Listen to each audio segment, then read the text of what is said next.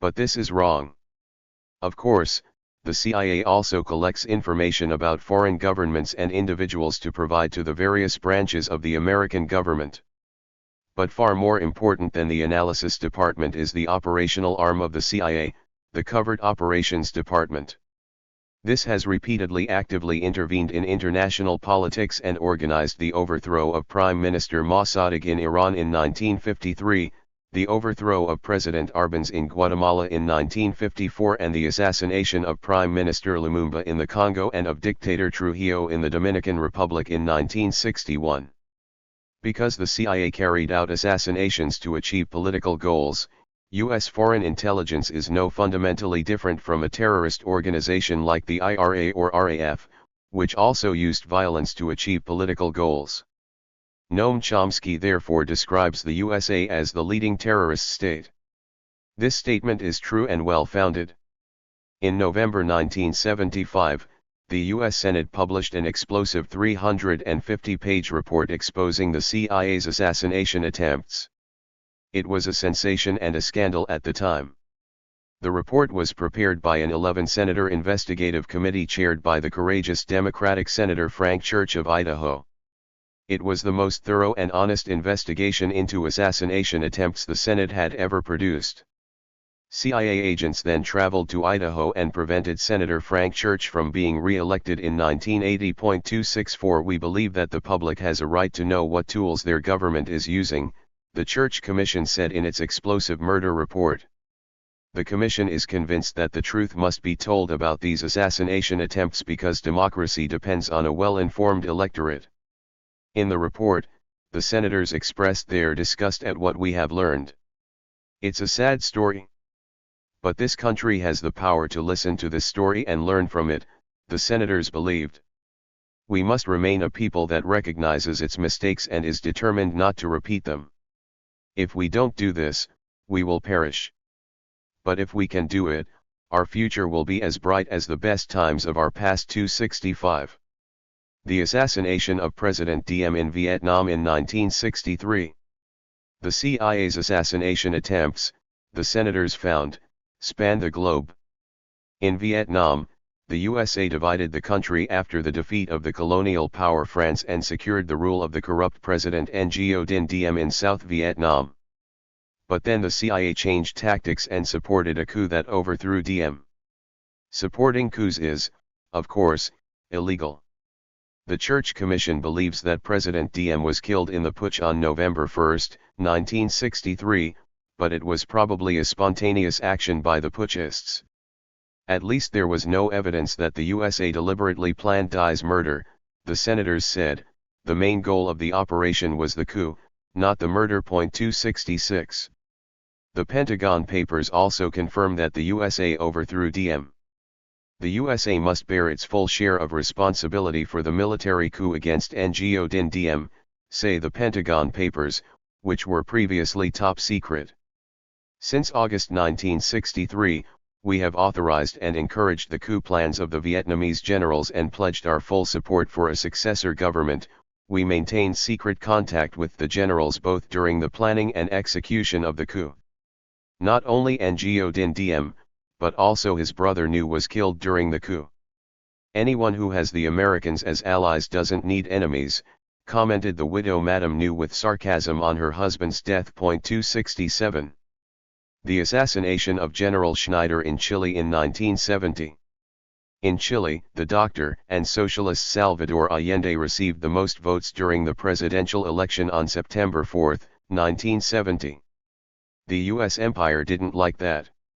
When Army Commander-in-Chief René Schneider resisted U.S. pressure to stage a military coup, he was kidnapped and shot by a CIA-organized commando on October 22, 1970, and died from his injuries 3 days later. General Schneider was loyal to the Chilean constitution and was a shield for President Salvador Allende.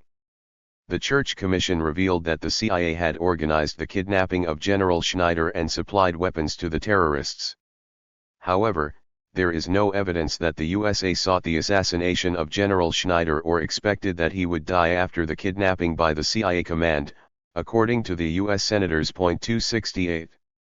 President Allende was considered a threat by U.S. President Richard Nixon. Washington has always seen democratic socialism as a greater danger than totalitarian communism, explains Canadian journalist Naomi Klein. Because Allende's example inspired many people in Latin America.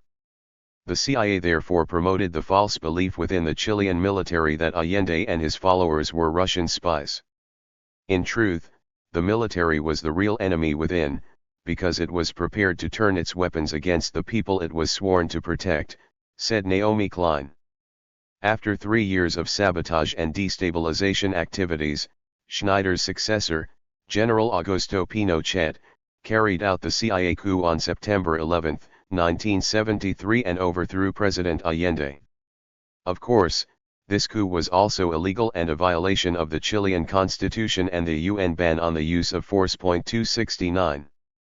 General Pinochet attacked the La Moneda presidential palace in the center of Santiago de Chile with bombers and tanks and set parts of the building on fire. Salvador Allende was in the building with his followers and chose suicide to avoid humiliation and torture at the hands of the coup plotters. Pinochet seized power and had Allende secretly buried in the seaside resort of Vina del Marche. Dictator Pinochet was extremely brutal against the population and imprisoned 80,000 left-wing dissidents and supporters of Allende. Many were tortured. Some were thrown from planes into the Pacific. Others were taken to bridges, shot and thrown into the river. U.S. President Gerald Ford, who entered the White House after Nixon's resignation in 1974, declared that what the U.S. was doing was in the best interest of Chile, and certainly in our best interest as well. It was only when Chile returned to democracy in 1990 that Allende's remains were transferred to the capital Santiago. Allende is the best known of at least 3,000 victims during the Pinochet dictatorship, commented Die Zeit. The CIA's coup in Chile was a crime against humanity. 270. Che Guevara is shot dead in Bolivia in 1967. After the USA conquered Cuba in 1898, local dictators with the support of Washington ruled the island as an informal colony of the USA and secured favorable conditions for U.S. corporations and the Guantanamo military base for the U.S. Navy. But in 1959, the Cuban Fidel Castro, together with the Argentine Dr. Escobedo Che Guevara, overthrew the Uzbek dictator Fulgencio Batista, who had plundered the island for years. This greatly angered Washington. The two revolutionaries Fidel Castro and Che Guevara were targeted by the CIA. Che Guevara was the world's best-known critic of the United States in the 1960s. As a 25-year-old doctor in Guatemala, Che Guevara witnessed the CIA overthrow of Arbenz up close. He believed in revolutionary violence as a means of international politics and called for the destruction of imperialism through the elimination of its most powerful base, the imperialist rule of the United States of North America. After the Cuban Revolution, Che Guevara served in Cuba as Minister of Industry, but left the island in 1965 to start a revolution in Bolivia. 271. As Supreme Commander, U.S. President Lyndon Johnson gave the U.S. military and intelligence services the order to kill Che Guevara. In June 1967, the USA sent 16 men from the U.S. Special Forces Green Berets to Bolivia as instructors, who formed the 2nd Ranger Battalion from selected Bolivian soldiers, which, together with the CIA, captured Che Guevara. After a brief questioning, the 39-year-old revolutionary was shot. President Lyndon Johnson was briefed on the top-secret operation by his national security advisor Walt Rostow on October 11, 1967. The CIA says that according to the latest information, Che Guevara has been taken alive. After a brief interrogation to verify his identity, General Ovando, the head of the Bolivian army, ordered his execution. The CIA cut off the hands of Che Guevara's lifeless body and sent them to Washington to verify the revolutionary's identity. 272. The CIA's assassination attempt on Fidel Castro in 1961. The CIA attempted to assassinate Cuban President Fidel Castro several times, but without success. High-ranking CIA employee Richard Bissell, who taught at the elite Yale University, Joined the CIA in 1954. Richard Bissell was a stern man of reason. As CIA Director Allen Dulles' right-hand man, Bissell was responsible for covert operations. It was Bissell who, at the beginning of 1961, had given CIA employee William Harvey the task of setting up an assassination division within the CIA, which ran internally under the inconspicuous name Executive Action. According to CIA Chief Dulles, the rude and pot-bellied Harvey had a cop mentality that was useful in assassinations. In internal CIA meetings, Harvey excited his superiors by pulling out one of his many pistols, turning the cylinder and checking the ammunition as if he was about to fire .273. The CIA knew that Fidel Castro liked to smoke. In February 1961, the Church Commission found, the CIA gave an assassin cigars that were impregnated with a powerful poison that was supposed to kill if it came into contact with the mouth. But the attack was not successful. The CIA also asked the Mafia if they could kill Fidel Castro. In September 1960, at the request of the CIA, former FBI agent and private detective Robert Maheu met John Rosselli, a gangster from the Mafia's Las Vegas milieu, in Beverly Hills and offered him $150,000 to murder Castro. When Rosselli expressed interest, he received vials of poison and weapons from William Harvey, head of the CIA's assassination division, to pass on to Mafia-hired hitmen in Cuba.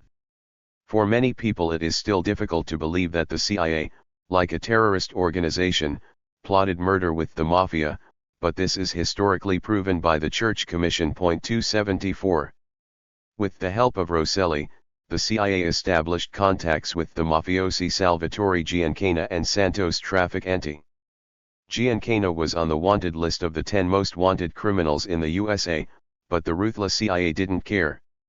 The Mafia rejected the CIA's suggestion that they simply gun down President Castro in a bandit-style raid.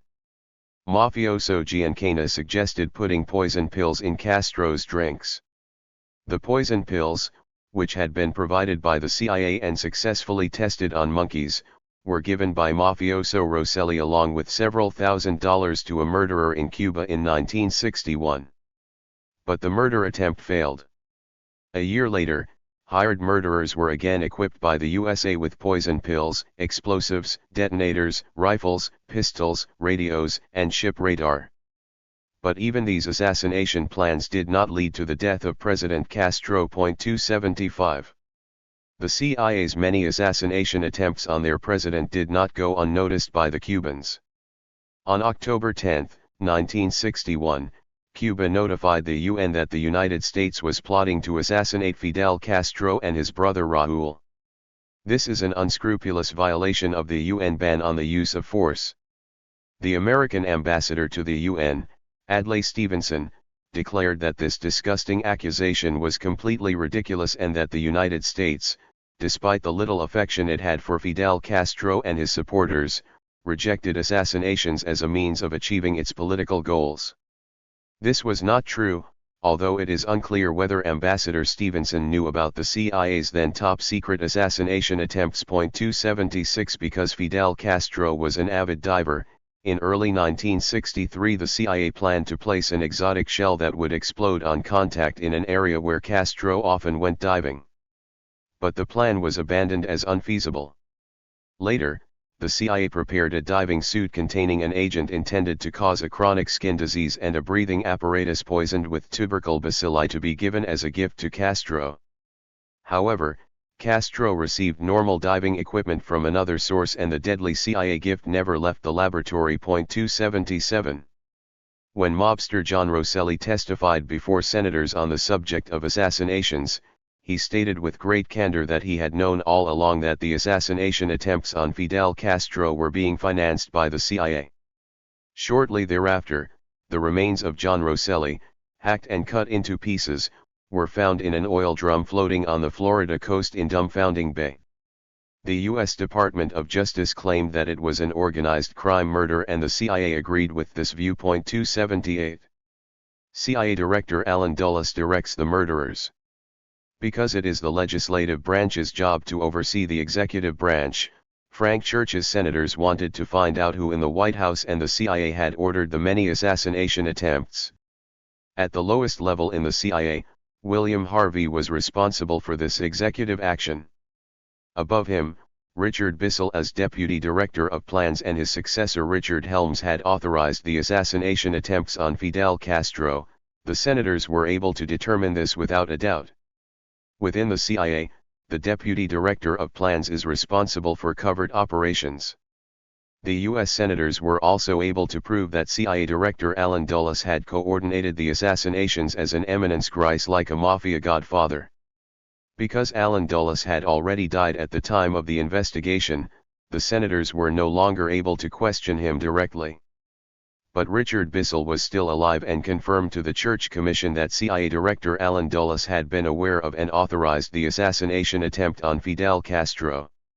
Allen Dulles had also been informed about the collaboration with the Mafia, but he never approved it in writing, only with a nod, according to Bissell. 279.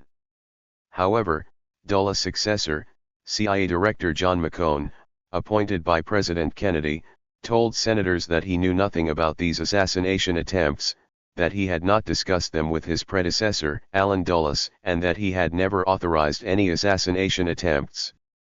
The high-ranking CIA officials involved in the assassinations, Richard Helms and Richard Bissell, confirmed that after Allen Dulles was fired, they did not inform his successor, McCone, about the assassinations, although these top-secret operations continued. 280.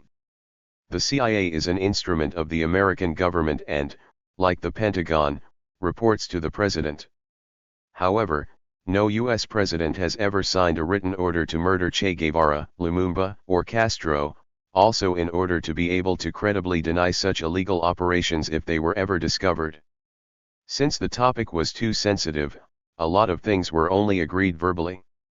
According to Richard Bissell, they even avoided the word murder, but kept the presidents informed with euphemisms like make Castro disappear, remove Castro, or turn off Castro. It is difficult to say at what level the assassination attempts were known and authorized, the senators said angrily. Through the method of credible denial, both high-ranking officials and presidents were protected from prosecution or other negative consequences by never speaking to their subordinates in writing, only verbally, about particularly sensitive illegal operations. When Senator Frank Church wanted to know why CIA officials had discussed the issue in cryptic language, Richard Bissell replied, "I think the reason was that we didn't want to see elements of these operations documented, even in an oral transcript." 281. The senators were able to clearly show that CIA Director Allen Dulles, as the eminence grise, directed the assassinations, while President Eisenhower kept as much distance as possible from these operations. The goal was to allow the president to credibly claim that he knew nothing about the operations if they were to become known, Richard Bissell explained. Bissell said that he himself did not inform President Eisenhower about the assassination attempts. CIA Director Dulles had informed President Eisenhower in a covert manner, but he didn't know this for sure, that was just his personal opinion. 282. Did President Kennedy know about the assassination attempt on Fidel Castro?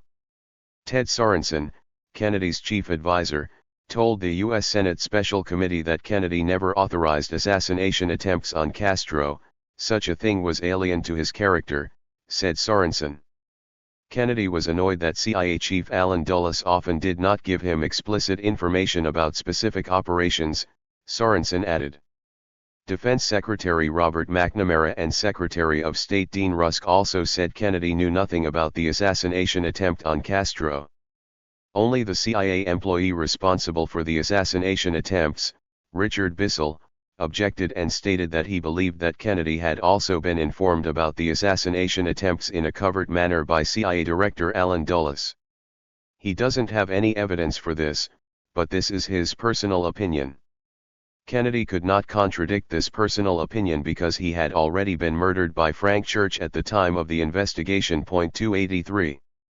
Today it must be assumed that the idea of carrying out targeted assassinations originated within the CIA, probably with CIA Director Allen Dulles, who oversaw the assassination of Prime Minister Lumumba in the Congo and the assassination attempt on Fidel Castro as the eminence grise. However, the senators were unable to conclusively clarify whether Eisenhower or Kennedy had authorized the assassination attempts on Castro. It is conceivable that credible deniability was used in such a way that the operations were authorized by the president, but this can no longer be proven, said the senators. However, the Church Commission noted that the presidents bear responsibility even if they were not informed. Regardless of whether the various presidents knew about the attacks and authorized them or not, each president, as supreme commander, bears ultimate responsibility for the actions of his subordinates. Political responsibility for the assassination attempts lay not with the CIA, but with the White House and the National Security Council, which is headed by the President. 284. CIA Chief Allen Dulles has lied and killed repeatedly throughout his career.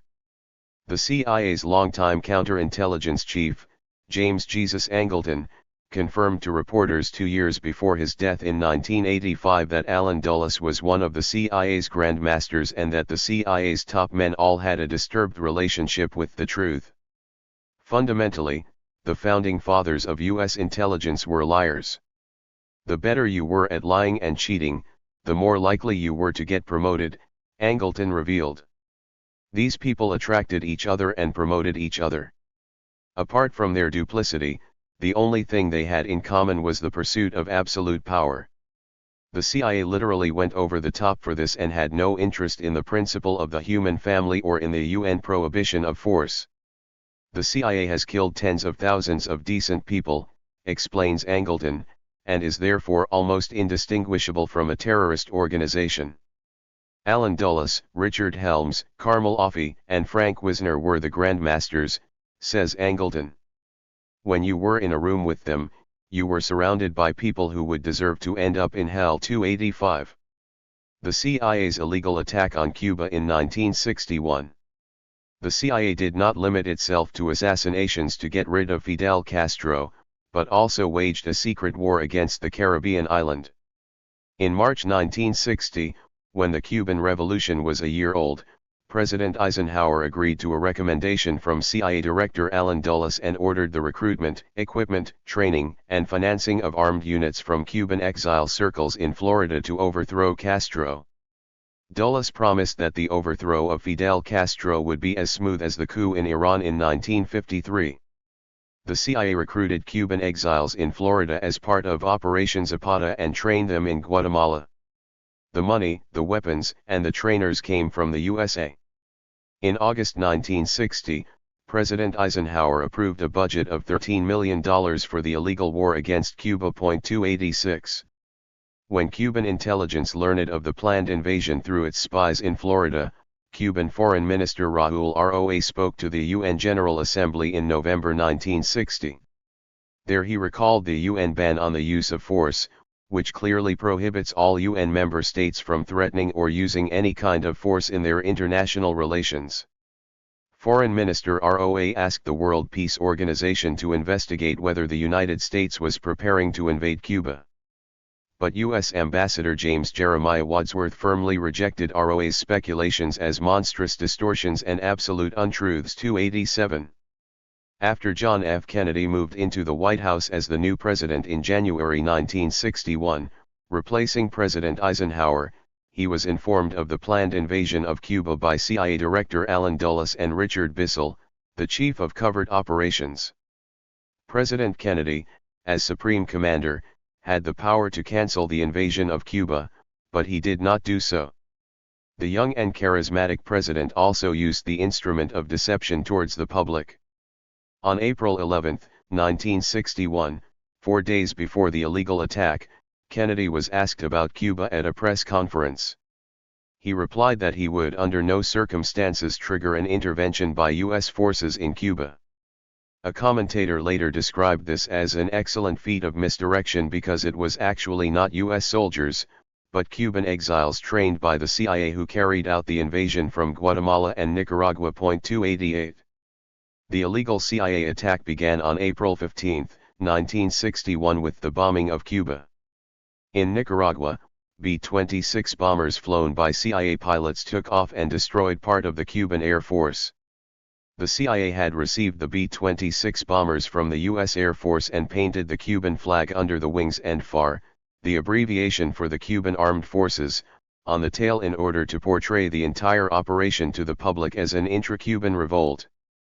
President Castro, who had expected the invasion, was prepared for it.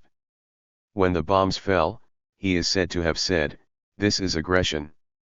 The bombing was followed by the invasion with ground troops on April 17, 1961. When the CIA-trained Cuban exiles landed on the beach at the Bay of Pigs, they came under fire from Cuban T-33 fighter planes, and the transport ship that had loaded the invaders' ammunition for the next 10 days was also sunk. This meant that the invasion troops no longer had any supplies. The CIA's secret war against Cuba had failed. 289. Kennedy fires CIA Director Allen Dulles in 1961. As Supreme Commander, Kennedy would have had the ability to use the U.S. military and wage open war with Cuba. Kennedy had U.S. aircraft carriers in close proximity to the island. But he decided against it, accepted defeat and, as announced at the press conference in question, forbade the Pentagon to intervene with U.S. soldiers. "I was assured by every son of a bitch, by all the military experts and CIA people, with whom I reviewed the case that the plan would be successful," Kennedy protested angrily after the fiasco. But that was a mistake, the plan was not successful. From that day on, a heated argument broke out between the White House and the CIA. The president's anger hit powerful CIA Director Allen Dulles, who had led the CIA for 8 years. Kennedy fired Allen Dulles, along with Richard Bissell, the chief planner of the Bay of Pigs invasion. This meant that those responsible for assassinations were suddenly unemployed. 290. Allen Dulles felt deeply humiliated by the firing and viewed the much younger Kennedy as a security risk to both the CIA and U.S. imperial interests. Allen Dulles was ruthless. He had had people murdered several times and had a network of killers.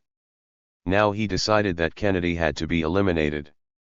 Although it cannot be proven, there is evidence to suggest that former CIA Director Allen Dulles ordered the assassination of President John F. Kennedy and then, as a member of the Warren Commission, manipulated the investigation into the presidential assassination by telling the public that a crazed lone gunman named Lee Harvey Oswald had shot the popular president.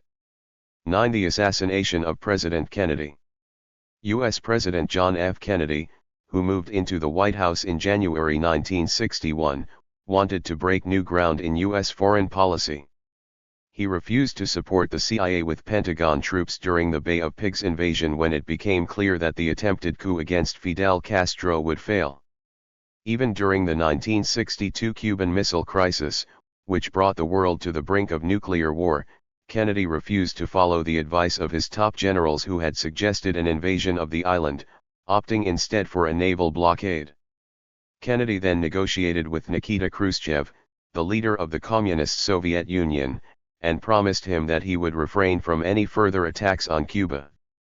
In return, Khrushchev withdrew Soviet nuclear weapons from Cuba and Kennedy ordered his military to remove American nuclear weapons from Turkey. Kennedy distrusted the CIA and wanted to withdraw U.S. intelligence from South Vietnam. Some in the CIA and the Pentagon hated Kennedy and concluded that the charismatic young president was a threat to U.S. imperial dominance and must be eliminated. In particular, the old and deceitful former CIA Director Allen Dulles, who was fired by Kennedy after the Bay of Pigs fiasco, was a mortal enemy of the president. Although it cannot be proven, there is evidence to suggest that ruthless former CIA Director Allen Dulles organized Kennedy's assassination and then, as an influential member of the Warren Commission that investigated the assassination, covered his tracks and drew public attention to Lee Harvey Oswald and framed him for the murder. Because Oswald was also shot immediately and was never able to defend himself against the serious accusation in a regular trial, a fog spread over the entire affair, preventing any clear view. This could only suit Allen Dulles. He died in 1969 at the age of 75 without ever being questioned before a judge about his role in the presidential assassination. Dallas crime scene, November 22, 1963. In November 1963, U.S. President John F. Kennedy and his wife Jackie flew to Texas for a campaign trip. This state was not an easy place for Kennedy. In hardly any other country was the president less welcome. There had even been death threats against the president, calling him a communist or a traitor. On November 22, 1963, President Kennedy drove through Dallas in the open presidential limousine. The reception in Texas was unexpectedly friendly, with people on the roadside enthusiastically cheering for the president and his attractive wife. At Dealey Plaza, an open park area that forms the western border of downtown Dallas, the convoy on Elm Street suddenly came under fire at 12:30 p.m. One of the shots hit the president in the head. The driver of the presidential limousine sped to nearby Parkland Hospital. But any help came too late for the president. At 1 p.m. local time, Kennedy was pronounced dead by attending doctors. The Secret Service had poorly protected the president that day. The windows and roofs of the buildings along the route were not secured. The Secret Service, which is actually responsible for the president's security, had also dispensed with the protective dome on the presidential limousine. In addition, the route in Dallas had been changed at short notice on the day of the attack, so that the motorcade had to make a sharp turn at Dealey Plaza and reduce its speed to just under 15 kilometers per hour. By depriving the young president of all protection in this way, he became an easy target for his assassins.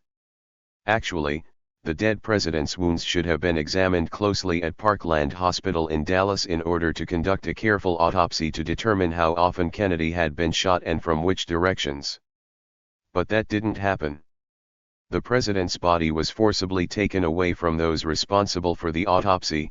The Texas authorities later protested the surgeon Charles Crenshaw, who had tried in vain to care for the mortally wounded Kennedy at Parkland Hospital. Despite the strong resistance of Dr. Earl Rose, chief of forensic pathology at Parkland Hospital, had his body abducted at gunpoint by Secret Service agents at 2 p.m. that same day. If Rose hadn't stepped aside, these criminals would have shot him. Crenshaw remembers the kidnapping. They would have killed me and anyone else who got in their way. The Secret Service took the body in an ambulance to Air Force One, the president's plane. This flew the body to Andrews Air Force Base near Washington. The body was picked up by an ambulance at 5 p.m. and taken to the Naval Hospital in Bethesda, Maryland, where the autopsy began at 7 p.m.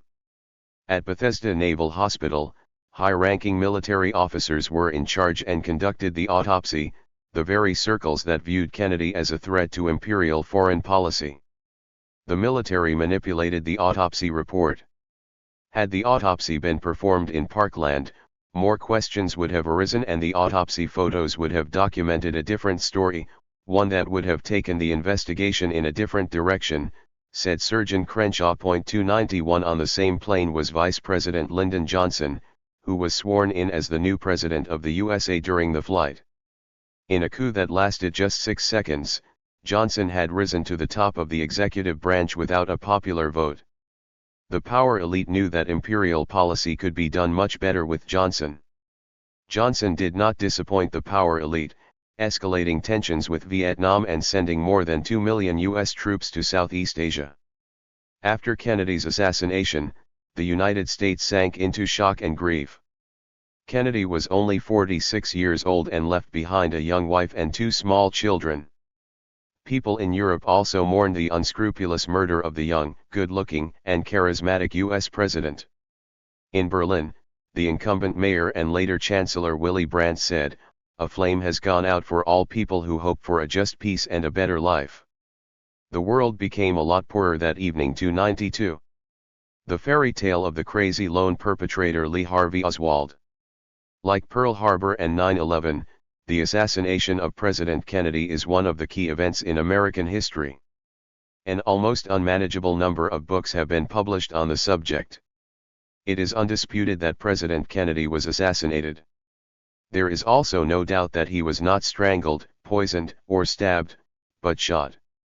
However, there is debate in historical research about the question of whether Kennedy fell victim to a conspiracy with multiple shooters or whether a crazy individual assassin murdered the president. This is the first question that every researcher must answer when dealing with the presidential assassination. If Kennedy was shot by a crazed lone gunman, then it wasn't a conspiracy. Because a single person cannot conspire with himself. If two or more shooters shot at Kennedy on behalf of third parties, then it was a conspiracy because the shooters and the clients had to agree in secret beforehand. Just half an hour after Kennedy's death, a young man, Lee Harvey Oswald, was arrested at a movie theater in the Oak Cliff neighborhood of Dallas for allegedly shooting the president from the 5th floor of the Texas School Book Depository in Dealey Plaza and then going to the movie theater. Lee Harvey Oswald, just 24 years old, who had been working in the school book warehouse for a month, vehemently denied the crime and stated that he had not shot anyone, he was just a scapegoat. At Dallas Police Headquarters, Oswald was interrogated under chaotic circumstances. Although such interrogations are routinely recorded even for minor crimes, the alleged murderer of the president was interrogated by the Dallas police for 12 hours without a tape playing or a stenographer taking notes. This was not just sloppiness, but also a deliberate cover-up of the accused statements. 293. At trial, the defendant has the right to defend himself with the help of his lawyers. But there was never a trial against the young Oswald because Jack Ruby, a bar owner from Dallas who had close ties to the mafia and the secret services, shot Oswald in front of television cameras 2 days after the assassination attempt on November 24, 1963 in the basement of the Dallas police station during his transfer to the district prison. The nation was shocked again. Now not only was President Kennedy dead, but so was the man who had been presented by the police and the media as the president's murderer without even being tried. Jack Ruby was found guilty of murder and sentenced to death. He died of cancer in prison on January 3, 1967. Anyone who looks up the entry on Lee Harvey Oswald in the online encyclopedia Wikipedia today will read that Oswald was the murderer of President Kennedy. Because many journalists, school children and students copy from Wikipedia, many newspapers and seminar papers still say that Oswald was a crazy lone perpetrator who shot Kennedy. But there are many indications that the story of the crazy lone perpetrator is a fairy tale. The most obvious and conclusive evidence that exonerated Oswald was the nitrate test he underwent on the evening of the assassination. With a nitrate test you can detect traces of smoke on your hand or clothes after using a firearm. Such tests are important because they are based on the laws of science. For example, if an alcohol test shows 0 alcohol content, the police are not allowed to arrest a driver for drunk driving. The result of the nitrate test showed that Oswald had not fired a weapon in the previous 24 hours. Therefore Oswald cannot be the murderer. Nevertheless, Oswald was presented to the media by the Dallas police as the suspected murderer, which resulted in an immediate prejudice. At the same time, the important information about the negative nitrate test was kept secret from the media for 10 months until it was finally published in the Warren Commission Report. 294. Another strong indication that Oswald was not Kennedy's murderer emerged immediately after the murder. Witnesses in Dallas said that Oswald was not at the location where the shooting occurred at the time of the crime. Immediately after the shooting, the custodian of the textbook building, Roy Truly, ran into the textbook building along with patrolman Marion Baker, where they found Oswald in the first-floor cafeteria drinking a Coke that he had previously pulled from the soda machine. Only 90 seconds had passed since the first shot. Oswald seemed calm and collected.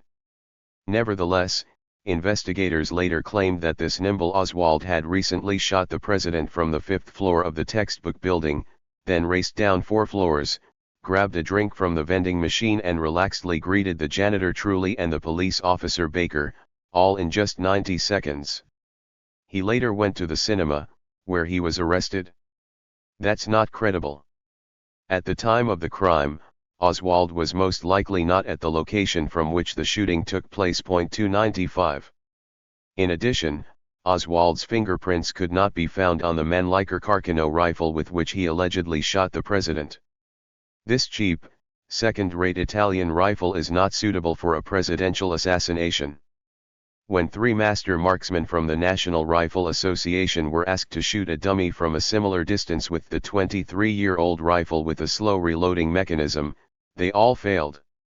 Only one of the 3 master marksmen was able to fire 3 shots in the allotted time of 6 seconds. But none of the master marksmen hit the enlarged head or neck of the target dummy even once. But Oswald is said to have succeeded in doing exactly this twice. It is not credible that Oswald accomplished a feat that master marksmen could not repeat. 296. The textbook building was behind the president when the shots were fired. But more than 50 witnesses reported shots fired from a grassy hill in front of the president on the edge of Dealey Plaza. Abraham Zapruder, who happened to film the presidential assassination in Texas as an amateur filmmaker and spectator, was able to prove with his film that these witnesses were not all wrong.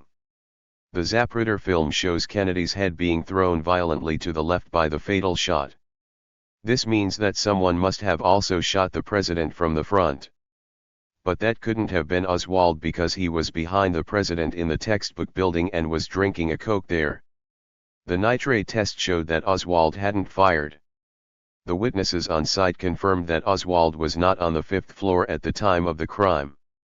Good shooters were unable to hit a dummy from a similar distance with the Mannlicher Carcano rifle. And according to the Zapruder film and various witnesses, Kennedy was fired not only from the textbook building, but also from the front of the grassy knoll, whereupon the president died in the crossfire. This evidence suggests that the story of the crazy lone gunman Oswald is not credible and that the president was the victim of a conspiracy. The Warren Commission Report 1964.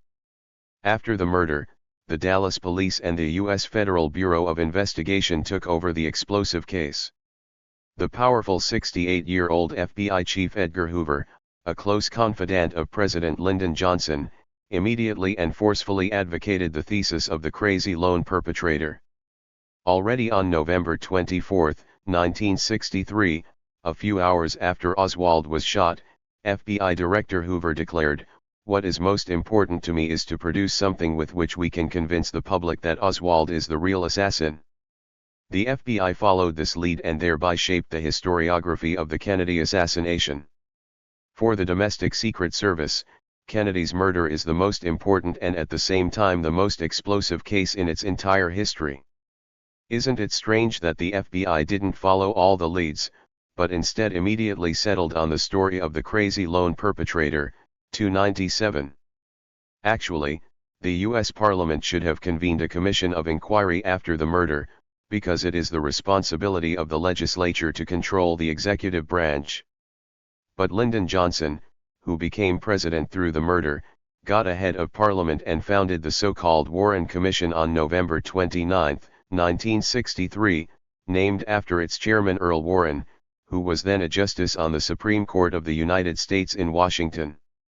By hand-selecting the 7 members of the Warren Commission, President Johnson was able to control the writing of history. The most important member of the Warren Commission was former CIA Director Allen Dulles, Kennedy's mortal enemy. Also on the commission was Congressman and later President Gerald Ford, who Newsweek described as the CIA's best friend in Congress. The Warren Commission ignored the numerous and credible witnesses who had heard Kennedy being shot from the grassy knoll. She also ignored the Zapruder film that showed Kennedy being hit from the front. In its final report, published in September 1964, the Warren Commission, like the FBI, claimed that Oswald was the sole perpetrator and had shot Kennedy from behind.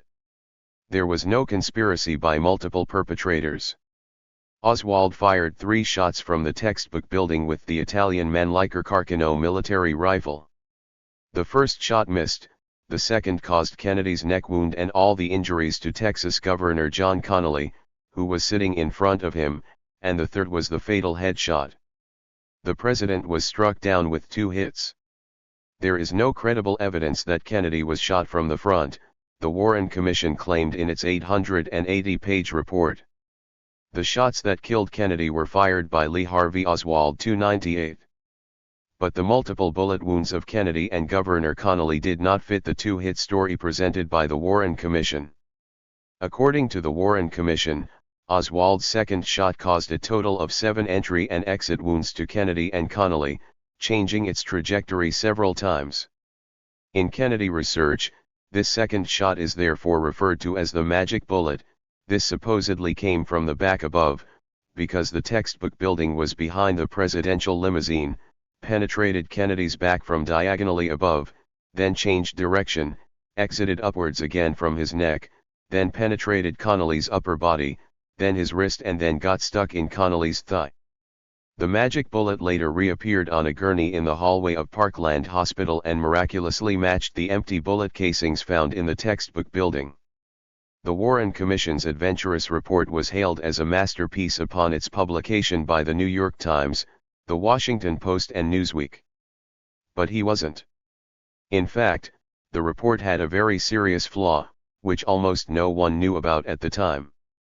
The Warren Commission report did not disclose the important fact that there was an assassination division within the CIA that had carried out the assassination of Prime Minister Lumumba in the Congo just 2 years earlier.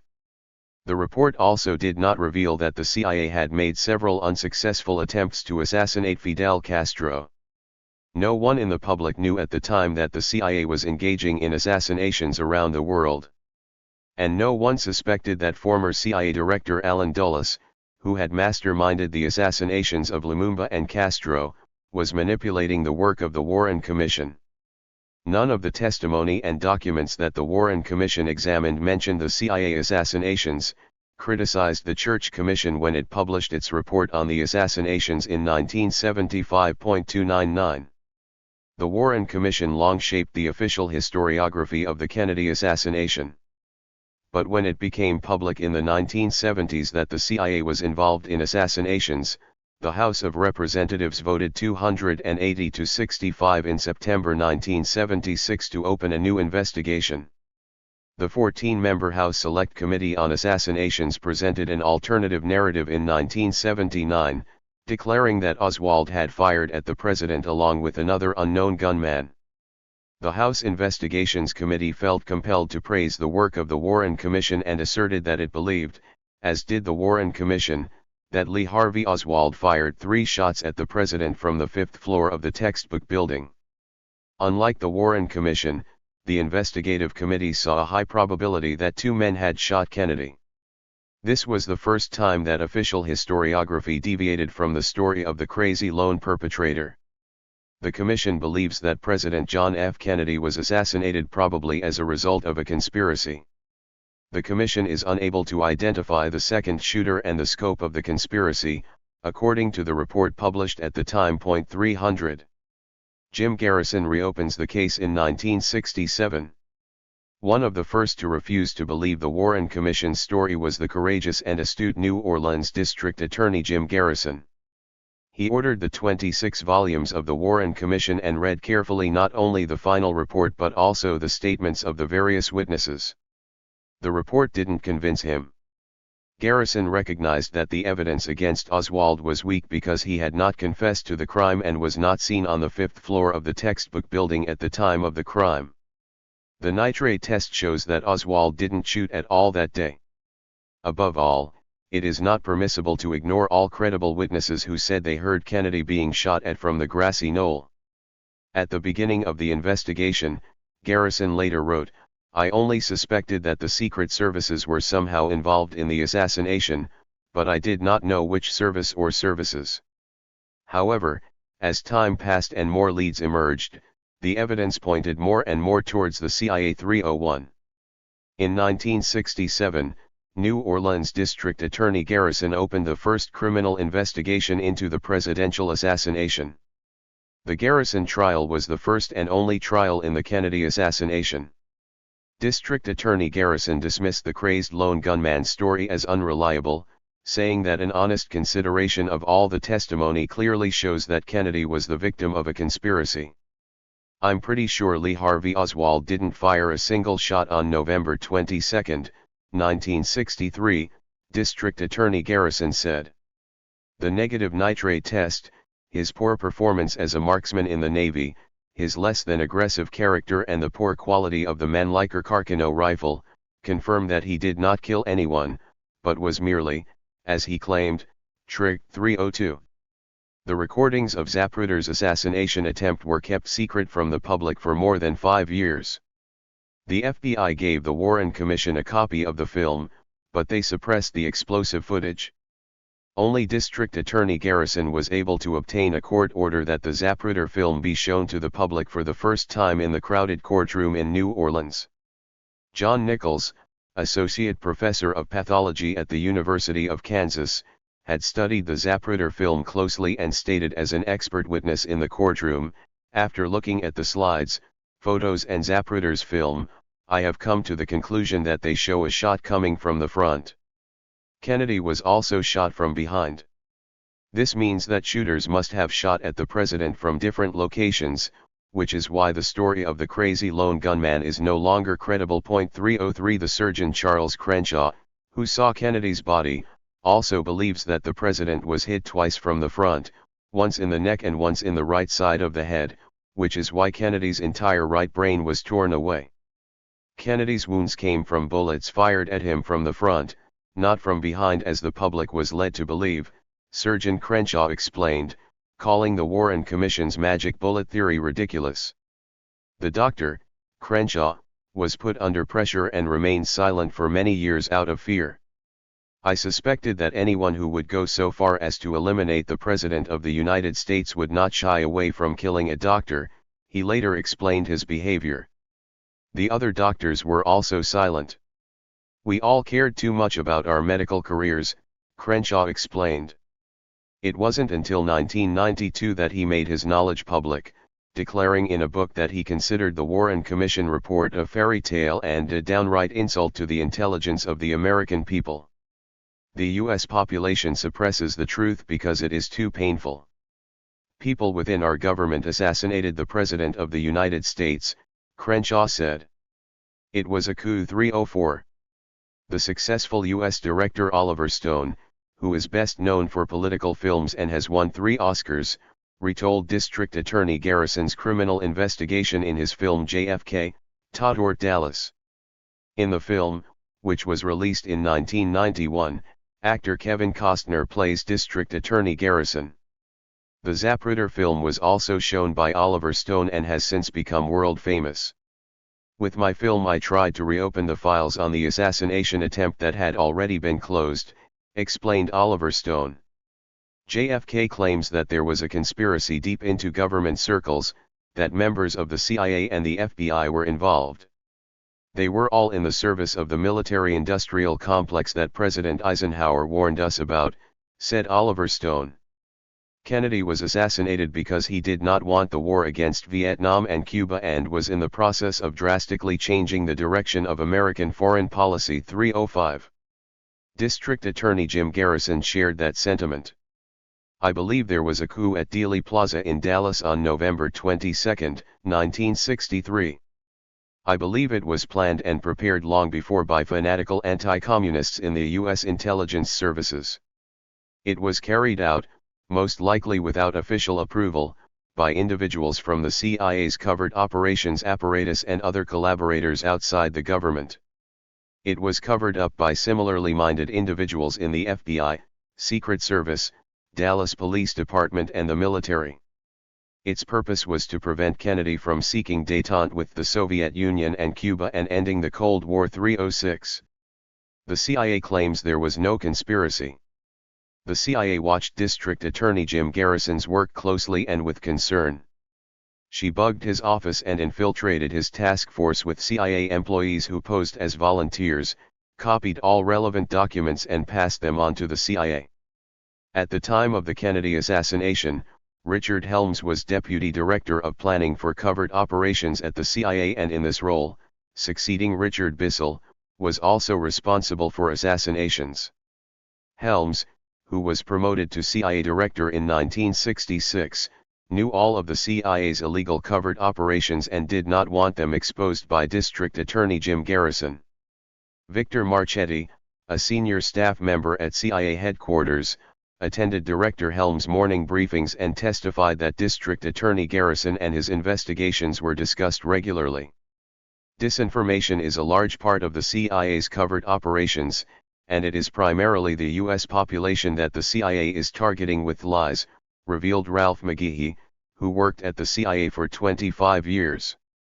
Even after Kennedy's assassination, the CIA tried to control public opinion. District Attorney Garrison's theory that multiple shooters had murdered the president and that he was therefore the victim of a conspiracy greatly alarmed the CIA and Director Helms.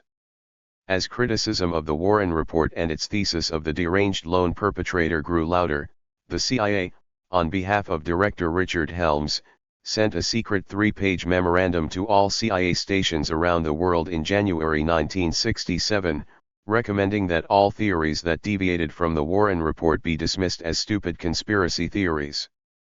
The CIA memorandum entitled Defending Criticism of the Warren Report was secret at the time.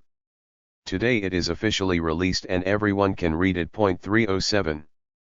The memorandum states that, according to a survey, 46% of the U.S. population believes that Oswald did not act alone. This development in public opinion is troubling to the U.S. government and our organization, the memorandum lamented. The CIA must ensure that criticism of the Warren Commission does not spread abroad and should therefore emphasize in all contacts with friendly elites, especially politicians and publishers, that the Warren Commission conducted as thorough an investigation as humanly possible and that the critics' allegations have no serious basis. All conspiracy theories about the Kennedy assassination should be rejected with the following arguments: the conspiracy theories are spread by communists. The conspiracy theorists made up their minds before the facts were established. The conspiracy theorists would pursue political or financial interests. The conspiracy theorists' research is inaccurate. A large conspiracy can never be kept secret for long. The deaths of important witnesses were due to natural causes. 308 After the terrorist attacks of September 11, 2001, the terms conspiracy theory and conspiracy theorist were used again to ridicule critical questions about 9/11, just as they were after the Dallas murder. Few people knew that the CIA had called for people to combat conspiracy theories as early as 1967. This directive with relevant instructions for action and argumentation aids laid the foundation for the reinterpretation of the originally neutral term conspiracy theory into a negative connotation, discomfort, and fear-inducing vocabulary, which has since functioned as a disciplinary and control instrument in public discourse, explains German journalist Matthias Brockers. Nobody can deny that there are real conspiracies, said Matthias Brockers. But according to CIA policy, legitimate questions about official statements are declared to be thought crimes from which the public consciousness must be protected. 309. The term conspiracy theory is still in use today and also shapes the depiction of the Kennedy murder in the online encyclopedia Wikipedia. The Warren Report is presented there as conclusive, even though it is not. At the same time, any criticism of the Warren Report is treated under the heading of conspiracy theories, which immediately makes uninformed readers uncomfortable. In keeping with the spirit of the CIA, Wikipedia claims, the critics of the lone perpetrator thesis have put forward a variety of evidence and arguments as to why Oswald could not be the perpetrator or at least not the sole perpetrator. However, they have not managed to agree on a coherent counter-thesis that would answer the open questions more conclusively than the Warren Report. 310. The Revenge of CIA Director Allen Dulles. The thesis that former CIA Director Allen Dulles had the president assassinated is supported in the USA by journalist David Talbot, who has repeatedly attracted attention with well-researched books. Allen Dulles was one of the most cunning masters of hidden power that America has ever produced, explains Talbot. Under him, the CIA developed into an effective murder machine. Any national leader who, in his view, posed a problem to American interests, considered Dulles fair game.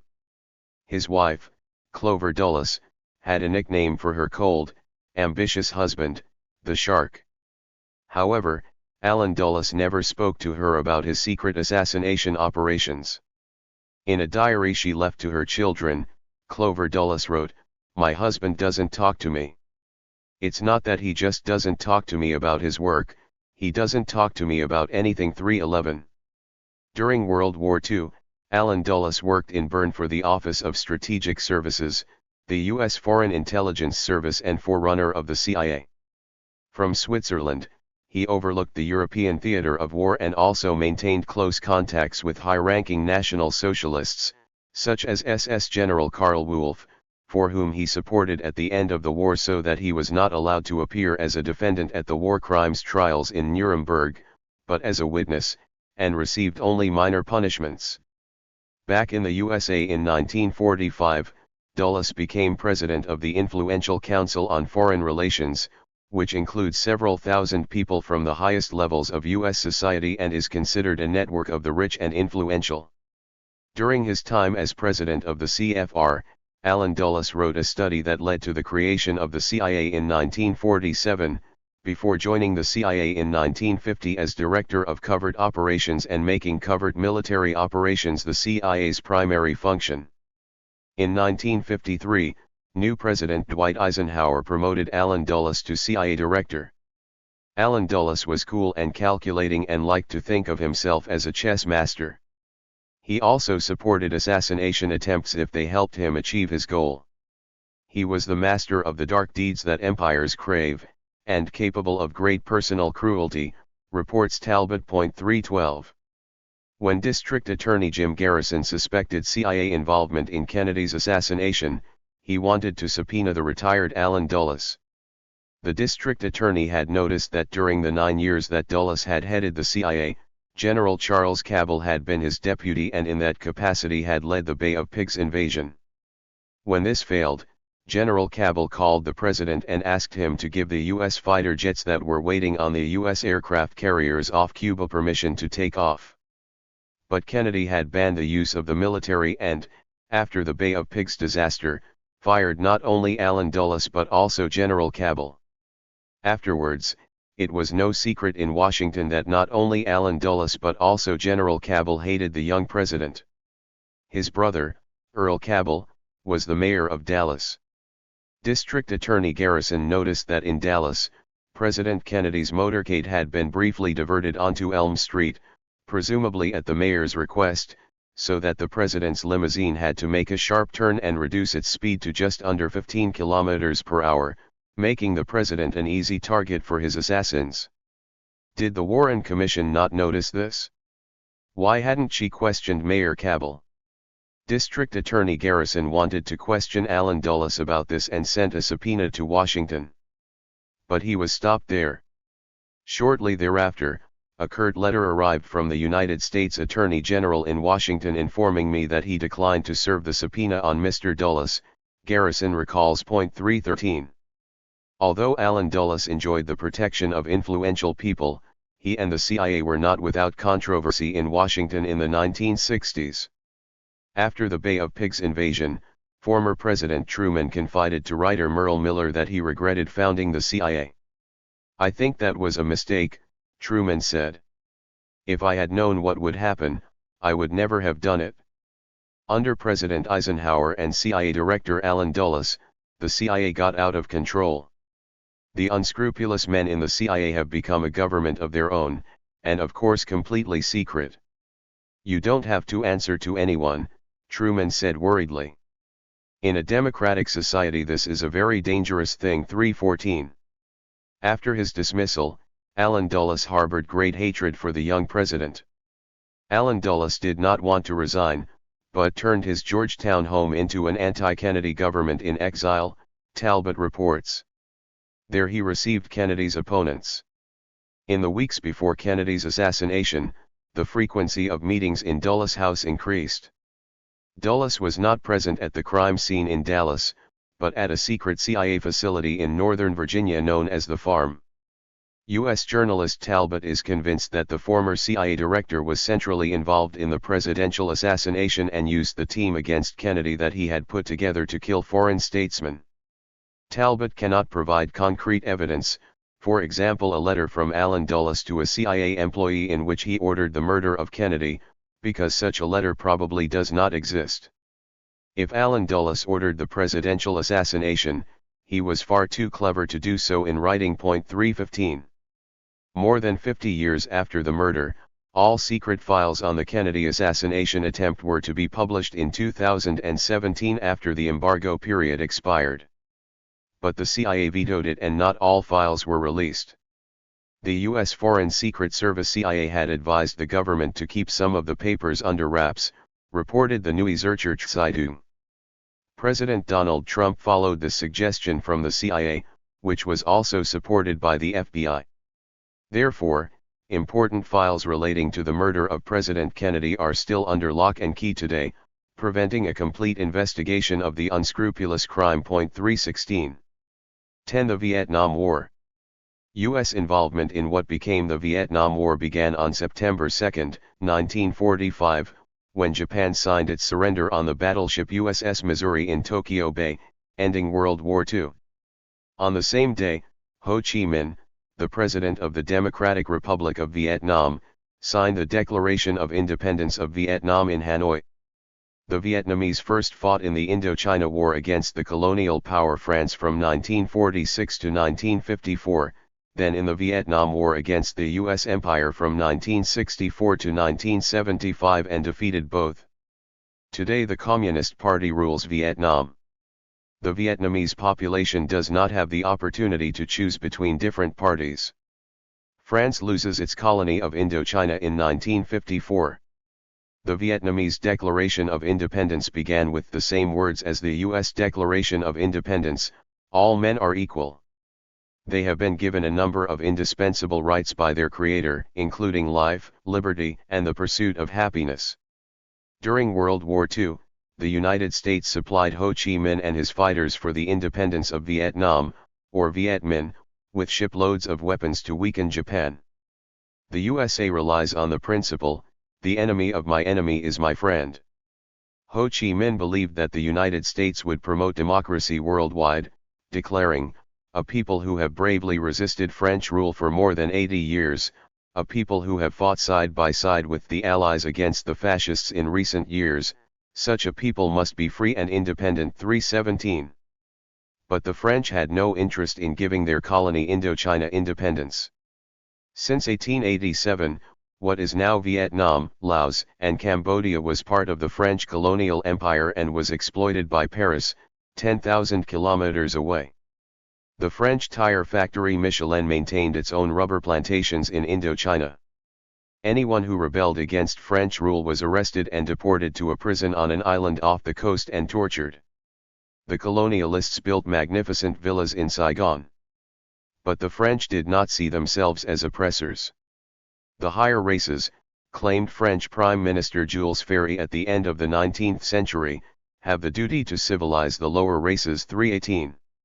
According to U.S. Colonel Fletcher Prouty, who served in the U.S. Air Force during World War II, the U.S. supported both the Vietnamese independence movement and the French colonial power with weapons.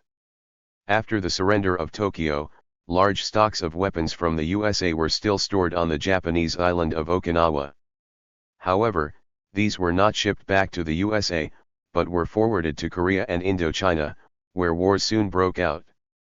We don't have a precise answer to the question of why we provided Ho Chi Minh with U.S. weapons in 1945 and then a few years later provided weapons worth $3 billion to his enemies, the French, says Fletcher Prouty thoughtfully.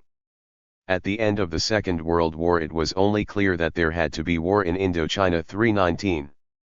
In November 1946, French warships shelled Haiphong, killing 6,000 Vietnamese. France believed it could achieve a quick victory. But the French forces soon found themselves in trouble and asked the United States for help. The USA supplied tanks, rifles, and ammunition and, according to the formerly secret Pentagon Papers, covered 78% of the French war costs. But because the USA was also supplying the rebellious Vietnamese with weapons, Paris could not win. Communist China also supported the Viet Minh. Colonel Fletcher Prouty believes that U.S. weapons, particularly heavy artillery, helped the Viet Minh defeat the French at Dien Bien Phu on May 8, 1954, prompting the French to withdraw. The actions of the USA in Vietnam are reminiscent of the arms deliveries to the Cuban rebels, which contributed decisively to the defeat of the European colonial power Spain in Cuba in 1898. The Vietnamese mourned 300,000 deaths in the War of Independence. France lost 100,000 soldiers. 320. Vietnam is split into two parts. At the Indochina Conference in Geneva in 1954, the end of the war in Vietnam and the defeat of the French were announced. France evacuated Indochina, which led to Laos and Cambodia also becoming independent states. This would have been a suitable opportunity to give Vietnam independence under Ho Chi Minh. But the USA had other plans. The country was split at the 17th parallel and fell into a communist-ruled North Vietnam led by President Ho Chi Minh with the capital Hanoi and a military dictatorship in South Vietnam with the capital Saigon. The victorious Viet Minh retreated to the north. In South Vietnam, the USA installed the Catholic Ngo Dinh Diem as president, who had previously lived in exile in New Jersey in the USA. Everyone was promised that free elections would be held across the country in 1956 and that Vietnam would then be reunified. But President Diem did not keep this promise. He knew that he would have lost to Ho Chi Minh in free elections. Only because the USA stood behind Diem and his artificially created state of South Vietnam could he afford this breach of his word. The Vietnam War was not necessary, there were many alternatives. The obvious alternative was to allow Ho to take over the country with his communist-dominated Viet Minh, said U.S. Ambassador to Japan Edwin Reichar. This would have happened very early on if the USA had made it clear in 1945 that it did not appreciate or support colonialism in Asia. It would have happened even if we hadn't massively supported the French War from 1949 onwards. It would also have happened if we had respected the Geneva Agreement in 1954 and not set up a permanent regime under Diem in South Vietnam. 321. But Washington did not want to give Vietnam independence and sent General Edward Lansdale, a covert warfare specialist, to South Vietnam. General Lansdale headed the CIA office in Saigon and stoked tensions by carrying out terrorist attacks against the Viet Minh in North Vietnam. Agents hired by the CIA blew up post offices in North Vietnam, poured sugar into the tanks of Ho Chi Minh's troop trucks, disabled fuel supplies, distributed anti-Viet Minh leaflets, and printed and circulated counterfeit money in North Vietnam. An increase in tensions was wanted by CIA Director Allen Dulles and other warmongers in Washington. 322. Officially, the USA was not involved in any fighting. When the CIA station in Saigon requested large attack helicopters from the U.S. Army in 1960, the secret delivery first had to be approved by the National Security Council in Washington. The helicopters were then cleaned so that it was not obvious that they came from U.S. Marine stocks. They bore no national emblems and no serial numbers. Vietnamese gunners then fired from the attack helicopters at people whom the CIA described as bandits or communists and had thus excluded from the human family. It was often hungry refugees from the north who had been wandering through South Vietnam in search of food since the French's chaotic withdrawal and stealing food from the villages. This marked the beginning of direct U.S. involvement in combat in Vietnam. The helicopters were flown and maintained by American advisors, i.e. CIA employees. These were former Marines who were familiar with the helicopters. They had left the service, only received higher pay and the guarantee that they could return directly to their old units without losing their right to promotion. Prouty explains the hide-and-seek game. 323. The CIA was supported by the U.S. Army's Special Forces, the Green Berets. These special forces were the first U.S. soldiers to secretly arrive in South Vietnam in May 1961 and establish an army in the newly created state of South Vietnam. The Green Berets trained the South Vietnamese, but did not take part in combat operations themselves. This is how the U.S. operated behind the scenes in Vietnam.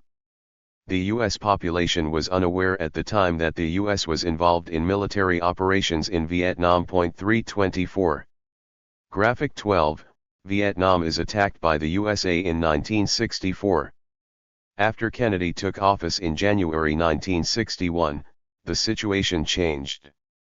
Kennedy distrusted the CIA after the Cuba fiasco and watched with concern as tensions rose in South Vietnam and the Buddhist majority was oppressed. The corrupt Catholic President Diem had filled all key positions in the state with Catholics and acted ruthlessly against Buddhists. In the summer of 1963, Vietnamese Buddhist monk Thich Quang Duc set himself on fire and burned as a living torch in Saigon to protest the oppression of Buddhists. People burn amazingly quickly, reported U.S. journalist David Halberstam, who was there as an eyewitness. Behind me I could hear the sobs of the Vietnamese people who were now gathering together. I was too shaken to cry, too confused to take notes or ask questions, even too upset to even think. Buddhist monks like Thich Quang Duc are not afraid of death and practice mindfulness so as not to cause suffering. It is their belief that consciousness cannot be erased even if the body decays. While he was burning, he didn't move a single muscle, didn't make a sound, and his apparent composure made him a sharp contrast to the wailing people around him, says Halberstam. 325. According to the Pentagon Papers, in 1963 there were still 16,000 Americans serving as advisors in Vietnam. President Kennedy wanted to withdraw them gradually. U.S. Secretary of Defense Robert McNamara ordered that a comprehensive and long-term program be developed to strengthen the South Vietnamese Army and the gradual withdrawal of the United States. President Kennedy, the Pentagon Papers confirm, had a genuine desire to keep the United States out of direct military involvement. 326. Secretary of Defense Robert McNamara confirms in his memoirs that on October 2, 1963, just over a month before his assassination, Kennedy told the National Security Council in the basement of the White House that he wanted all advisors back from South Vietnam by the end of 1965. On October 11, 1963, Kennedy signed National Security Action Memorandum 263, ordering the withdrawal of 1,000 U.S. advisors from Vietnam by the end of 1963 and the withdrawal of all Americans by 1965. If Kennedy had still been alive, all the madness that we experienced in Vietnam since 1964 would never have happened, explains Colonel Fletcher Prouty with regret. Kennedy's withdrawal plans were clear and definite. But just as President Kennedy wanted to withdraw, the chaos in South Vietnam became greater. The corrupt President Diem, who had never had much popular support, was assassinated by his generals during a military coup in Saigon on November 1, 1963, with the support of the CIA. This left South Vietnam leaderless. That same month, on November 22, 1963, President Kennedy was shot in Dallas. With that, the withdrawal plan also died. 327. The lie of the 1964 Tonkin incident. After the double murders in Saigon and Dallas, Kennedy's Vice President Lyndon Johnson took over the government and declared that he would not give up Vietnam. Johnson halted the retreat and escalated the war. He sent 4,000 additional military advisors to South Vietnam and ordered the CIA to work with the South Vietnamese to expand covert military operations against North Vietnam. Special units carried out acts of sabotage against bridges, railway lines, and port facilities in North Vietnam, kidnapped North Vietnamese people and bombed villages near the border. 328. As part of the top-secret CIA program Operational Plan 34A, fast patrol boats were delivered to South Vietnam, which, under the cover of night, destroyed North Vietnamese military installations such as weapons depots and radar systems from the coast. These CIA-directed attacks by South Vietnam on North Vietnam's infrastructure were sanctioned by the NSC, but illegal and completely unknown to the public in the United States. Only a few U.S. senators saw through the intrigue and called for an end to the CIA provocations. "This fight is not our fight, and we should never have gotten into this fight," declared Democratic Senator Ernest Gruening of Alaska on March 10, 1964. "The time to end the fight is now, before more Americans lose their lives. Let's leave Vietnam on as good terms as possible, but we have to get out now." 329.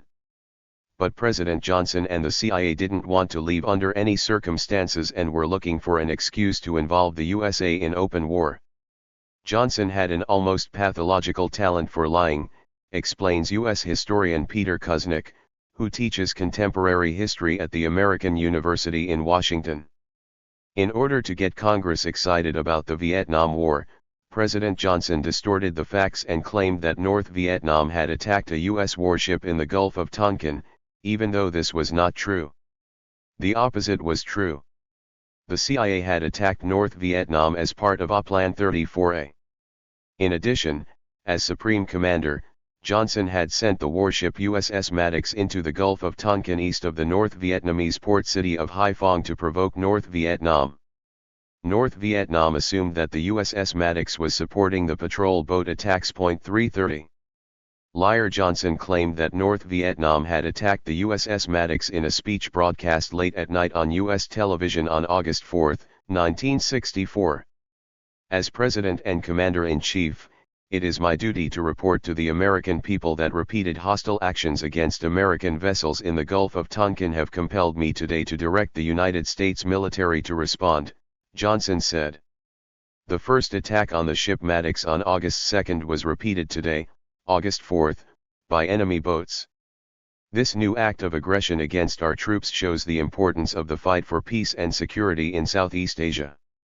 It takes toughness to secure peace. As early as August 5, 1964, the U.S. Air Force dropped bombs on North Vietnam on the orders of President Johnson. This officially began the Vietnam War. 331. The U.S. press adopted President Johnson's war lies and portrayed the U.S. as an innocent victim of Vietnam that had to respond to a dastardly and evil attack.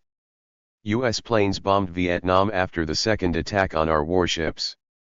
The action was taken to stop new aggression, read the headline in the Washington Post on August 5, 1964. The New York Times also drummed up support for the war, reporting on its front page that same day, after renewed attacks on American ships in the Gulf of Tonkin, President Johnson has ordered retaliatory strikes against Vietnamese ships and infrastructure in North Vietnam. The U.S. attack on North Vietnam was illegal and a clear violation of the UN prohibition of force. But at the UN Security Council meeting in New York on August 5, 1964, events were misrepresented. The British declared that the United States had been attacked by North Vietnam and therefore had a right to self-defense under Article 51 of the Union Charter. Because we are dealing with repeated attacks that have become more severe, the United States had the right to take action, in accordance with the principle of self-defense, to prevent further such attacks on its ships, said the British ambassador to the UN. Preventive actions that serve this aim are fully consistent with the UN Charter and Article 51, the British representative claimed. 332. The aligned press, together with the White House, not only controlled the public, but also the U.S. Congress, consisting of 435 representatives and 100 senators. As early as August 7, 1964, Congress passed the Tonkin Resolution, authorizing President Johnson to take all necessary steps to repel an attack on the United States Armed Forces and to prevent further aggression. The House of Representatives blindly followed the President's presentation and adopted the resolution by a vote of 416-0 after just 40 minutes of debate. In the Senate, 88 senators voted yes. Only 2 senators, Democrat Wayne Morse of Oregon and Democrat Ernest Gruening of Alaska, voted against it.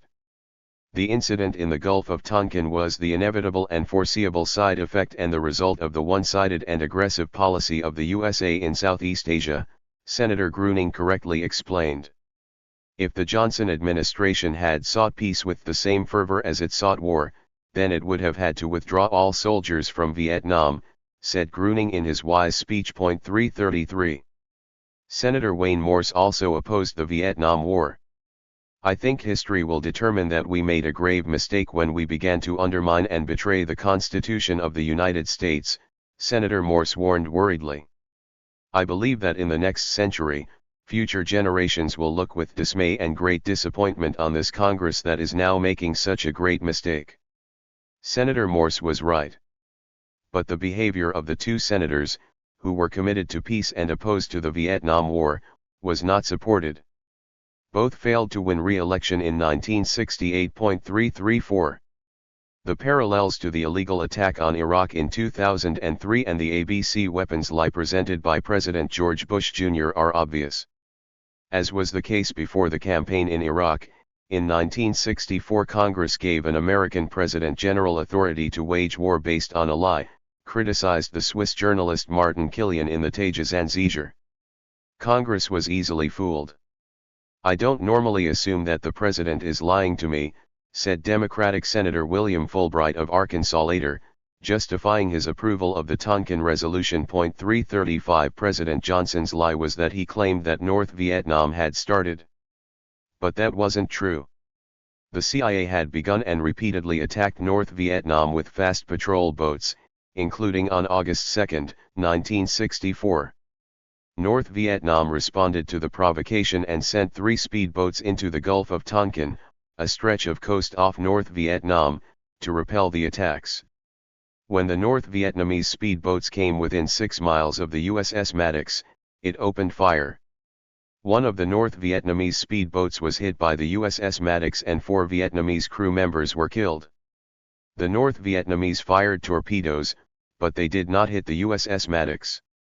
The American warship was not hit or damaged in the skirmish on August 2, and no U.S. soldiers died. 336. Captain John Herrick of the USS Maddox wanted to leave the area after the skirmish, but his superiors at the Pentagon ordered him to return to the Gulf of Tonkin. As a provocateur at sea, the ship was supposed to stick its sharp, gray bow and the American flag as close as possible into the belly of North Vietnam, essentially ramming its 5-inch guns into the nose of the Communist Navy. U.S. journalist James Bamford explained President Johnson's tactics. The mission was all the more provocative because it took place at the same time as the commando raids on the coast, giving the impression that the USS Maddox was leading these raids. 337. On August 4, Secretary of Defense Robert McNamara reported to President Johnson that the USS Maddox had again been attacked by torpedoes. This was a lie. It was a torpedo attack that never happened, Spiegel later explained. The National Security Agency, which is responsible for monitoring and decrypting electronic communications worldwide, declassified more than 140 previously top-secret documents on the Gulf of Tonkin incident in December 2005, including a study by NSA historian Robert Hanyok. This confirms what other historians had long suspected: there was no attack on U.S. ships in the Gulf of Tonkin on August 4, 1964. Most reports, if they had been evaluated, clearly showed that there was no attack. Hanyok's clear conclusion. 338. The August 2 skirmish was provoked by the CIA. And the alleged attack on the USS Maddox on August 4 was a complete fabrication. Jean Poteet, the CIA's senior radar analyst at the time, correctly recognized that Johnson wanted war and had staged an incident. It's pretty clear they had thought about how they wanted to proceed, the President and McNamara. They wanted war. I was stunned when I read the newspaper the next morning and the air raids had started, Poteet later recalled. I believed there was nothing wrong with getting the facts before you begin. It would have been easy to determine whether it was a credible attack or not, and fairly quickly. 339. Some senators, at least in retrospect, recognized that President Johnson had lied to them in 1964. The country and this committee were dragged under false pretenses into a conflict that cost thousands of lives and that massively damaged the moral position of our country in the world, criticized U.S. Senator Albert Gore Sr. in 1968. In fact, the Gulf of Tonkin incident was a ruthless war lie. When Robert McNamara, who served as Secretary of Defense under President Johnson, was asked in 1999 whether the August 4, 1964 attack on the USS Maddox had occurred or not, he honestly admitted to The Guardian, "What I think is, of course, it didn't happen." 340. The U.S. throws napalm on babies and Buddhists. President Johnson, as Supreme Commander, waged a merciless war against Vietnam. From 1964 to 1975, the USA dropped 3 times as many bombs on the small country as it did in all theaters combined during the entire Second World War.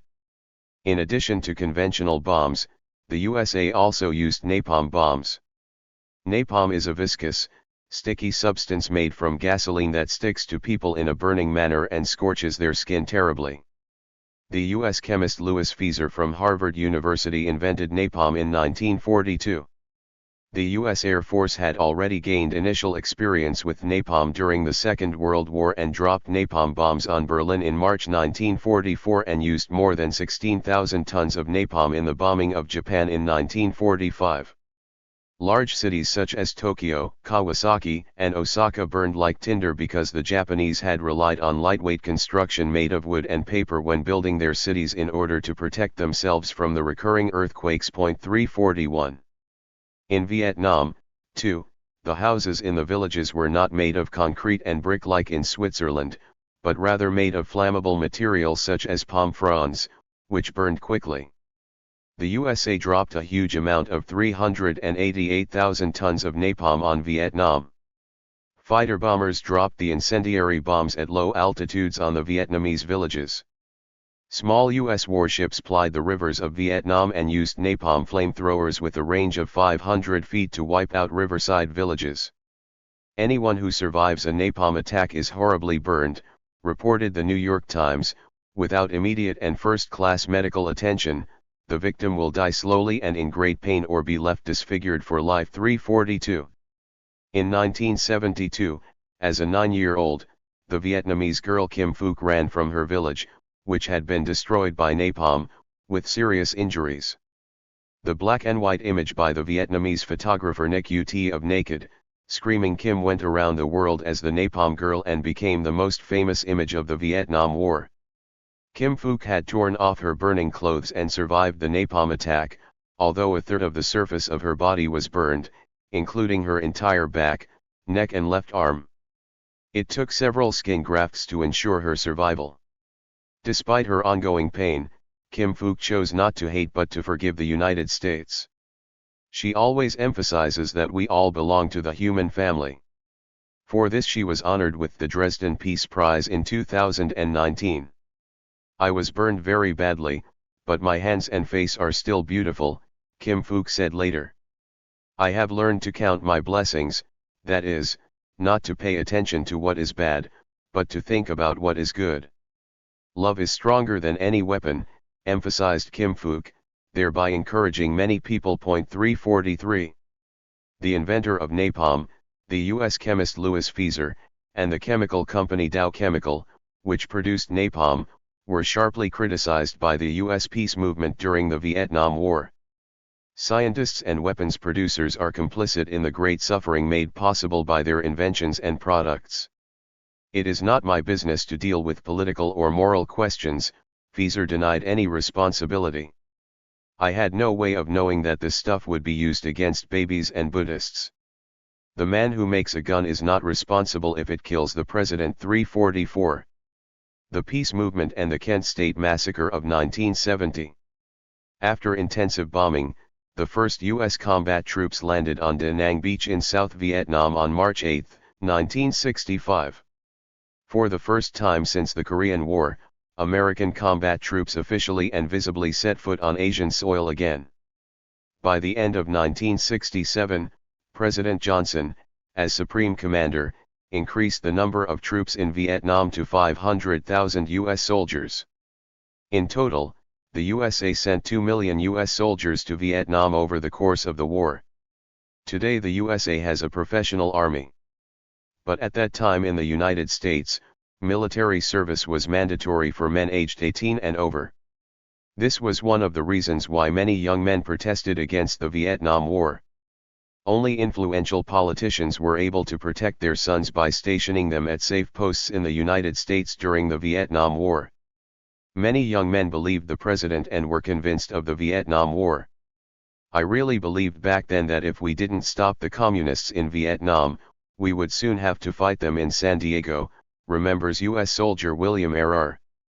According to information disseminated by the mass media, communists from North Vietnam, supported by the Russians and Chinese, waged a brutal war of conquest against the Free Republic of South Vietnam, said RR.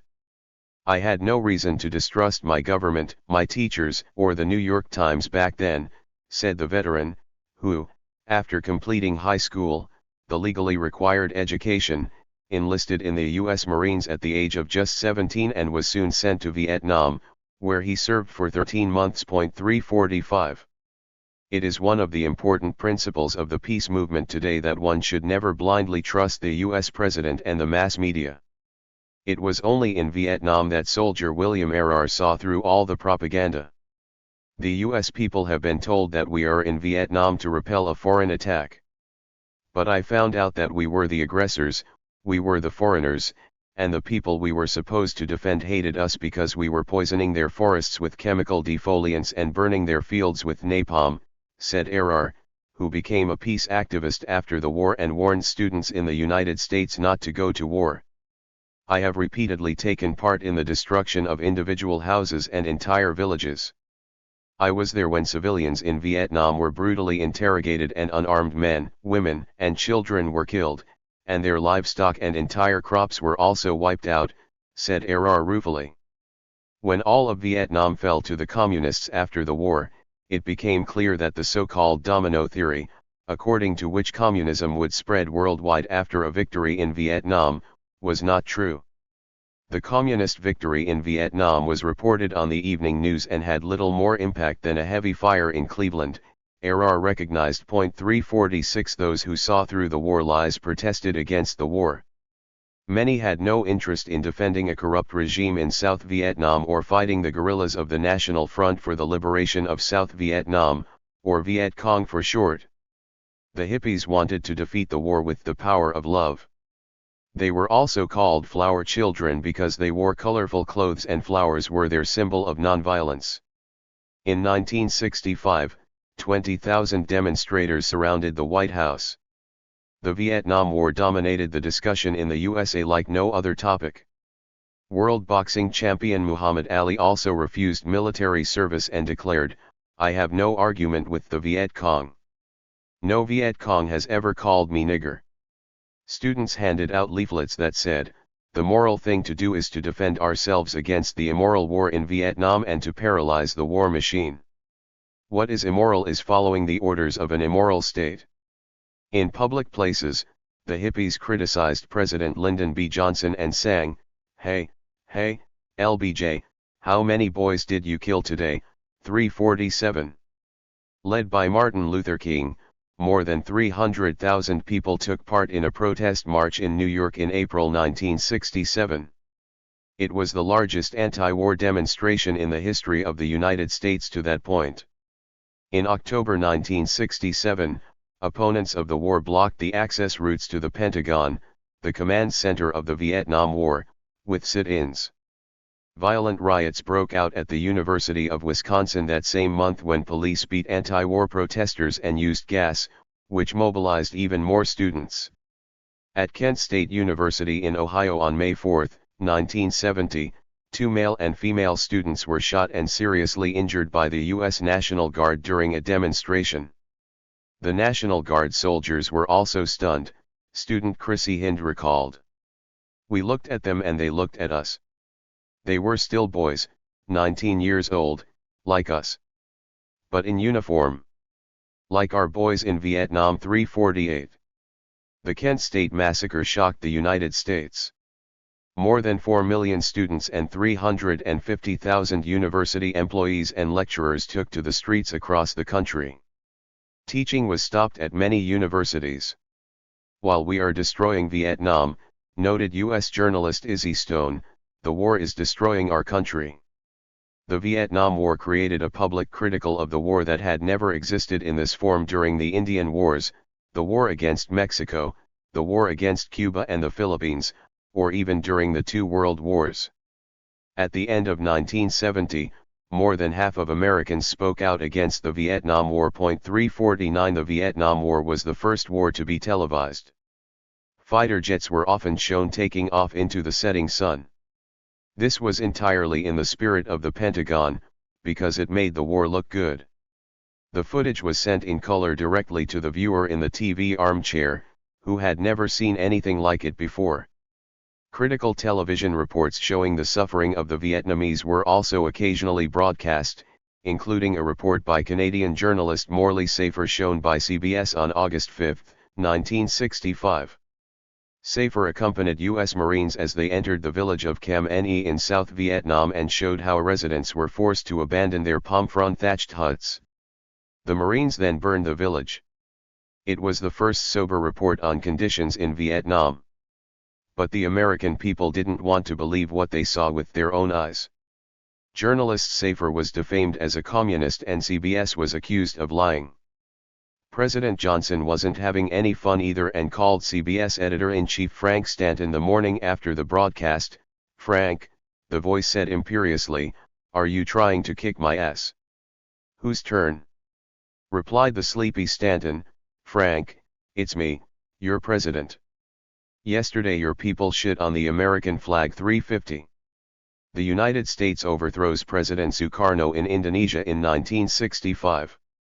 While the war raged in Vietnam, Indonesia took a clearly anti-imperialist course, much to the anger of the USA.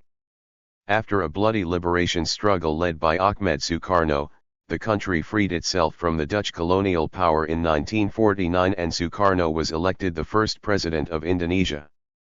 In the Indonesian city of Bandung, President Ahmed Sukarno founded the Non-Aligned Movement in 1955 together with well-known politicians from Asia and Africa, such as Jawaharlal Nehru from India and Gamal Abd el-Nasser from Egypt. This called itself the Third World, rejected imperialism and racism and wanted to pursue an independent path between capitalism and communism. Washington did not like this. President Sukarno was immediately labeled a communist by the CIA. On September 30, 1965, a poorly planned coup attempt by the previously unknown September 30 movement took place in Indonesia, in which 6 generals in the Indonesian military were killed. The coup attempt was blamed on the Indonesian Communist Party, which was the third strongest communist party in the world with more than 3 million members. The coup failed and its exact background remained obscure. Presumably the U.S. National Security Council, with the help of the CIA, provoked a fight between the left and the right because they assumed that the right would win in an armed final battle, explains Canadian historian Jeffrey Robinson, who teaches at the University of California. 351. On the orders of General Mohammad Suharto, the army then carried out a counter-coup and, over a period of 6 months, persecuted real and alleged communists, members of the unpopular Chinese minority and supporters of President Sukarno in a merciless hunt. More than 500,000 people were killed in one of the largest mass killings since the end of World War II. President Sukarno was gradually removed from power and on March 11, 1966, General Mohammad Suharto took over the reins of government with the support of the USA and declared himself the new president a year later. As Indonesia's new strongman and loyal supporter of Washington, President Suharto opened his country to Western investors and ruled as a dictator until 1998. Indonesia is having a hard time coming to terms with the 1965 massacre. None of the perpetrators have yet had to answer for their crimes in court. This is also because in the background the USA supported the rise to power of dictator Mohammad Suharto, which is completely unknown to the population in the USA. The CIA had compiled lists of more than 5,000 communists and distributed them to the Indonesian military. We had much more accurate information about the communists than even the Indonesians, explained Marshall Green, U.S. ambassador to Jakarta at the time of the coup. Those on the lists were hunted down and killed by the Indonesian military, along with their entire families and many others who were not on any lists. The name was then checked off the list. Nobody was upset about the slaughter as long as it was communists, said Howard Federspiel, the U.S. State Department's Indonesia expert. The label communist was enough to exclude thousands of Indonesians from the human family. Robert Martins, who worked in the U.S. Embassy in the Indonesian capital Jakarta, also believed in 1990 that it was correct that the U.S. had supported the coup with these death lists. That was really a big help for the army, Martins explained. They killed a lot of people and I probably have a lot of blood on my hands. But that's not all bad. There are crucial moments when you have to hit hard. 352. The My Lai massacre is exposed. When President Johnson declared that he would not run again in the 1968 election campaign, the charismatic Robert Kennedy, the younger brother of John F. Kennedy, captured the imagination of the war opponents.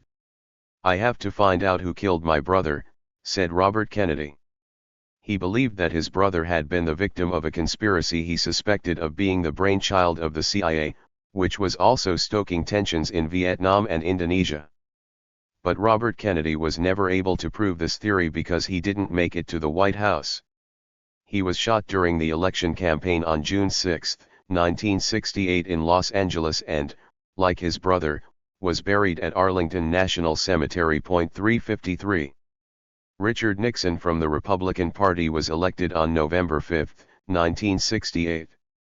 Nixon, a paranoid character who hated communists, Jews, and blacks, had promised his voters that he would end the Vietnam War within 6 months.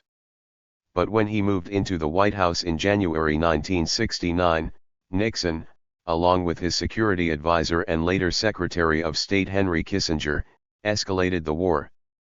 As a Jew, Heinz Kissinger, who was born in Germany, fled with his family from the National Socialists to the USA before the Second World War. As National Security Advisor, Kissinger played a dominant role in the NSC and called for ruthless action against the Vietnamese. "I refuse to believe that we cannot bring a small fourth-rate power like North Vietnam to the point where it collapses," said Kissinger. 354. U.S. soldiers killed many civilians in Vietnam. This is forbidden and a war crime. In November 1969, the critical U.S. journalist Seymour Hersh reported on a massacre carried out by U.S. troops in the village of My Lai in South Vietnam on March 16, 1968. Under the command of U.S. officer William Calley, U.S. soldiers attacked the village. Infants, pregnant women, and the elderly were raped, scalped and chopped into pieces. In the end, 504 dead civilians lay on the ground, including 173 children and 76 babies. There were similar crimes in many other villages. When U.S. officer William Calley was later questioned in court about the massacre, he did not want or could not see that he had committed a war crime at My Lai and betrayed the principle of the human family. "I didn't kill anyone that day in My Lai, it wasn't me as a person who did it," said the traumatized Calley. "I did it for the United States of America, my country. And we weren't there to kill human beings. We were there to kill an ideology. To destroy communism." 355. Despite using extreme violence, the U.S. lost the war in Vietnam. After many years of struggle, the Vietnamese gained their independence and united the divided country. More than 3 million Vietnamese died in the Vietnam War, including 2 million civilians. The USA mourned 58,000 dead soldiers, more than in any other war since 1945. Many U.S. veterans were severely traumatized because before they were sent to Vietnam they had hardly seen anything of the world. 500,000 of us tried to take our own lives, explains veteran William R.R. 55,000 were successful in their tragic suicide attempt or died from a drug overdose or in a self-staged car accident. This means that almost as many U.S. soldiers died by suicide in the USA as on the battlefields in Vietnam, which is why the number of American deaths caused by the Vietnam War is over 100,000 U.S. soldiers. But Washington never dreamed of giving up violence. 356. President Nixon brought the last American combat troops back to the United States in March 1973. But the war wasn't over yet. The USA continued to fly airstrikes on North Vietnam and tried to give South Vietnam money and weapons to enable it to fight independently against North Vietnam and the Viet Cong. The war dragged on for another 2 years until the South Vietnamese army collapsed and North Vietnamese troops captured Saigon in April 1975. Nixon was never punished for his illegal wars because he was not fundamentally different from other U.S. presidents. I believe that under the law every American president since the Second World War could very well be publicly impeached, explains Noam Chomsky, an active member of the U.S. peace movement. They were all either outright war criminals or involved in serious war crimes. 357. The secret war against Cambodia and Laos. As Supreme Commander, Nixon gave the order to bomb the neutral neighboring country of Cambodia in March 1969, against the advice of Defense Secretary Melvin Laird and Secretary of State William Rogers. This was a clear violation of the UN prohibition of force. But Nixon didn't care. In addition, President Nixon increased the bombing of South Vietnam. "We're going to raze this goddamn country to the ground," declared Nixon, almost insane. "Now we've got nothing to lose, damn it." 358. Nixon also attacked the neutral neighboring country of Laos, which was another violation of the UN prohibition of force. The CIA built an army of children in Laos and sent them to fight against the Vietnamese. Most of the soldiers were children, young boys aged 14, 15, or 16, revealed U.S. journalist Douglas Valentine, who has closely investigated the CIA's illegal operations in Southeast Asia. The CIA sent thousands of these young boys to their deaths by tasking them with stopping the Viet Cong fighters marching through Laos along the Ho Chi Minh Trail. They simply used them as cannon fodder, criticizes Valentine. And they do it all over the world again and again. But these CIA secret wars are never reported in the US media because the CIA successfully prevents this. This is why ordinary civilians in the United States have no idea what is happening in the world, complained Valentine in 2019.359. President Nixon hid the illegal attack on Cambodia from the US Congress.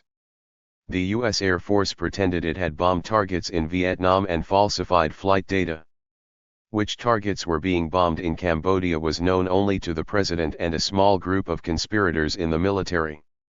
During briefings in South Vietnam, a U.S. unit was informed about alleged military targets in South Vietnam. In a second briefing, at which only the officers who had been initiated into the conspiracy were present, the names of the supposed South Vietnamese targets were assigned to real targets in Cambodia. 360.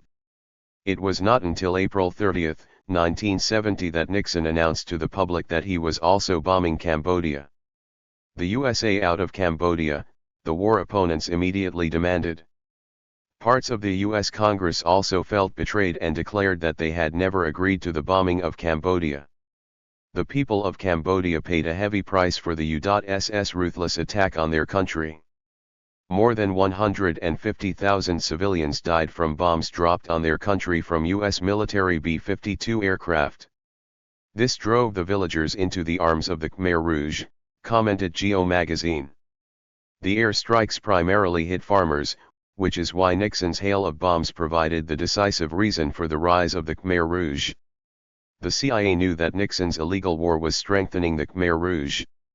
They are using the damage caused by the B-52 attacks as the main theme of their propaganda, the CIA reported on May 2, 1973. This approach has resulted in the recruitment of many young men. Local residents said the propaganda was particularly successful among refugees coming from areas bombed by B-52 aircraft. 361. The dropping of U.S. bombs on Cambodia only ended when the U.S. Congress cut the funds needed for this in August 1973. But the nightmare in Cambodia was not over, because the Khmer Rouge did not disappear into thin air, but rather overthrew the government in the capital Phnom Penh in April 1975 and established a communist dictatorship. Under dictator Pol Pot and his reign of terror from 1975 to 1979, the principle of the human family was brutally betrayed. Approximately 2 million people, a fifth of the country's population, were wiped out in planned barbarism by the communist Khmer Rouge. The Khmer Rouge hated the Vietnamese and repeatedly invaded Vietnam. Around 30,000 civilians in South Vietnam were killed. The Army of Vietnam responded to these border violations and invaded Cambodia on December 25, 1978 and liberated the country. Within 2 weeks, the Khmer Rouge's rule collapsed, Pol Pot was overthrown, and the nightmare ended. The defeated Khmer Rouge fled across the border into Thailand and settled in the jungle. 362. The British and the USA armed the Khmer Rouge in Thailand. It is little known in Europe and the United States that after the humiliating defeat by Vietnam, Washington secretly began supporting Pol Pot and his brutal Khmer Rouge in the jungles of Thailand. Why were they training communists who had previously carried out genocide? Because the CIA hated victorious Vietnam and acted on the principle of the enemy of my enemy is my friend. The cynical operation was a politics of hate, explains U.S. historian Jack Calhoun. 363. The USA secretly supported Pol Pot in exile from January 1980, confirms the courageous Australian journalist John Pilger. The amount of support from 1980 to 1986 was $85 million, according to correspondence with the United States Senate Foreign Policy Committee, said Pilger. The USA supported the Khmer Rouge with uniforms, money, and satellite images, and weapons were supplied from China because China also hated the communist government in Vietnam. In Thailand, on the border with Cambodia, the CIA set up various training camps for the Khmer Rouge. In November 1980, Ray Klein, deputy director of the CIA, visited these training camps. 364. The Khmer Rouge were trained not only by the CIA and U.S. Special Forces such as the Green Berets, but from 1983 also by British special units of the Special Air Service, which were sent on a secret mission to Cambodia by British Prime Minister Margaret Thatcher immediately after the Falklands War in 1982. The top-secret operation was unknown to the public in Britain and the U.S. When the Iran-Contra scandal became known, the U.S. Special Forces withdrew in 1986 because U.S. President Ronald Reagan could not afford another scandal. The British then continued the operation alone. When John Pilger made this public, 16,000 people wrote letters of protest to Prime Minister Margaret Thatcher. But she denied everything and said in a reply to opposition leader Neil Kinnock of the Labour Party, "I confirm that there is no involvement of the British government of any kind in training, equipping or cooperating with the Khmer Rouge or their allies." But that was a lie. When John Major replaced Margaret Thatcher as Prime Minister, his government was forced to admit in 1991 that the SAS had actually trained the Khmer Rouge. "We liked the British," a Khmer Rouge fighter told John Pilger. "You taught us very well how to make booby traps." Unsuspecting people, like children in rice fields, were the main victims of these weapons. 365. John Pilger managed to speak to elite SAS soldiers who had served in Thailand. "We taught the Khmer Rouge various technical disciplines," a British SAS soldier confirmed to him. "We taught them a lot about landmines. We used British Army stockpile landmines that we received via Egypt, with modified markings. We also taught them psychological techniques. First they wanted to go straight into the villages and chop the people up. But we taught them how to take it easy." The British peace activist Ray McGrath, who is involved in defusing and removing mines worldwide, criticized the fact that the SAS taught the Khmer Rouge how to improvise with explosives and build booby traps, and how to make time-delayed detonators. All this, Ray McGrath recognized, was a criminally irresponsible and cynical strategy of the SAS. 366. Coming to terms with the crimes of the Khmer Rouge in Cambodia is proving difficult. The brutal dictator Pol Pot died in 1998 without being arrested or punished for his crimes. After his death, the Khmer Rouge Tribunal was established in Phnom Penh. Two high-ranking and brutal leaders of the Khmer Rouge were arrested, Tamok, the number 2 behind Pol Pot, and Khaing Guek, who ran the torture center in Phnom Penh. But Benson Samay, Tamok's lawyer, demanded that the US and Britain also be prosecuted for their roles in the violent excesses in Cambodia. "All foreigners who were involved must appear in court, there can be no exceptions," said lawyer Samay. Madeleine Albright, Margaret Thatcher, Henry Kissinger, Jimmy Carter, Ronald Reagan, and George Bush, we will invite them so they can tell the world why they supported the Khmer Rouge. 367. But that never happened. Tamok's trial was repeatedly postponed until he died in prison in 2006 without being convicted. Only Khaing Guek, known as Dutch, confessed to his crimes. He was found guilty in 2010 of participating in the killing of at least 14,000 people in prison S21 and sentenced to life in prison. The verdict was historic because it was the first guilty verdict against a leading member of the communist dictatorship more than 30 years after the Khmer Rouge's reign of terror. The responsible politicians from the USA and Great Britain, who destroyed Cambodia with their bombing and then trained the Khmer Rouge in Thailand, were never in the dock. 368. 11. The Iran-Contra affair. In the fall of 1986, the so-called Iran-Contra affair became public knowledge. The scandal provided a rare look behind the scenes of U.S. power politics. President Ronald Reagan's administration had funneled proceeds from secret arms sales to Iran to brutal Nicaraguan guerrillas, the so-called Contras, in an attempt to overthrow the Nicaraguan government. This was explosive for several reasons. First, the secret war that the Contras waged against the government of Nicaragua with the help of the CIA violated the UN prohibition on the use of force and was therefore illegal under international law. Second, the U.S. Congress had explicitly prohibited the CIA from using the funds allocated to the Contras to overthrow the government, which is why the covert operation also violated U.S. law.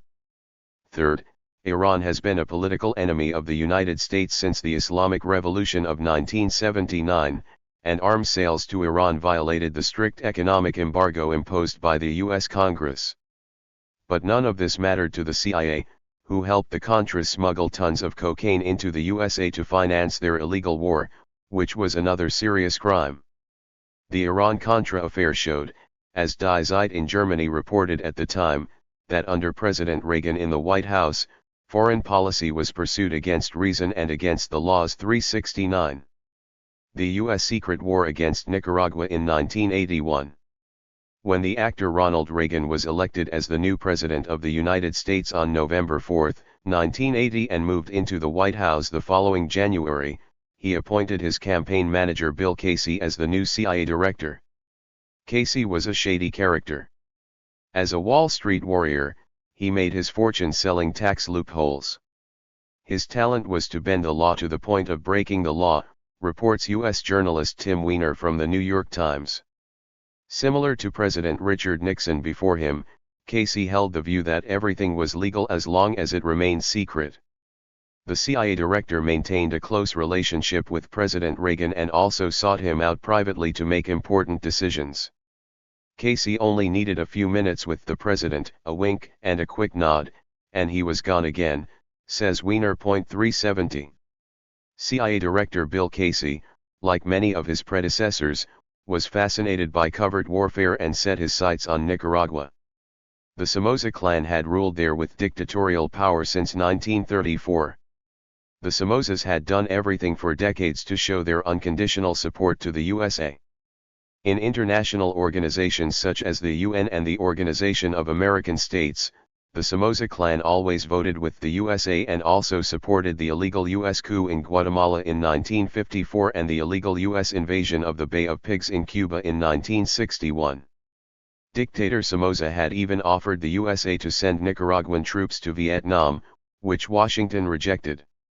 In return, the USA ensured the survival of the brutal Somoza regime, which was its closest confidant in Central America, for many years. 371.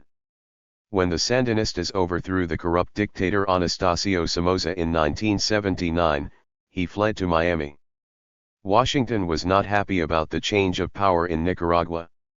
The Sandinistas implemented social reforms in their country to improve the situation of the lower class. Many poor Nicaraguan farmers gained access to education and learned to read and write for the first time. The left-wing Sandinistas also maintained close relations with Cuba and the Warsaw Pact countries. CIA Director Casey concluded that the Sandinistas were communists and therefore must be overthrown. Nicaragua borders Honduras to the north and Costa Rica to the south. After the revolution, the Sandinistas' opponents, the National Guard of the deposed dictator Somoza, withdrew across the northern border into neighboring Honduras. These men formed the core of the Contras. On December 1, 1981, in consultation with CIA Director Casey, President Reagan ordered the CIA to conduct paramilitary operations against Nicaragua. Months earlier, the CIA had made contact with the Contras in Honduras. Now the CIA began to secretly train the Contras and supply them with weapons and money. The secret war against Nicaragua, which began with President Reagan's fatal decision for the people of Nicaragua, initially remained completely unknown to the U.S. population. CIA Director Casey had convinced President Reagan that the right-wing Contras taking Nicaragua by storm and overthrowing the Sandinistas in Managua was no big deal. 372. Graphic 13, the U.S. secret war against Nicaragua was illegal. The U.S. secret war against Nicaragua was illegal.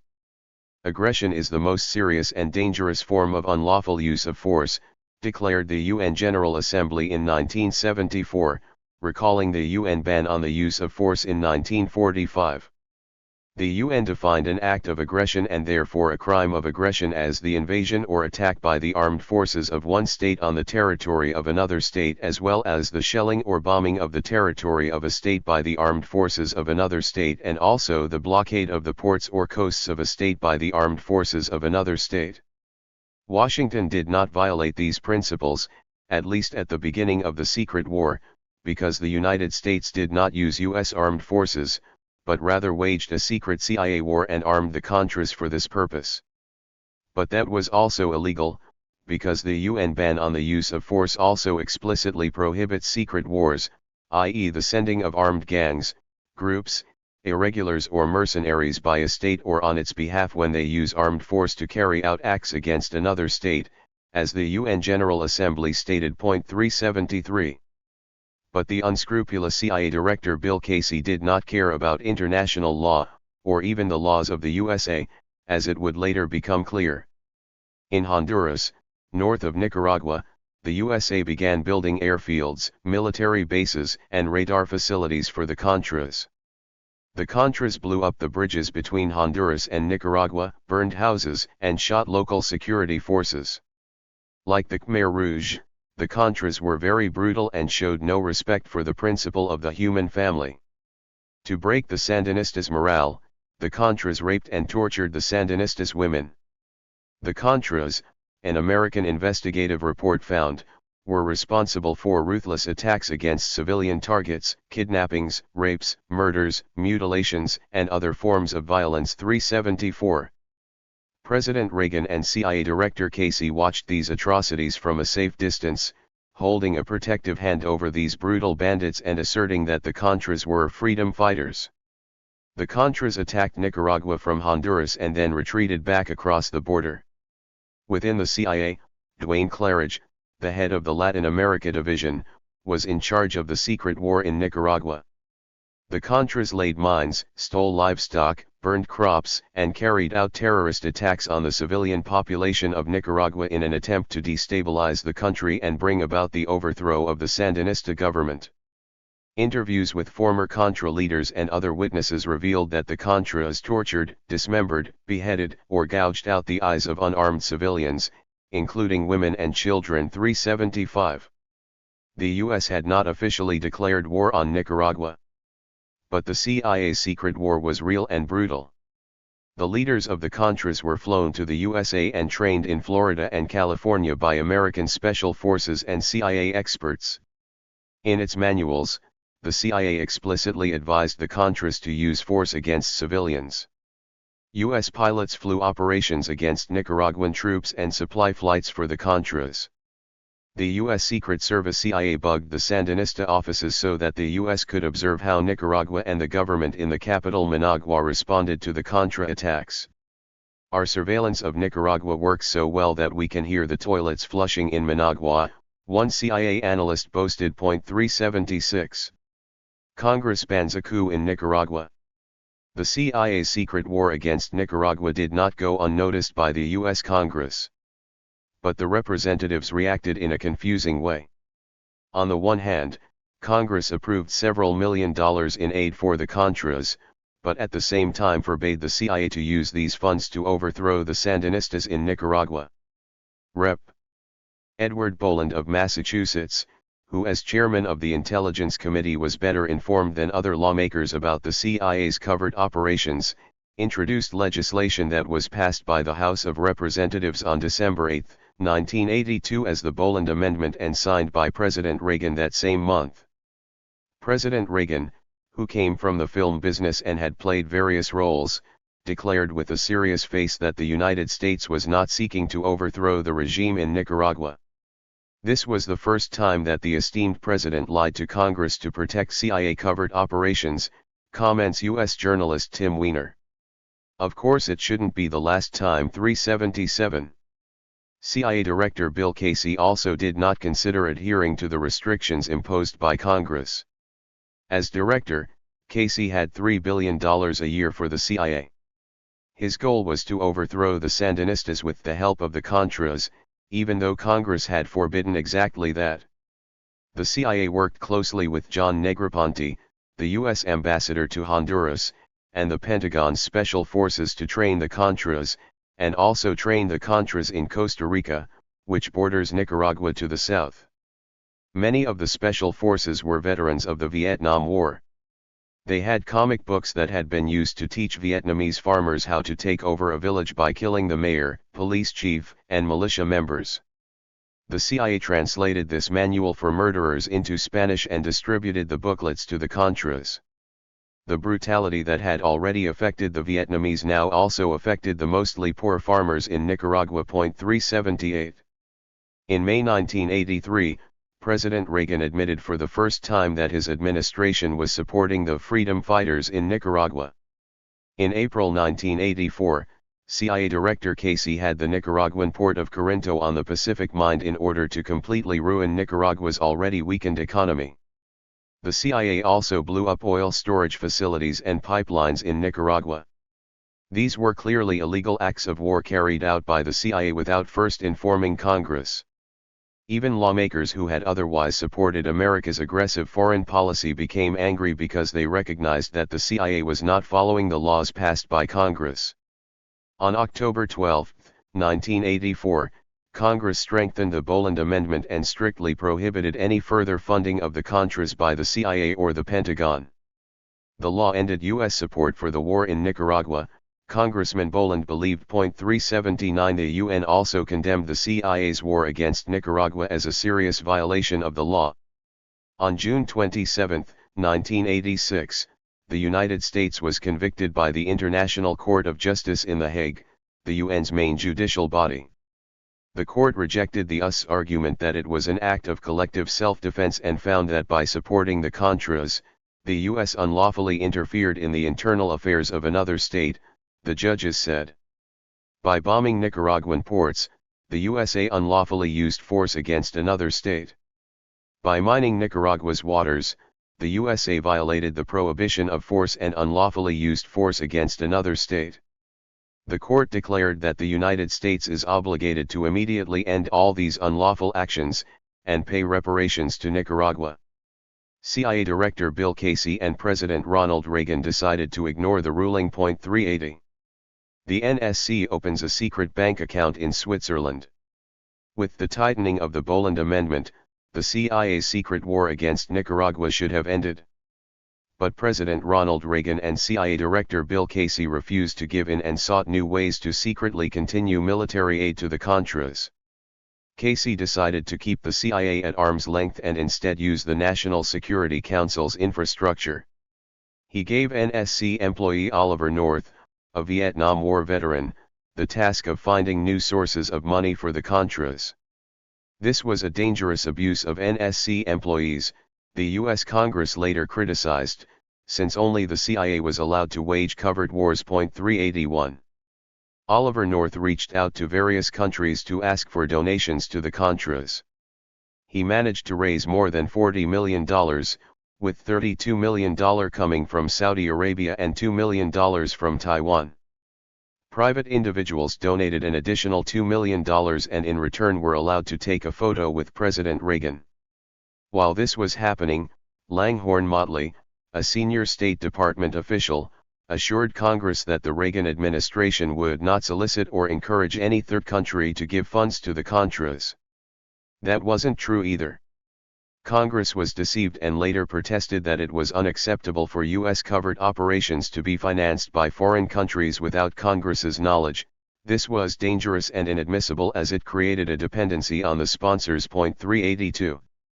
CIA Director Casey, along with Oliver North, chose retired U.S. General Richard Secord to handle the financial transactions so that they remained secret.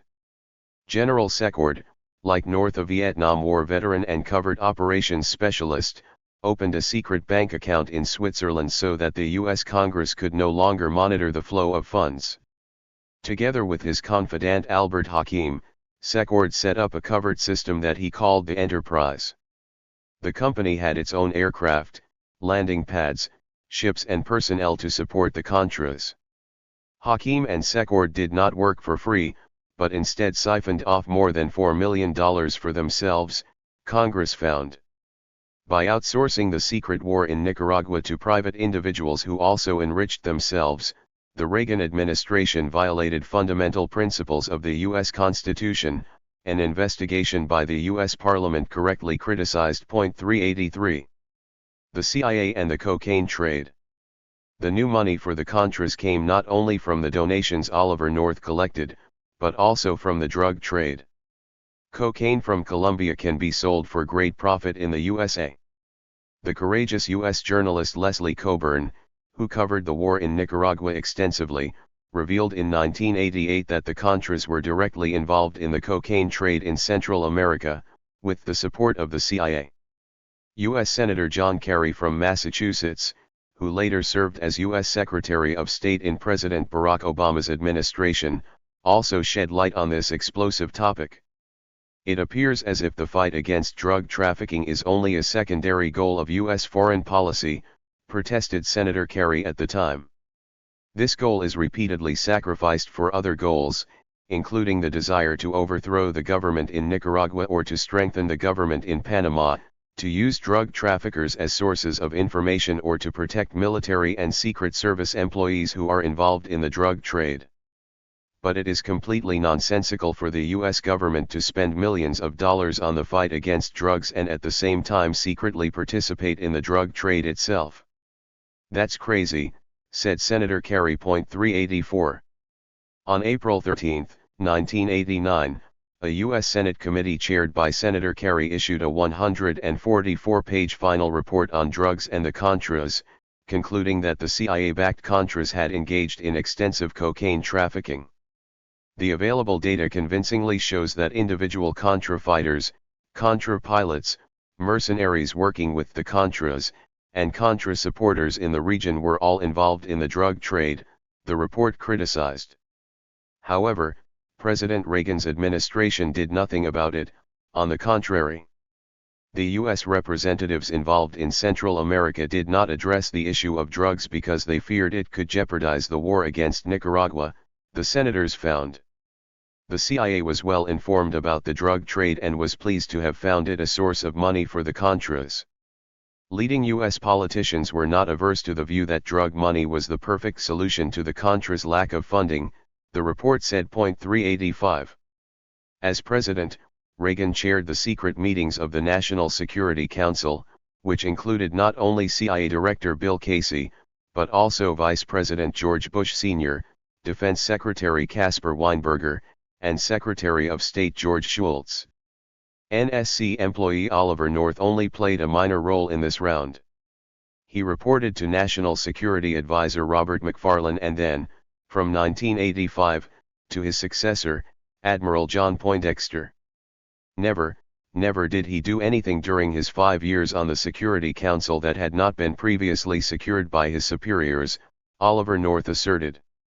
My military training instilled in me a deep belief in a hierarchical command structure, said North. His superiors came to him and said, take care of it. These insiders also knew that the USA was secretly selling weapons to Iran and using the profits to finance the Contras. 386. Saddam Hussein invades Iran and uses poison gas. In 1979, when the Sandinistas overthrew dictator Somoza in Nicaragua, Saddam Hussein took power as president in Iraq. The CIA had supported his rise. US intelligence knew that Saddam Hussein was brutal. Shortly after coming to power, Saddam Hussein publicly defamed members of his Iraqi Ba'ath Party, whereupon they were taken away and murdered. Saddam Hussein got the death lists from the CIA, which helped him secure his power. James Critchfield, then CIA station chief in Baghdad, confirmed that the CIA essentially created Saddam Hussein 387. When the fundamentalist Ayatollah Khomeini took power in neighboring Iran in 1979 and overthrew the pro-Western Shah Mohammad Reza Pahlavi, Saddam Hussein decided to attack neighboring Iran and expel Khomeini from Tehran. On September 22, 1980, the Iraqi army attacked Iran on a 600-kilometer front in the First Gulf War. It was an illegal war of aggression without a UN mandate. Saddam Hussein is therefore a war criminal because the UN prohibition of force prohibits wars of aggression. Dictator Hussein hoped to achieve a quick victory, but failed. The war dragged on until 1988 and claimed more than 400,000 lives. Former U.S. Secretary of State Henry Kissinger knew about the deep hatred between Hussein and Khomeini. "I hope they both kill themselves," Kissinger said cynically. "It's too bad they can't both lose." 388. The First Gulf War was fought with great brutality. The principle of the human family was disregarded. Saddam launched air strikes against the Iranian capital Tehran. He was supported by the USA. The CIA under Director Bill Casey provided Saddam Hussein with military communications technology and war-related information from US spy satellites. To weaken Iran, we actually sided with Iraq, confirms Philip Wilcox, the U.S. State Department's liaison to the CIA. We provided him with intelligence information and removed him from the list of states that promoted terrorism. The USA used the brutal dictator to expand its influence in the oil-rich region. Many began, optimistically, to see Iraq as a potential stabilizing factor and in Saddam Hussein as a man to work with, says Wilcox, explaining the strange alliance between Washington and Baghdad. 389. With the help of Western companies, Saddam Hussein managed to produce chemical weapons, including mustard gas and sarin. In order to avert defeat against Iran, dictator Hussein did not shy away from war crimes and used chemical weapons against his neighboring country. Documented poison gas attacks by Saddam Hussein on the Iranians took place in 1983 and 1984. The victims of the poison gas attacks were shown to the international press in Tehran. Some poisoned Iranians were flown to Switzerland, Austria, Sweden, and Germany for treatment. The Europeans also knew about the crimes in the Gulf, but the US policy was not criticized. German journalist Udo Ulfkett found that some of the poison gas used by dictator Hussein came from Germany and that the United States supported the use of poison gas. "I worked as a journalist at the Fez. At the beginning of July 1988, I was at the front in the war between Iraq and Iran," remembers Ulfkett. "I witnessed how the Iraqis gassed the Iranians with German poison gas, mustard gas, under American supervision." Ulfkett was indignant. "The poison gas came directly from Germany, declared as pesticides." Ulfkett really wanted to report on it in the German media, but was met with a wall of silence. "I thought it would be a huge story worldwide," remembers Ulfkett in an interview with German journalist Ken Jebsen. But in Baghdad at the Sheraton Hotel the Americans, Iraqis, and the Germans celebrated the gassing. "I flew back to Frankfurt. But even in the Fez there was only a tiny story. I was even forbidden to pass on my horrific photos to Stern, otherwise I would be fired." In the German mass media, Saddam Hussein's crimes were covered up in order not to offend the USA. 390. The USA sells weapons to Iran despite the embargo. In Nicaragua, the Contras were financed not only by donations from wealthy individuals and profits from the cocaine trade, but also by the top-secret sale of U.S. weapons to Iran. This sale was triggered by an event that no one in Washington expected. On June 14, 1985, the terrorist Organization for the Oppressed of the World with ties to the Lebanese Hezbollah hijacked Flight 847 of the U.S. airline Trans World Airlines with 153 passengers on board. The terrorists took the plane to Lebanon and landed it in Beirut, where women and children were released. When the hijackers realized that U.S. Navy diver Robert Stetham was among the passengers, they killed him and dumped his body on the runway. Washington was alarmed and consulted with Israeli Prime Minister Shimon Peres. The government of Israel proposed that the United States sell missiles to Iran to obtain the release of U.S. hostages held in Lebanon, according to a U.S. congressional report. Iranian arms dealer Manukur Ghorbanifar assured CIA Director Casey that Iran was keen on U.S. weapons to defend against Saddam Hussein's attacks. The arms dealer explained that the hostages could be freed through arms deals with Iran because Iran has influence over Hezbollah. 391. Officially, there was a strict embargo against Iran imposed by the USA at the time. Nobody was allowed to supply weapons to Iran, not even drilling equipment or baby food. Nevertheless, on August 3, 1985, President Reagan gave the CIA permission to enter into a secret arms deal with Iran.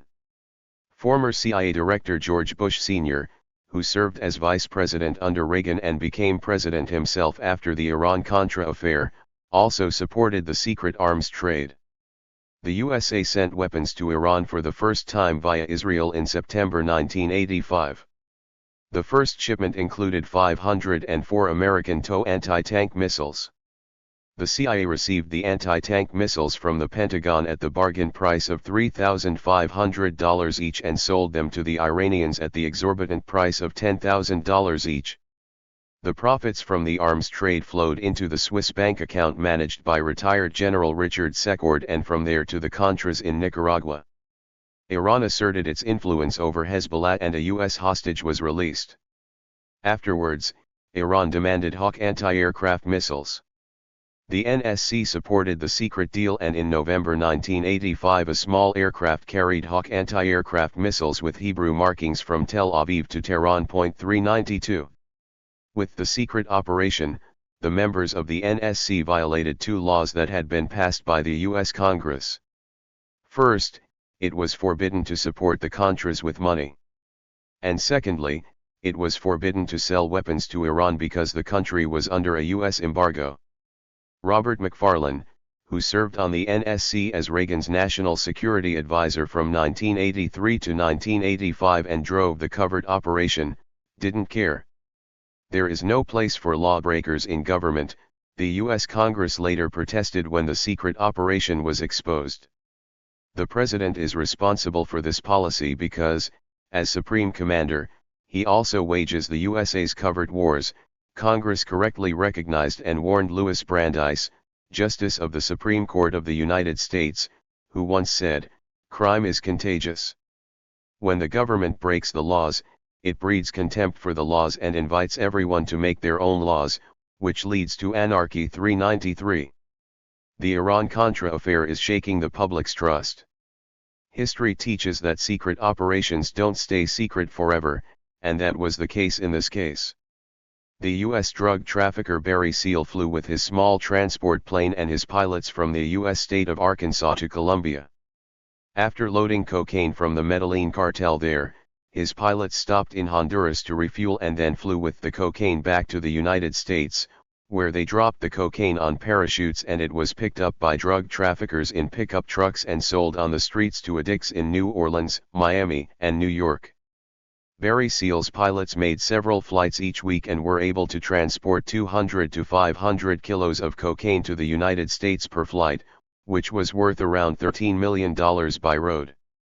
The CIA knew about this drug ring and convinced Seal in 1982 to add an element to his flights and fly weapons from Arkansas to the Contras in Honduras. In return, the CIA protected drug trafficker Seal from the DEA, which was fighting drug trafficking, and equipped his planes with high technology. 394. The cooperation was interesting for both sides. But on October 5, 1986, a Barry Seal transport plane that was attempting to deliver 5 tons of weapons and ammunition to the Contras was shot down by the Sandinistas in Nicaragua.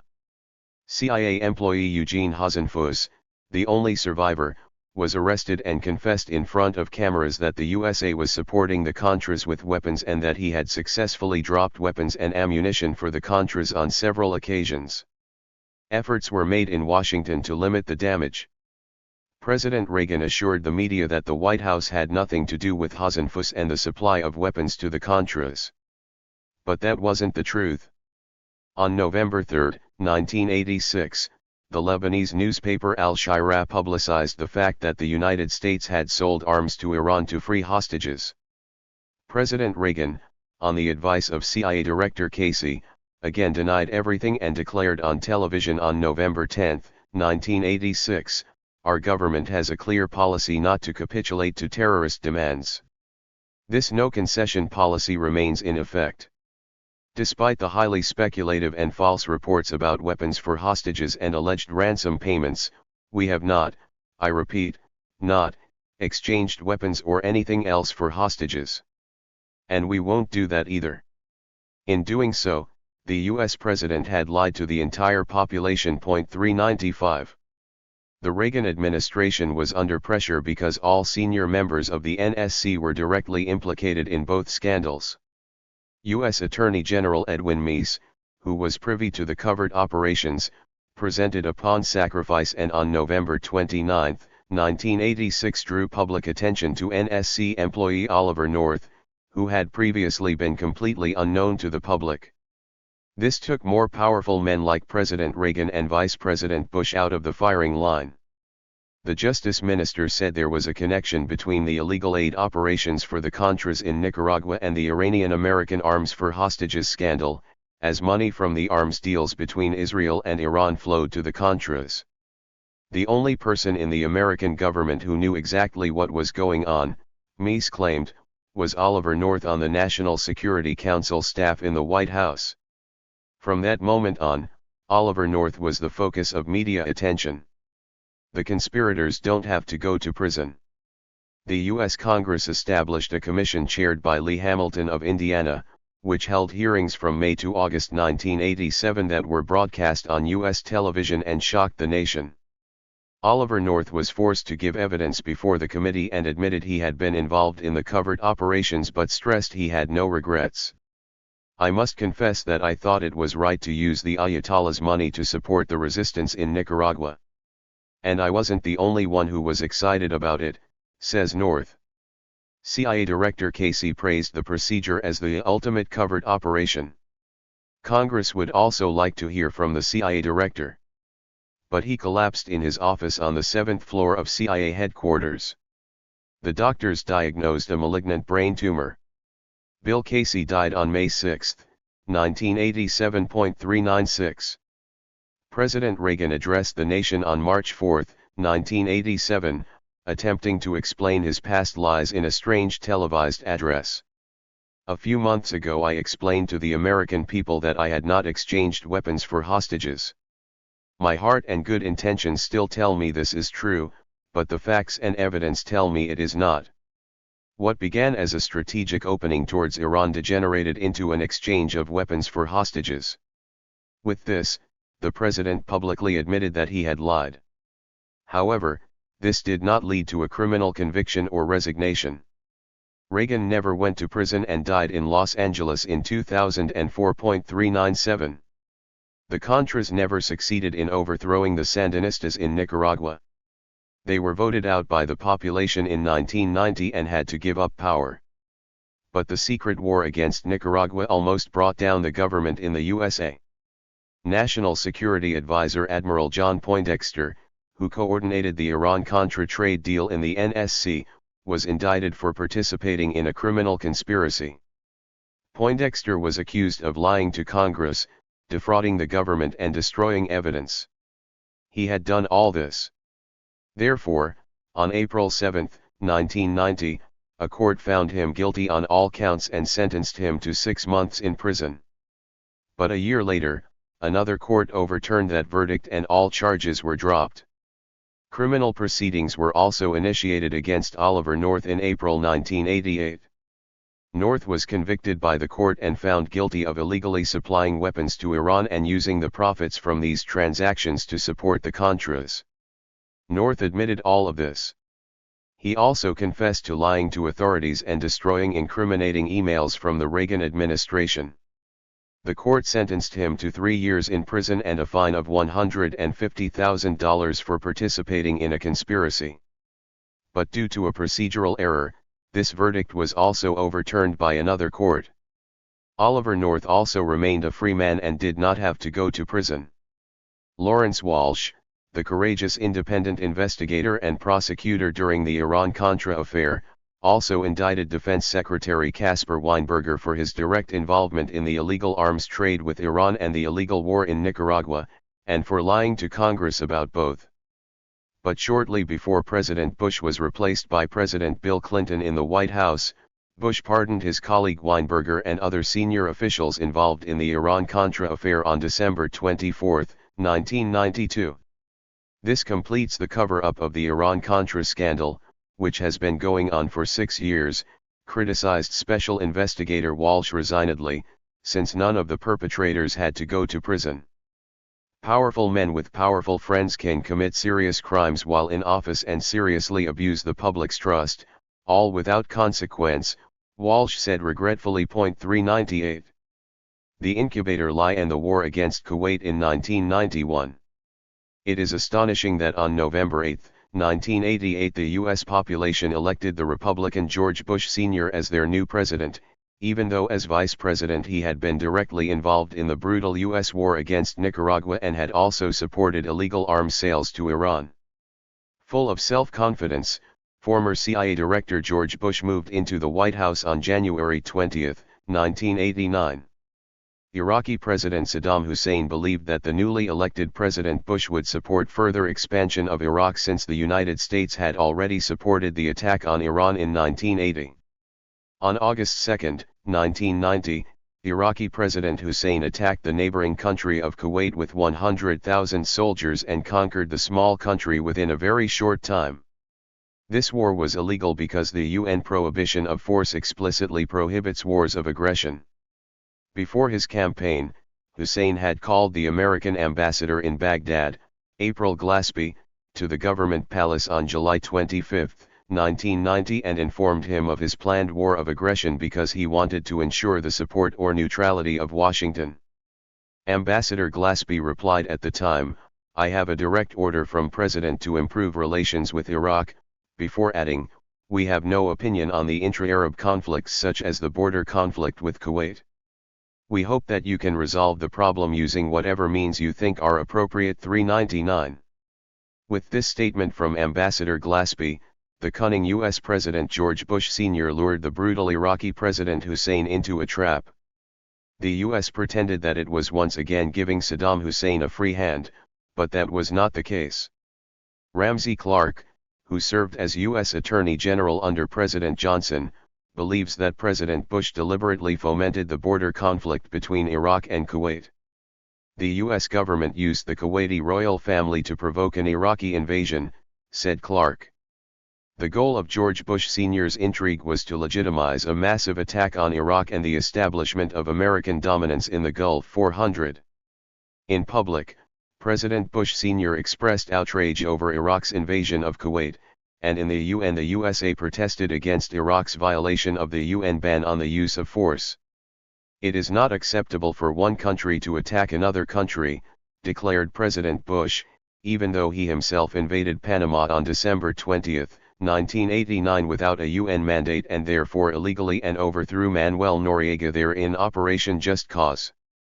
Dictator Noriega had been on the CIA payroll for at least 10 years, had met with CIA Chief Bill Casey in Washington in 1983 and had supported arms deliveries to the Contras via Panama and traded in cocaine. Only when the Iran-Contra affair was exposed did the corrupt Noriega lose his protection and President Bush overthrew him. It was the 7th time the United States invaded Panama since it stole the province from Colombia in 1903 to build the Panama Canal, commented U.S. journalist William Bloom. 401 The public in the United States hardly criticized the invasion of Panama, but was hostile to a campaign against distant Iraq. Therefore, President Bush, together with the royal Kuwaiti family, spread war propaganda, supported by the American communications company Hill and Knowlton. To shock the public, Hill and Knowlton developed the incubator lie and demonized Iraqis as barbarians. On October 10, 1990, a 15-year-old girl introduced as Nayara tearfully told the U.S. Congressional Human Rights Committee that she had worked in a hospital in Kuwait during the invasion and watched Iraqi soldiers remove infants from incubators and throw them on the ground, where they died. That was a lie. Nayara had never worked in the hospital in Kuwait. But President George Bush Sr. seized on this shocking story and repeated it on television, claiming that 312 newborns had died this way. It was only after the war that it emerged that the incubator story was an infamous lie and that Nayara was actually called Najira al-Saba and was the daughter of the Kuwaiti ambassador to the United States. George Bush had once again successfully deceived the public. 402.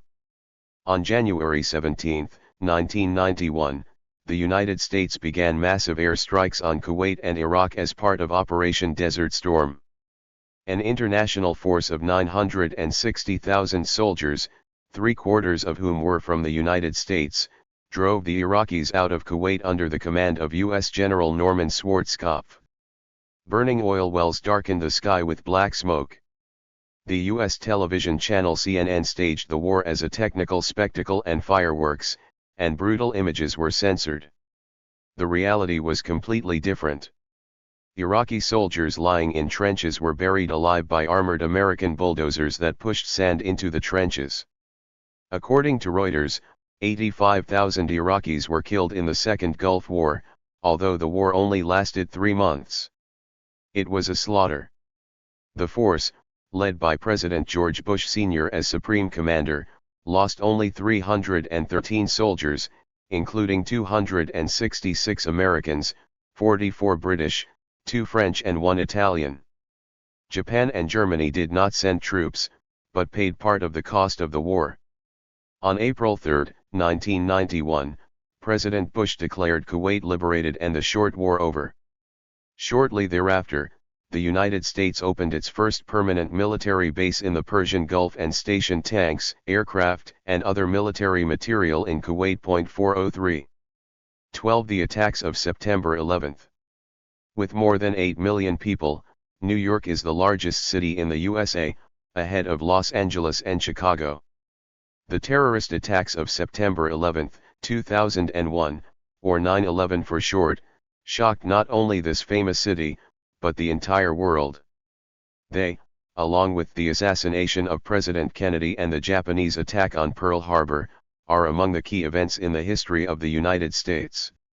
All three events deeply frightened and shocked the U.S. population, and the U.S. president always led his country into war afterwards. The shock of Pearl Harbor was used by President Roosevelt in 1941 to lead the U.S. population into war against Germany and Japan. The U.S. population did not know at the time that President Roosevelt and his closest aides had been informed of the coming Japanese attack. After the assassination of President Kennedy, President Johnson went to fight in the Vietnam War. Little did the U.S. population know at the time that the alleged attack on the USS Maddox in the Gulf of Tonkin on August 4, 1964 had never occurred and was a complete fabrication, and that Kennedy wanted to withdraw all U.S. advisors from Vietnam and end the conflict in Southeast Asia. After September 11, President George Bush Jr. declared the so-called War on Terror and first attacked Afghanistan in 2001 and then Iraq in 2003.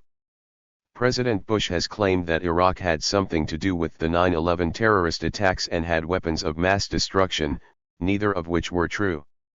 A new Pearl Harbor. With around 3,000 deaths, 9/11 is the largest terrorist attack in history to date. What happened back then remains unclear to this day. There are 3 stories circulating. Everyone has to form their own opinion as to which of the 3 stories is the true one.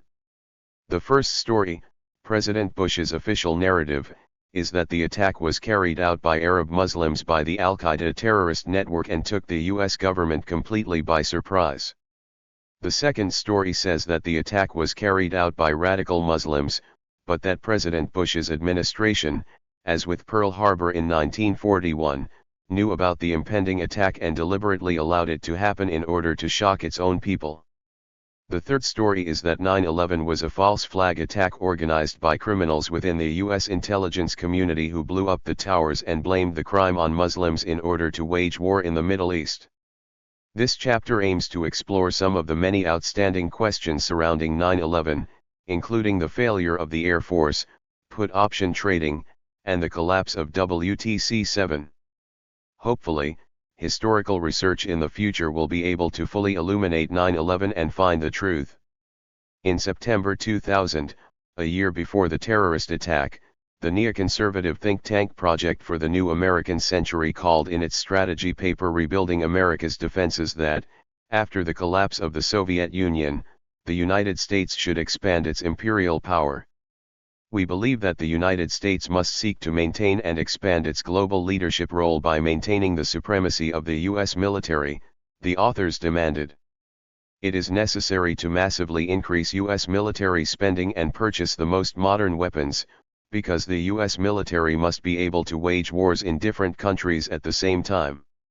This process of transformation will probably take a long time unless a catastrophic and accelerating event occurs, such as a new Pearl Harbor, say the authors. 404. The readers of the study had no idea that exactly 1 year after this publication was published, something like a new Pearl Harbor actually took place, i.e. an attack on the U.S. mainland with many deaths. A hijacked passenger plane, American Airlines 11, crashed into the North Tower of the World Trade Center in New York on Tuesday, September 11, 2001 at 8:46 a.m. 15 minutes later, United Airlines 175 flew into the South Tower of the WTC. While the two towers were still burning, news came in that another passenger plane, American Airlines 77, had hit the Pentagon at 9:37 a.m. Shortly before 10 a.m., the South Tower of WTC-2 collapsed, huge clouds of dust pushed through the urban canyons of New York, firefighters and residents ran for their lives. Shortly after 10 a.m., a fourth passenger plane, United Airlines 93, crashed near Shanksville. At 10:28 a.m. the North Tower WTC-1 also collapsed. Most people watched the terrorist attack live on television and were shocked.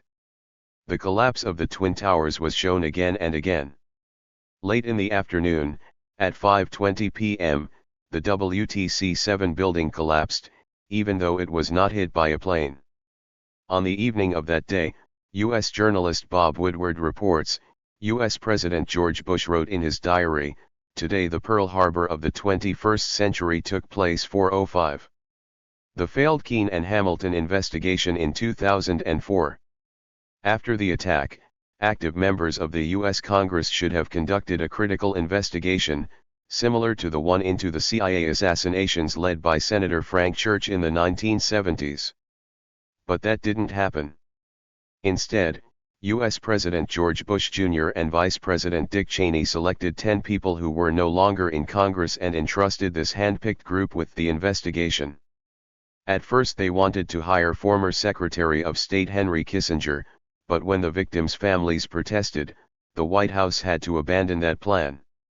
As a result, in December 2002, President Bush appointed former New Jersey Governor Thomas Kean to head the investigative commission. Lee Hamilton, who had served in the House of Representatives for the state of Indiana until 1999, was appointed as deputy leader. Kean and Hamilton, along with historian Philip Zelikow, wrote the official history of the terrorist attack and submitted their 567-page final report on July 22, 2004. In it, they confirmed the surprise story previously presented by President Bush, according to which the terrorist attacks were planned in Afghanistan on behalf of the Saudi Osama bin Laden and carried out by 19 Muslim terrorists from the Al-Qaeda network. The USA was completely surprised by the attacks. 406. But how did Kean, Hamilton, and Zelikow come up with this story? How could they prove the guilt of Afghanistan or Osama bin Laden? In the war against Afghanistan, which began immediately after the terrorist attack on October 7, 2001, U.S. military officers arrested several Muslims and flew them to the U.S. military base at Guantanamo in Cuba, where they were tortured. The CIA was responsible for the torture at Guantanamo, using sleep deprivation and waterboarding. Waterboarding creates the impression of impending drowning in the torture victim. The CIA provided more than 100 interrogation reports from Guantanamo to Keene, Hamilton, and Zwickau, who were not involved in the torture themselves but based their report on them.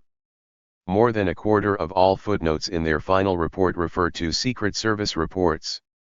The USA's key witness, the Pakistani Khalid Sheikh Mohammed, was also tortured. But it is known that torture does not serve to find out the truth. Victims of torture later said that they only testified so that they would not be subjected to further torture.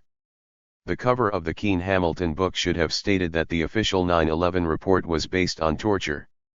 Historian Philip Zwickau later attempted to justify this astonishing move by declaring that the CIA denied us direct access to the detainees. But such an approach is not permitted in historical research. Any torturer can write a book and claim something in it, with the reference that his torture victims have confirmed it.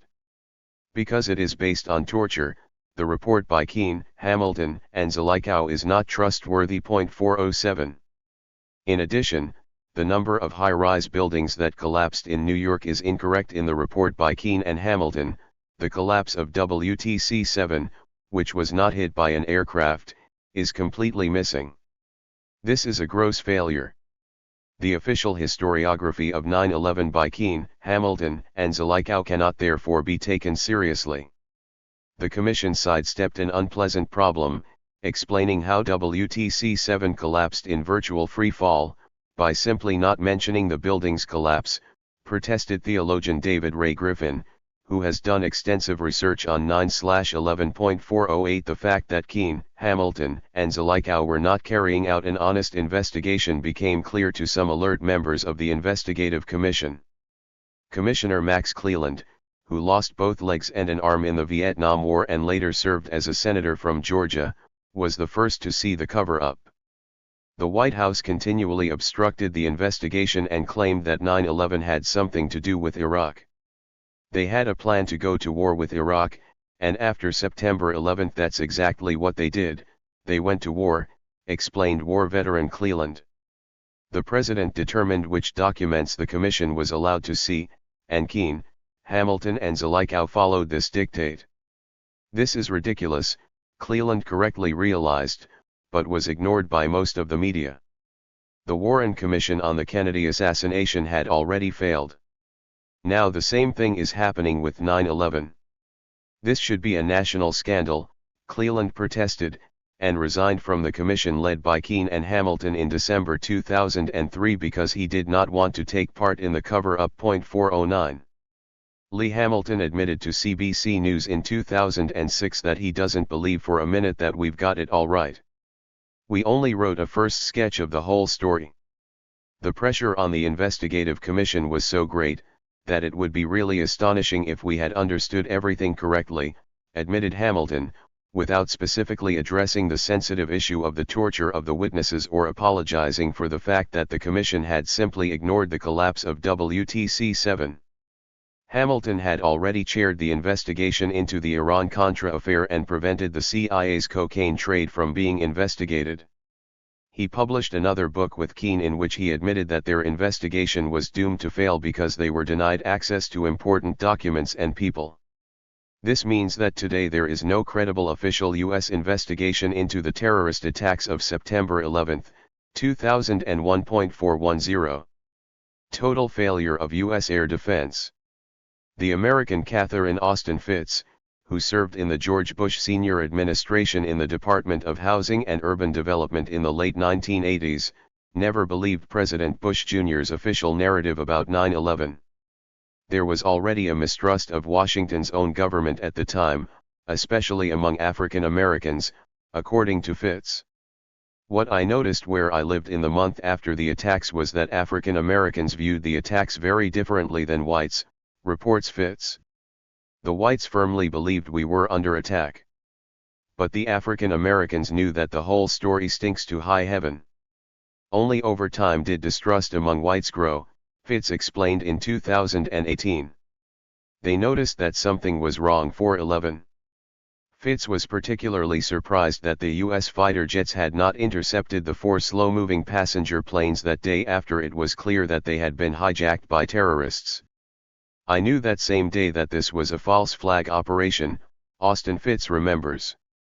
"If you know the security protocols of the U.S. Federal Aviation Administration, then you immediately know that such an attack cannot be carried out without help from within." George Bush's government deceived the U.S. population. The masses were manipulated by the TV images and didn't even ask themselves why the U.S. air defense wasn't working. "I don't own a television," says Fitz.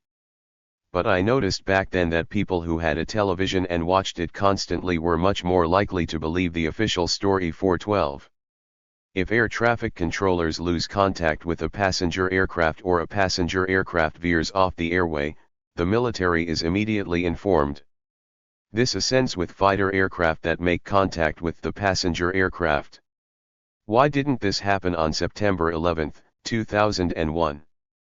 After the terrorist attack, it became known that the U.S. Air Force conducted various exercises on September 11, 2001. As part of these exercises, the military also simulated aircraft hijackings and air strikes on the USA. This led to confusion among the military involved, but also among civilians in the Federal Aviation Administration. Richard Clarke, who was in charge of counterterrorism on the National Security Council in the White House, recalls that during the attacks he called Chief of Staff Richard Myers to ask him how air defenses were going, whereupon Myers informed him of the ongoing exercises and replied, "It's not a pretty picture, Dick. We're in the middle of Vigilant Warrior, a NORAD exercise 413. Why didn't the anti-aircraft defenses work that day?" This question has not yet been answered to this day. The North American Aerospace Defense Command is responsible for air defense in the USA. This is divided into different sectors. The hijackings and terrorist attack took place in NORAD's northeast sector. The Federal Aviation Administration called needs at 8:37 a.m. and asked for help. "We have a problem. A hijacked plane is heading towards New York. Get some F-16 fighters in the air there and help us out." To which Needs Officer Jeremy Powell replied, "Is this real world or a drill?" To which FAA confirmed, "This is not a drill. This is not a test." 414 NORAD has, among other things, F-16 military aircraft that can fly 1,500 km per hour at sea level. Nevertheless, NORAD did not manage to intercept even a single one of the 4 slow passenger aircraft. The first airliner, AA-11, which took off from Boston at 7:59 a.m., was not stopped by NORAD from crashing into the North Tower at 8:46 a.m. The advance warning time was allegedly too short. NORAD was only informed of the kidnapping at 8:38, the Keene report claims. But UA-175, which flew into the South Tower a quarter of an hour later, was not intercepted by NORAD either. Almost 40 minutes then passed until A-77 hit the Pentagon at 9:37 a.m. Once again NORAD did not intercept the plane. And the plane UA-93, which crashed near Shanksville at 10:03 a.m., was not intercepted. This is a total failure of the anti-aircraft defense system. 415. How could this happen?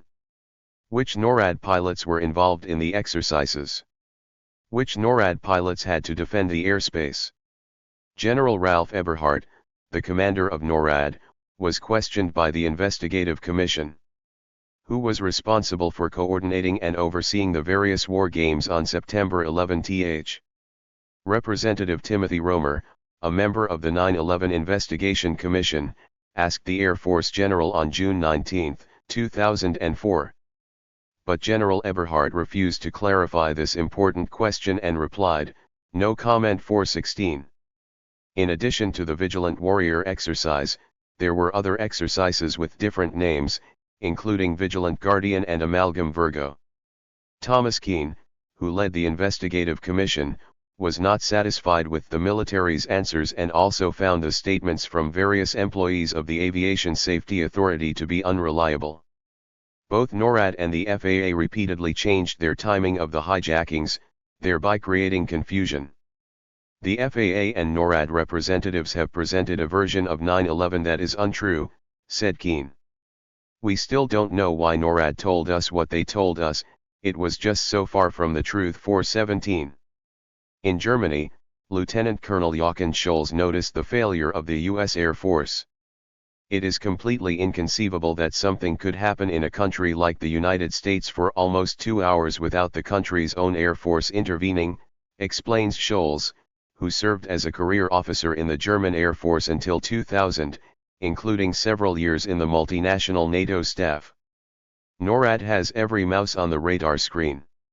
Even during military exercises, part of the Air Force is always responsible for protecting the country, so the war games cannot possibly be the cause of the total failure of the air defense, said Scholz. All pilots would never take part in an exercise, some of the pilots are always responsible for the country's defense. If 4 planes were hijacked over a period of 2 hours without the Air Force intervening, that would be unimaginable, definitely unimaginable, emphasizes Scholz.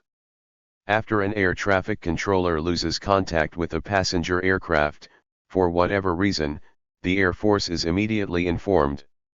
The pilots then immediately take to the air and make contact with the passenger aircraft. This worked smoothly more than 60 times in 2001 before the attacks, and again after September 11. That is routine. The worm was only in there on Tuesday, September 11. That can only be the case if someone intervened in this mechanism, concludes Scholz, adding that it couldn't have been Osama bin Laden. 418. Millions in profits with put options. In the days before September 11, 2001, unknown people used put options to bet massively on sharply falling stock market prices for the affected airlines, banks, and reinsurance companies, thereby earning millions. How did these unknown people know that a terrorist attack would take place on September 11? The unknown persons had insider knowledge and expected the price of the shares in question to fall. When the planes of American Airlines and United Airlines hit the towers, the stock prices of these two airlines collapsed, resulting in a profit of approximately $9 million for the put option holders. The put options that had been purchased on the shares of the financial institutions Bank of America, Merrill Lynch, Citigroup, and J.P. Morgan also paid off. Because these banks had offices in the towers, their stock prices fell after the terrorist attack and the owners of the put options realized a profit of $11 million. The insiders also speculated with put options on the European-based reinsurance companies Swiss Re and Munich Re because they had to pay for the damage to the towers. This speculation also worked out and resulted in a profit of €11 million. Overall, the terrorist attack was a $1 million deal for the insiders. They earned more than $30 million while nearly 3,000 people lost their lives. 419. At least one member of the U.S. House of Representatives thought this was strange. These people who were involved in unusual stock market transactions shortly before September 11 knew enough to earn millions of dollars with the shares of United and American Airlines as well as selected banks and insurance companies, said African American MP Cynthia McKinney, criticizing these machinations. What did our government know about the events of September 11, and when did they know it? The courageous Representative McKinney, who served in the House of Representatives for Georgia and has repeatedly supported the causes of the peace movement, declared that it was morally reprehensible that the insiders had enriched themselves instead of warning the people. Who else knew anything, and why didn't they warn the innocent people in New York who were being murdered for no reason? 420. But what is a put option anyway?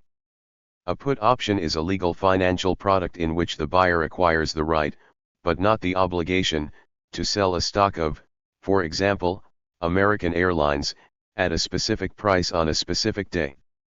Every put option has an expiration date, so it can only be exercised within a predefined time. The holder must pay a price to purchase the option, but he does not have to purchase the stock to which the option relates. If the stock falls, the value of the put option increases because the holder of the option can then sell above the market price. If the stock doesn't collapse, the option expires and the investor loses the money they spent to buy the option. A big profit could be made with put options because the market price of the selected stocks really collapsed on September 11. It is important to know that no one can buy put options anonymously. In order to complete such a trade, you must be identified by name. In the USA, the attacks occurred before the stock exchanges opened.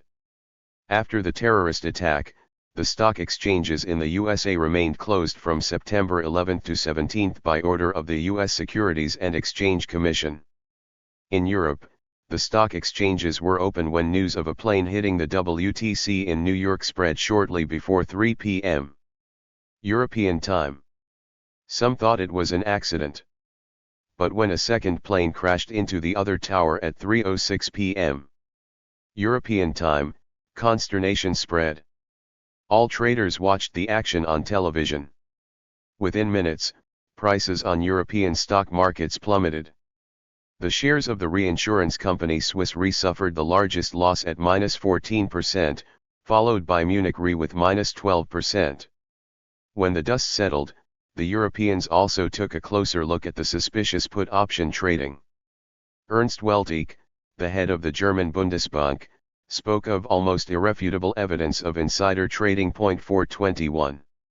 Mark Chesney, lecturer at the Institute for Banking and Finance at the University of Zurich, managed to prove these dubious transactions with a complex analysis of stock market movements at the time. What also caught his eye was the explosive increase in put options that were purchased immediately before September 11, 2001.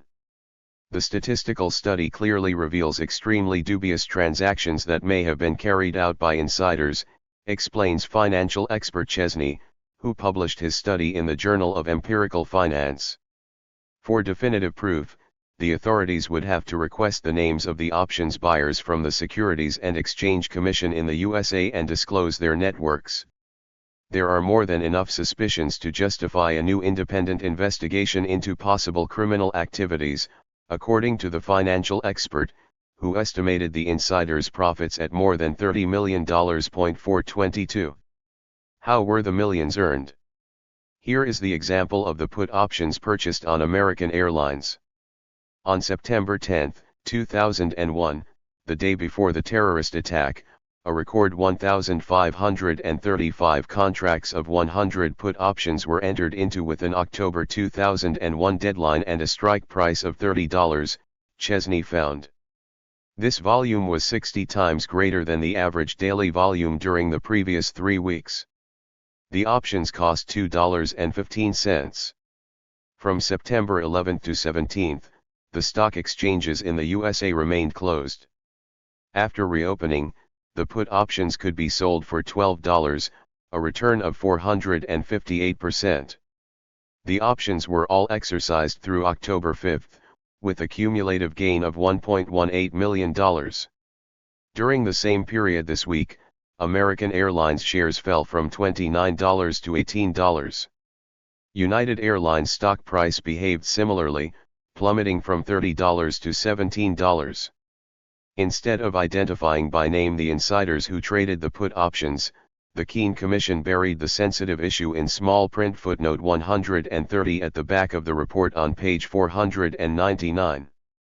Unusual trading moves did indeed occur, but there is an innocuous explanation for every transaction, the Keene Commission claimed. But further investigations have shown that there was no connection to 9/11, said the Commission. A single US-based institutional investor with no conceivable connections to Al-Qaeda bought most of the put options on American Airlines and United Airlines. The names of the buyers should have been listed in the Keene report. This wasn't a clarification, it was a cover-up. 423. The majority of the options were purchased through the investment bank Alex Brown, Background magazine reported, pointing out that Alex Brown's longtime director, Buzzy Krongard, then took on a high position in the CIA. David Callahan, executive editor of Smart CEO magazine, filed a Freedom of Information Act request with the SEC about the put options and requested information about who purchased the put options. The FOIA law is intended to give the public comprehensive access to state authorities' data collections and thus promote transparency in democracy. But the SEC told editor Callahan on December 23, 2009 that it could not release this data, ostensibly because it was destroyed. 424. The blowing up of WTC-7. Most people, impressed by television, believe that only two tall towers collapsed in New York on September 11, 2001. But that's not true, there were three. Namely the well-known 415-meter-high Twin Towers WTC-1 and WTC-2 as well as the 186-meter-high WTC-7. Unlike the Twin Towers, WTC-7 had not previously been hit by an aircraft. Nevertheless, the massive steel frame structure collapsed in just 7 seconds at 5:20 p.m. That was puzzling. To this day, the collapse of WTC-7 remains an unsolved mystery of the attacks, declared the New York Times a year after the terrorist attack, because before that day, no concrete and steel skyscraper had ever collapsed due to fire in the United States. Is it credible that the three towers collapsed due to fire even though this had never happened before? The collapse of WTC-7 began suddenly without any apparent signs and occurred completely within its own floor plan. 425. In England, BBC reporter Jane Stanley, who reported live from New York on the day of the attacks about the collapse of WTC-7, caused confusion. She reported the collapse of WTC-7 20 minutes early on September 11. The building was still standing and clearly visible behind her. That was a mistake, Jane Stanley later admitted. BBC News director Richard Porter also apologized for the oversight in 2008. BBC argued that it had received this message from the Reuters news agency. But how did Reuters know about the collapse of WTC-7 before it happened? 426. The collapse of WTC-7 can only have two possible causes, fire or controlled demolition. During the first 2.25 seconds, the tower with its 47 floors fell in free fall, i.e. without any resistance under the acceleration of gravity. If a body falls freely from rest, its speed is 35 km per hour after 1 second and 70 km per hour after 2 seconds. Even after the free-falling phase, WTC-7 continued to accelerate to well over 100 km/h, explains German physicist Ansgar Schneider, adding, "That's breathtaking, even for David Copperfield." The WTC-7 high-rise crashed to the ground just as quickly as a parachutist would jump from the roof of the building with the parachute closed. How is that possible? WTC-7 was a solid steel frame structure with a total of 81 strong vertical columns, 57 ran along the outside and 24 columns formed the core.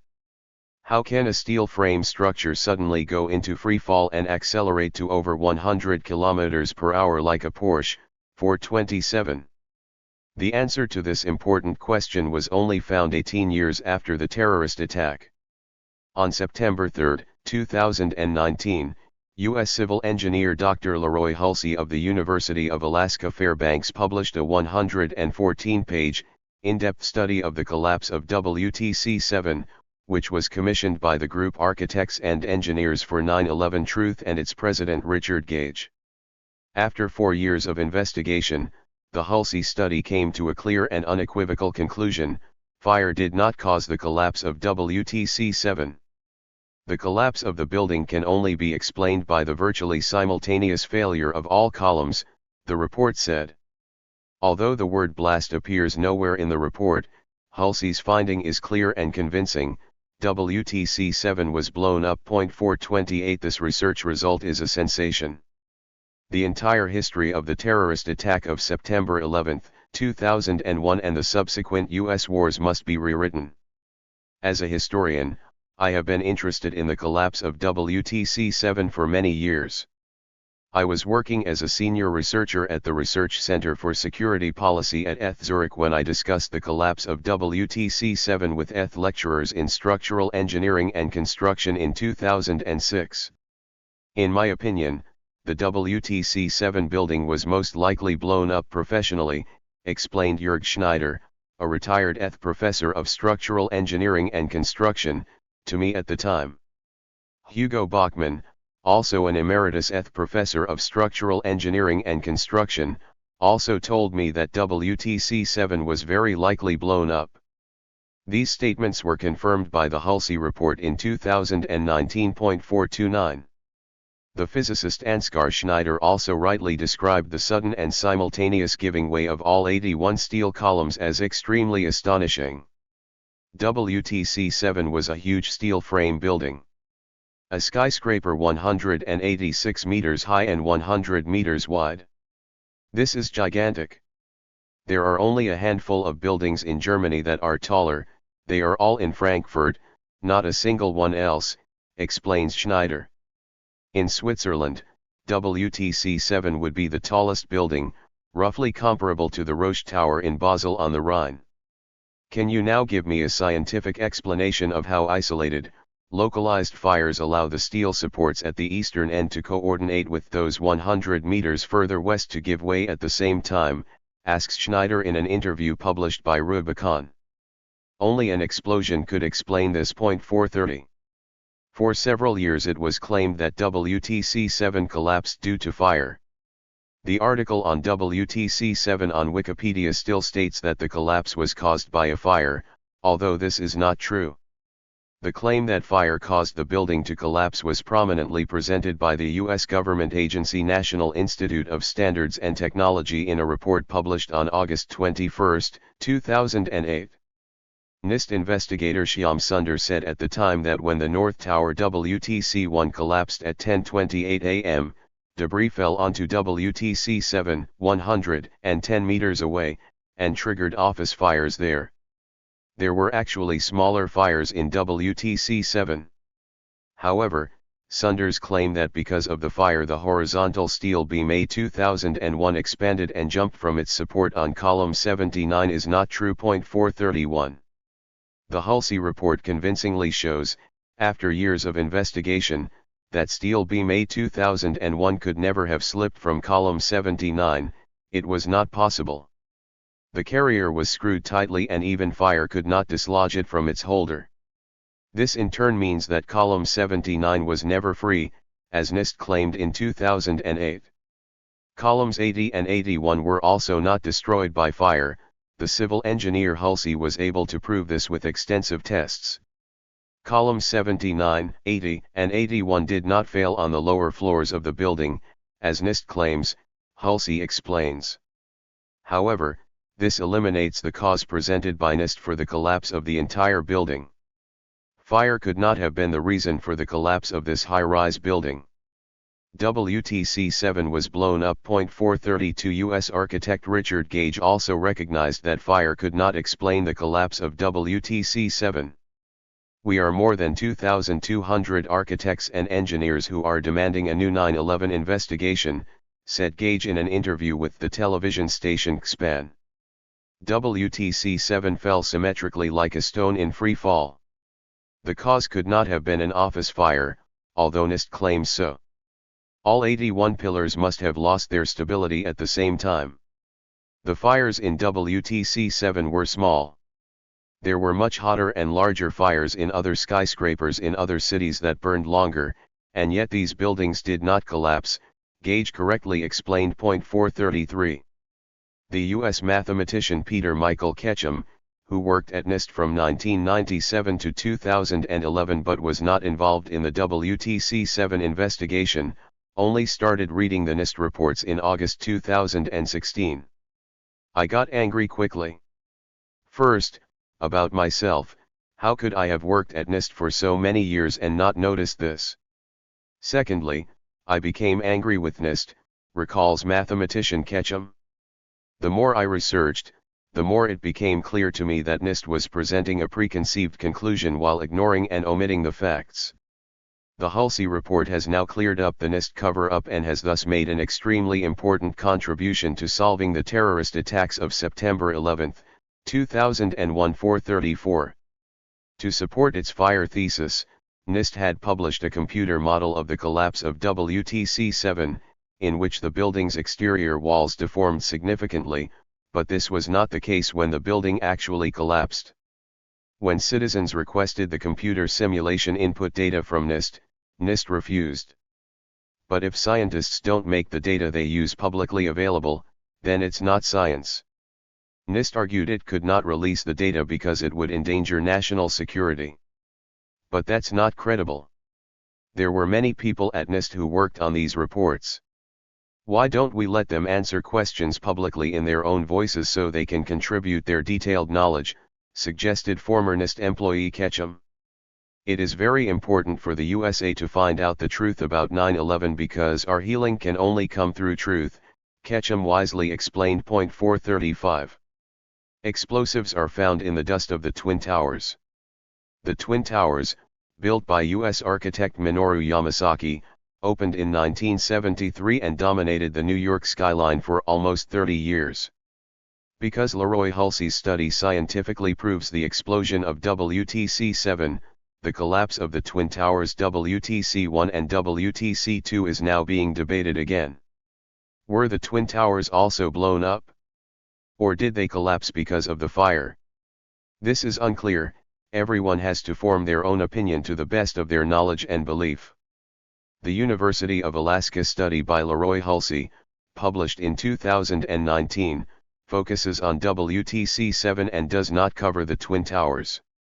In Denmark, chemist Niels Harrit, who was a lecturer at the University of Copenhagen, together with U.S. physicist Stephen Jones, who taught at Brigham Young University in Utah, examined the dust that settled over Manhattan after the collapse of the three towers.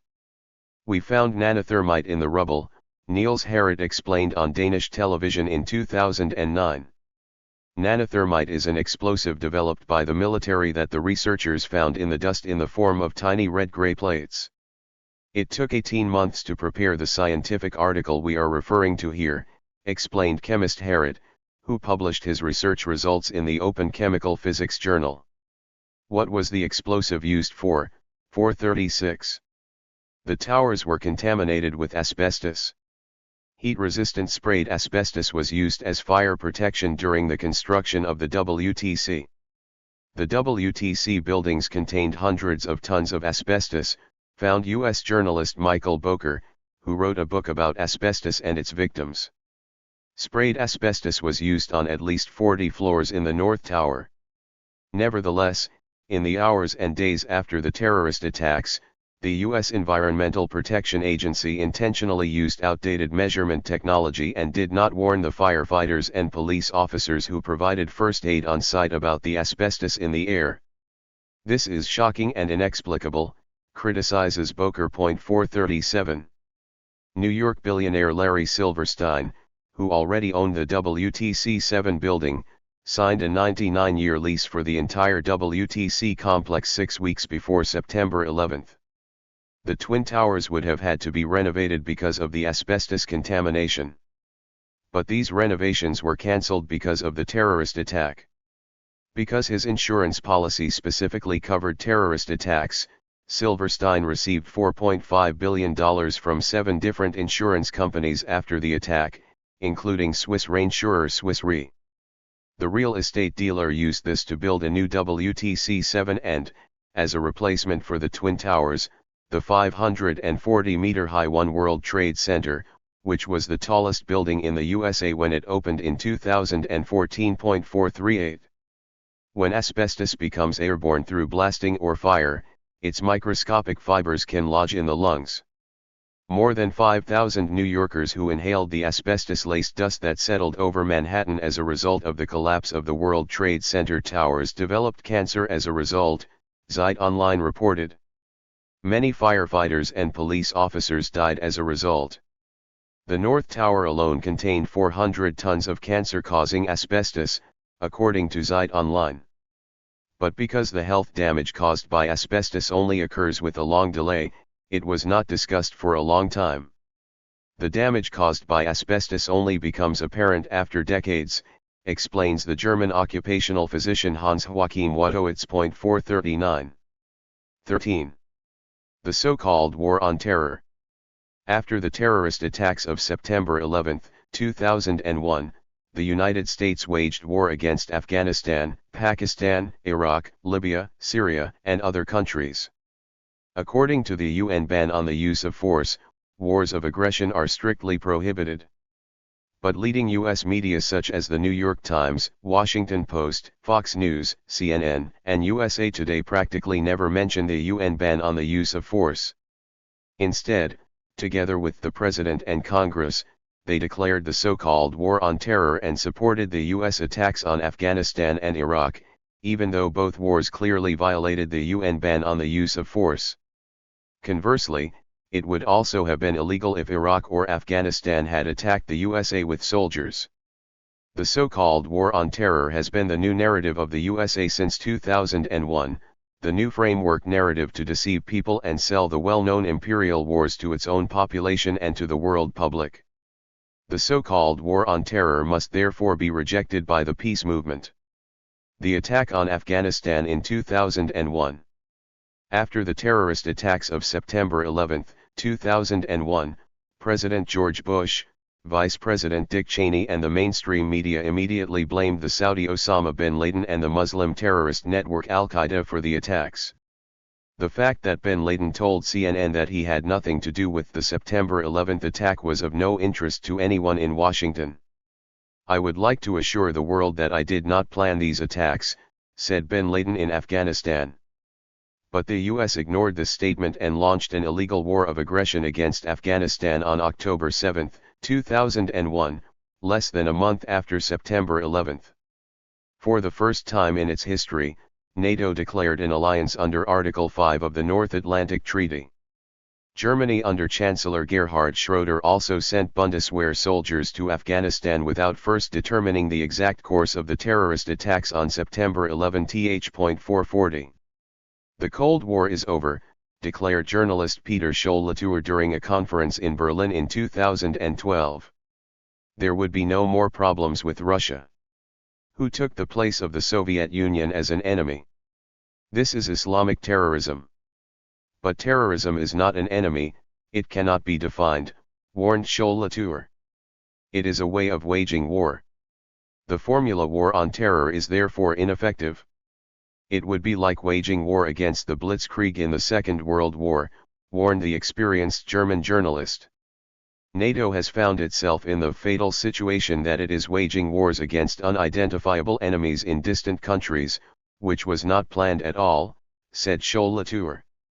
"And then we come to decisions like those in Afghanistan, where, under the impact of the tragedy of 9/11, i.e. the blowing up of the World Trade Center, such a wave of pro-American sympathy emerged that Article 5 of NATO was practically applied, which did not apply at all in this case. Because that requires a defined enemy, and terrorism is not an enemy. In addition, it turned out that those responsible for the terrorist attacks were definitely not Afghans," says Scholl-Latour, who has often traveled to the country, "but Saudis, i.e. the West's dearest allies and closest economic partners of the USA. 441. According to the U.S. Constitution, only Congress, not the President, has the right to declare war." Shocked by the terrorist attack, on September 14, 2001, the U.S. Congress overwhelmingly passed an authorization for use of military force against terrorists, giving the President permission to use all necessary and appropriate force against anyone who, in his discretion, planned, authorized, carried out, or supported the attacks on September 11, 2001, or assisted such individuals or groups has. The law gave the President a blank check to wage endless wars in very different countries.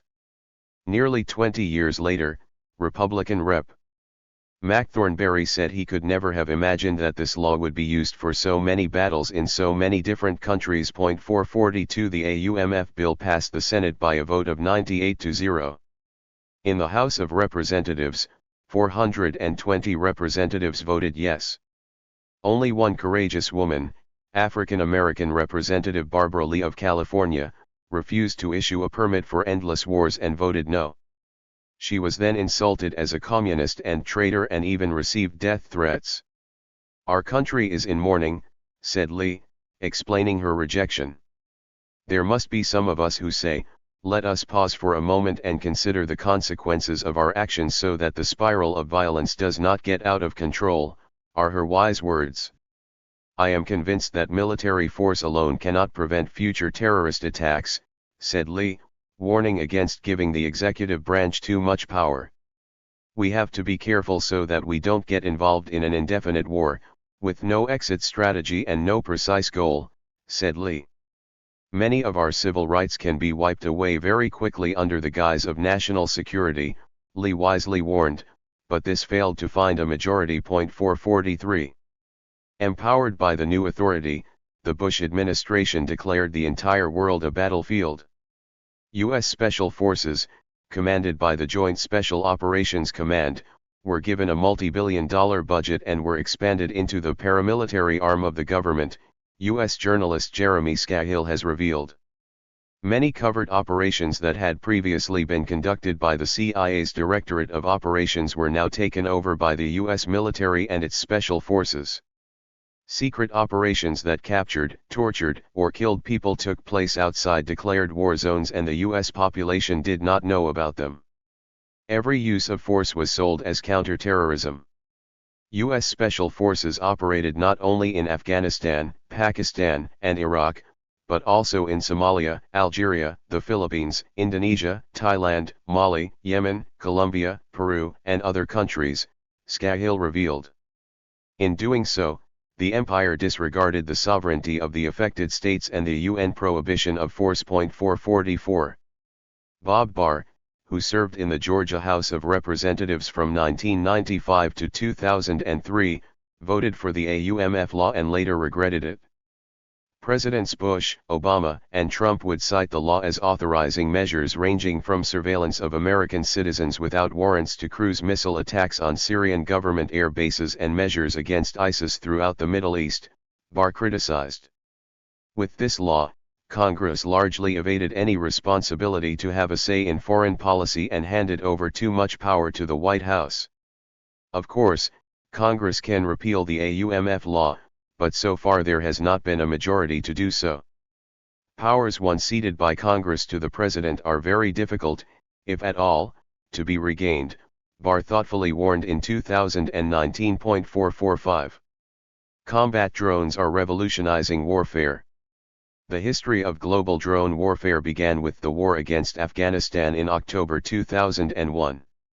There, the Special Operations Command for the first time made massive use of remote-controlled unmanned drones of the Predator and Reaper types. Equipped with Hellfire missiles, they can monitor an area from high altitudes and have daytime television cameras and nighttime thermal imaging cameras. At the beginning of 2001, the USA had no more than 50 combat drones worldwide. By 2013 there were already more than 7,000. The U.S. military is now training far more drone pilots than conventional fighter pilots, reports journalist Imran Faraz, warning that other countries will imitate the USA. The drone pilots only see their victims through the camera and do not enter the attacked country. Like in a computer game, they kill people who are thousands of kilometers away at the push of a button, criticizes Faraz.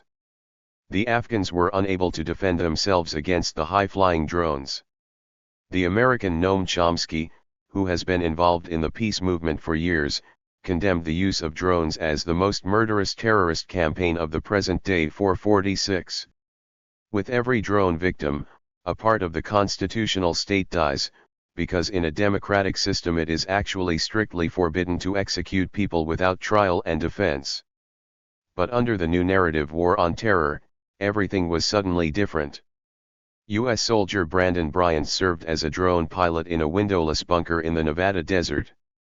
Because the U.S. government and mainstream media labeled the Afghans terrorists, they were excluded from the human family. "These are bad people and we would do well to get rid of them," said Bryant, who had never heard of the human family principle.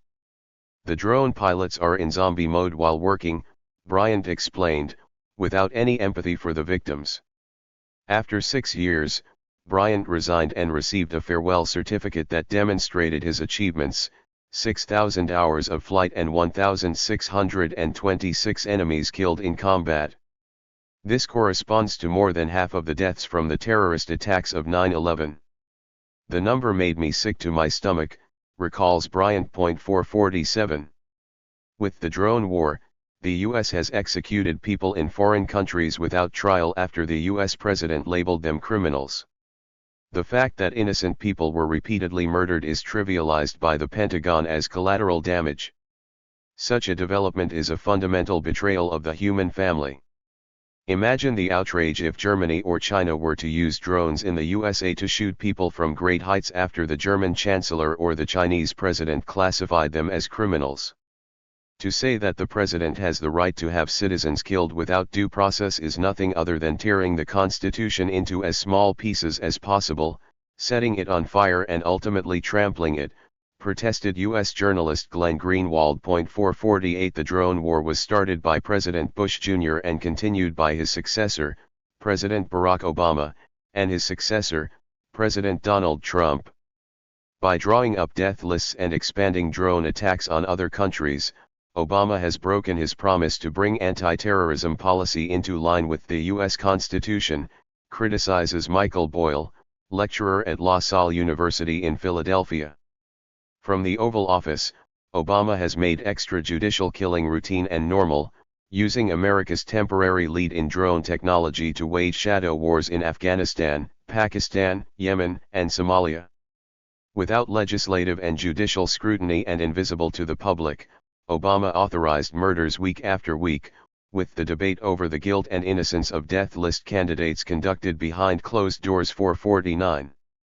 In particular, the assassination of Iranian General Qasem Soleimani on January 3, 2020 in Baghdad by U.S. Grim Reaper drones led to worldwide criticism.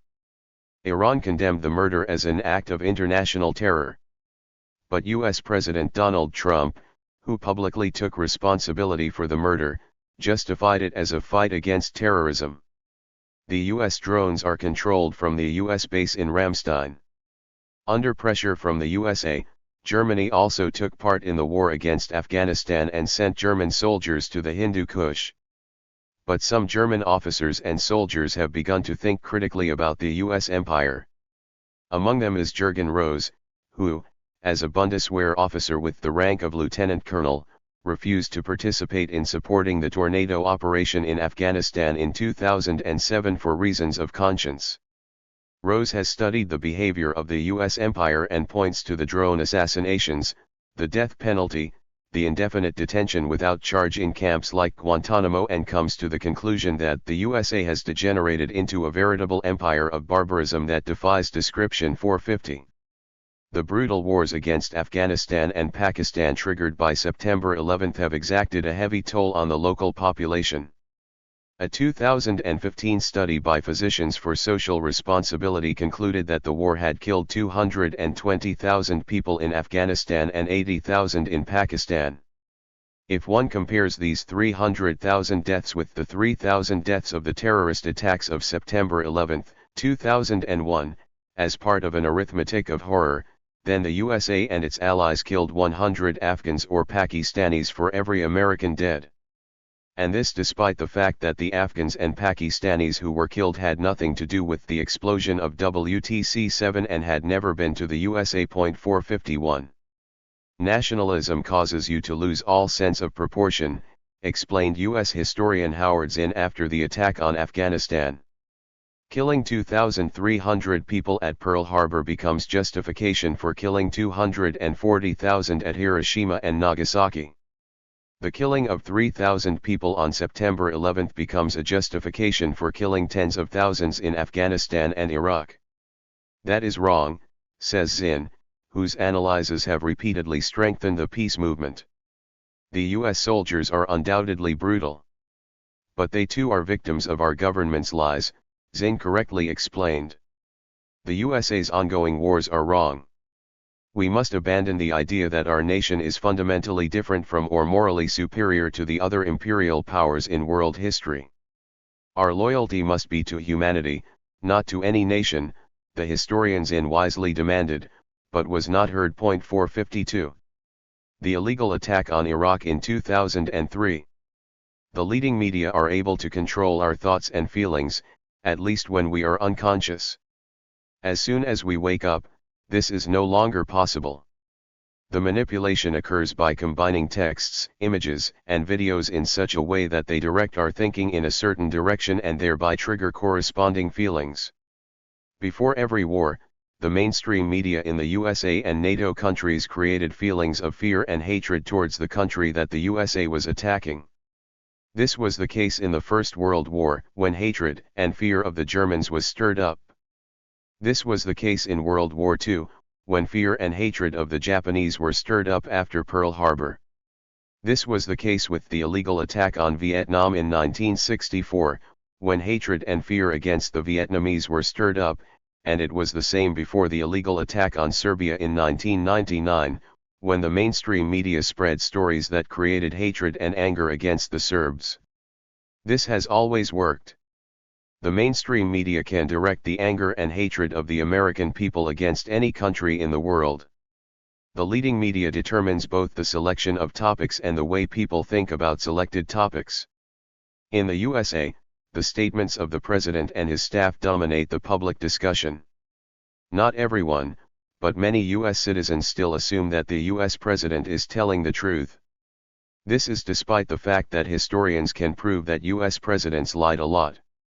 Even after the terrorist attacks of September 11, 2001, most US citizens blindly trusted the president and the leading media. The president took advantage of this trust and attacked Iraq by claiming that Iraqi President Saddam Hussein had something to do with 9/11, which was a lie.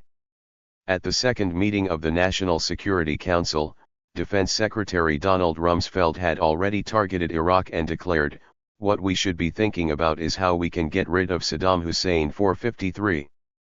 The war against Iraq was planned long before September 11 and had nothing to do with fighting terrorism. Paul O'Neill, Treasury Secretary in the Bush administration, confirmed that the overthrow of Saddam Hussein was the central topic at the first meeting of the NSC in the White House in January 2001. As early as February it was about the logistical implementation of the Iraq campaign, says O'Neill, no longer about the why, but about how and how quickly. This means that the Iraq War was planned long before the terrorist attacks of September 11 and the explosion of WTC-7, and that the so-called war on terror is just war propaganda to confuse people. 454. Before the Iraq War, peace activists protested against the war, including thousands in New York, London, Rome, Paris, Berlin, and Bern. But US President George Bush Jr. and British Prime Minister Tony Blair were not impressed by this and led their countries to war on the basis of blatant lies. They claimed not only that Saddam Hussein had ties to the terrorist attacks of September 11, 2001, but also that Iraq possessed biological and chemical weapons of mass destruction. Both were big lies. Blair literally said, "Iraq has chemical and biological weapons. Its missiles are ready for use within 45 minutes. Such lies were spread through the mainstream media and created fear and hatred. 455 American soldiers were also confused by war propaganda. If a claim appears again and again in the leading media, the New York Times, Washington Post, Fox News, CNN, and USA Today, it will eventually be believed, regardless of whether it is true or false. It's just a matter of repetition and that the claim appears in many channels. In a 2006 poll, 85% of US soldiers in Iraq said their main mission was to punish Saddam for his role in the 9/11 terrorist attacks. But Saddam Hussein had absolutely nothing to do with the terrorist attacks in New York and Washington. The soldiers were deceived. 456. The war was a catastrophe for the people of Iraq. Children were torn apart by cluster bombs. Women raped and killed. Old people were shot. Many lost their houses and all their belongings. US soldiers tortured Iraqis by attaching live wires to their hands and penises, the 2004 Abu Ghraib torture scandal revealed. The detailed body count study by the International Physicians for the Prevention of Nuclear War concluded in 2015 that the war had killed 1 million Iraqis since 2003. Because the attack on Iraq was an aggression that clearly violated international law, the USA and its allies are also responsible for the consequences, is the clear conclusion of the study. 457. After the Iraq War broke out, courageous journalists raised their voices against the war. One of these courageous journalists is the Australian Julian Assange, who founded WikiLeaks in 2006, a revelation platform on which documents are published anonymously that are otherwise not accessible to the public.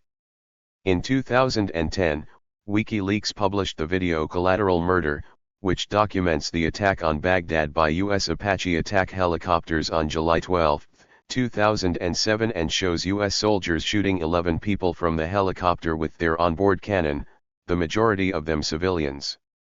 Because Assange exposed the crimes of the U.S. empire so drastically, the U.S. wanted to arrest him. He spent almost 7 years in the Embassy of Ecuador in London. When Ecuador no longer wanted to protect him, he was locked up in a prison in London in 2019. Today it is Julian Assange, tomorrow it can happen to any other journalist who has published truthful information in the public interest that runs counter to the U.S. government's narrative, warned Bundestag member Heike Hansel from the Left Party and, together with many committed people from the peace movement, called for Assange's release. 458. The suffering caused by the Iraq War is great. Not only the Iraqis, but also U.S. soldiers are suffering, and many veterans find it difficult to lead independent, self-sufficient lives after returning to the U.S. Some are in poor health and have lost their legs or an eye, for example. Others suffer from post-traumatic disorders. In war, not only the person who is shot is affected, but also the person who fires the shot. Everything is connected to everything. There is no isolated action. The traumatized U.S. soldiers try to make ends meet with alcohol or a daily cocktail of pills. When they can't do it anymore, they kill themselves. In 2017, the U.S. Department of Veterans Affairs estimates 20 veterans killed themselves per day. That's 7,300 per year, more than twice as many as the terror victims of 9/11,459. How mainstream media spread war propaganda. How would the Western community of values have reacted if Russia, Nigeria, or China had attacked Afghanistan, Pakistan and Iraq? Wouldn't our mainstream media have immediately, and rightly, criticized the blatant violation of the UN ban on the use of force? Wouldn't one have immediately pointed out the right of self-determination of the affected peoples and explained that other countries were not allowed to interfere? Why didn't anyone in the US get upset about the fact that more than 1 million Iraqis were killed in the Iraq War? Why didn't anyone care about the 300,000 deaths in Afghanistan and Pakistan? The very efficient US war propaganda prevented such fundamental questions and, when they arose, dismissed them as ridiculous or unimportant. Of course there are good and capable journalists in the USA and Europe, that is beyond question. But it is striking how obediently many journalists followed the statements of the US presidents and defense secretaries and spread the war on terror narrative without checking whether this narrative was true. The mainstream media has repeatedly drummed up support for war while at the same time obscuring the many victims of US imperialism. The leading media reported very unbalancedly on the terrorist attacks of September 11, 2001, the open questions were kept quiet and the story of President George Bush Jr. was blindly passed on to the masses without checking. The explosion of WTC-7 was covered up. Leading media like the New York Times also failed before the attack on Iraq when they spread the lie about weapons of mass destruction. The whole thing went like this, explains Ray McGovern, who worked at the CIA in the International Analysis Department from 1963 to 1990 and then joined the U.S. peace movement. In early September 2002, the White House gave Michael Gordon, a journalist for the New York Times, a report in which it said that aluminum tubes, which could only be used for uranium enrichment, were on their way to Iraq, and that was a sure sign that Saddam Hussein was working on the atomic bomb, even though it was clear that they were artillery tubes. 2 days later, the story appeared on the front page of the New York Times. On the same day, security advisor Condoleezza Rice appeared on various television talk shows where she was always asked about the New York Times article.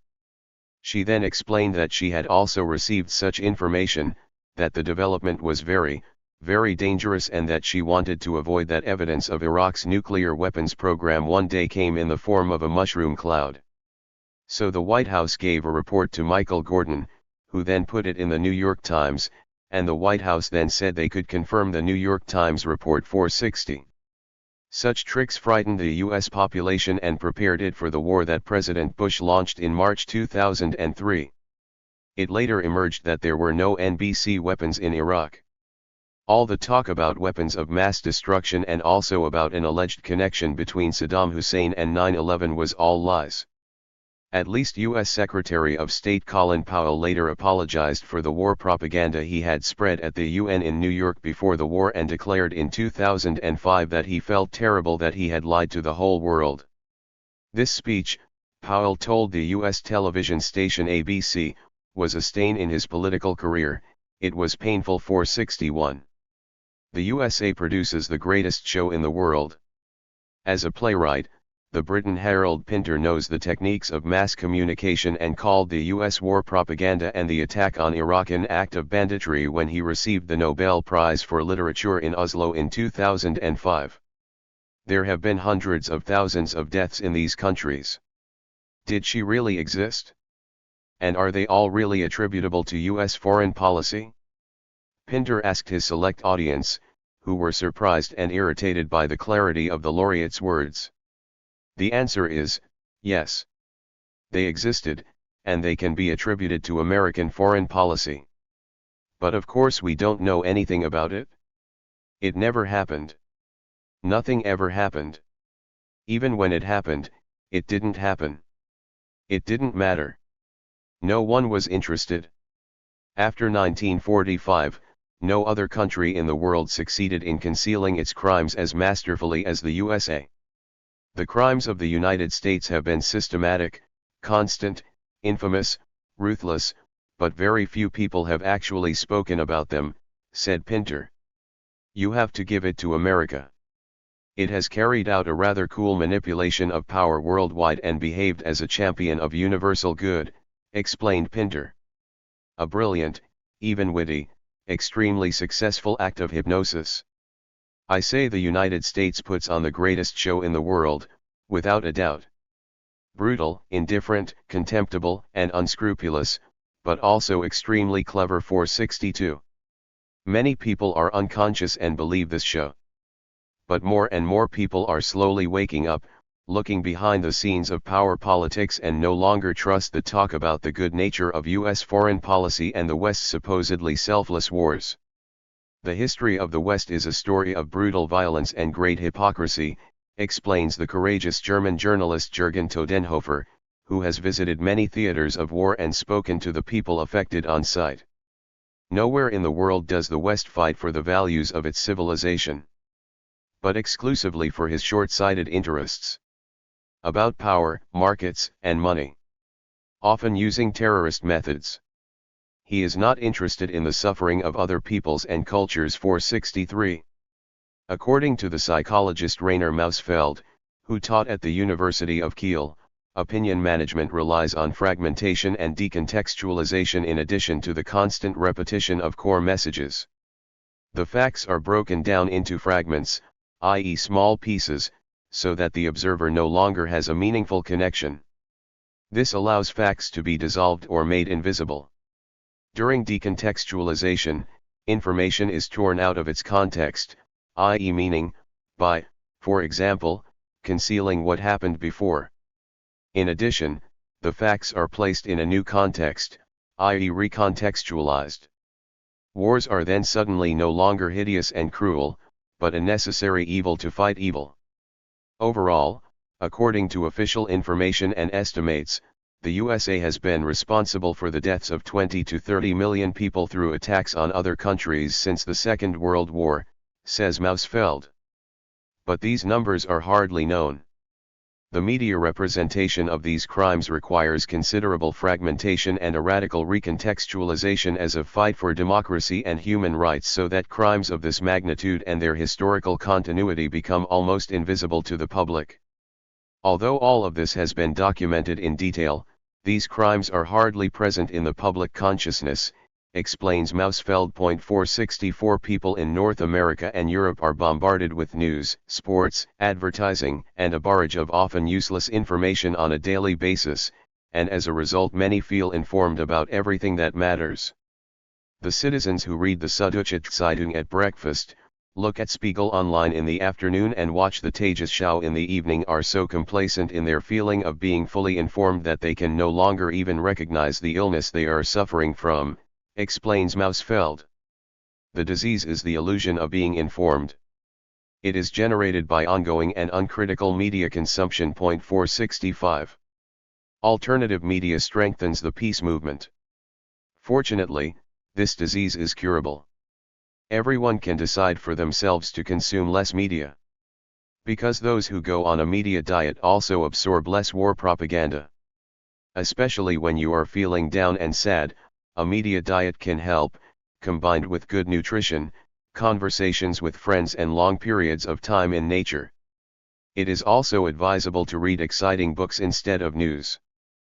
Because news is fragmented, it is difficult to remember the news you read or heard a week ago.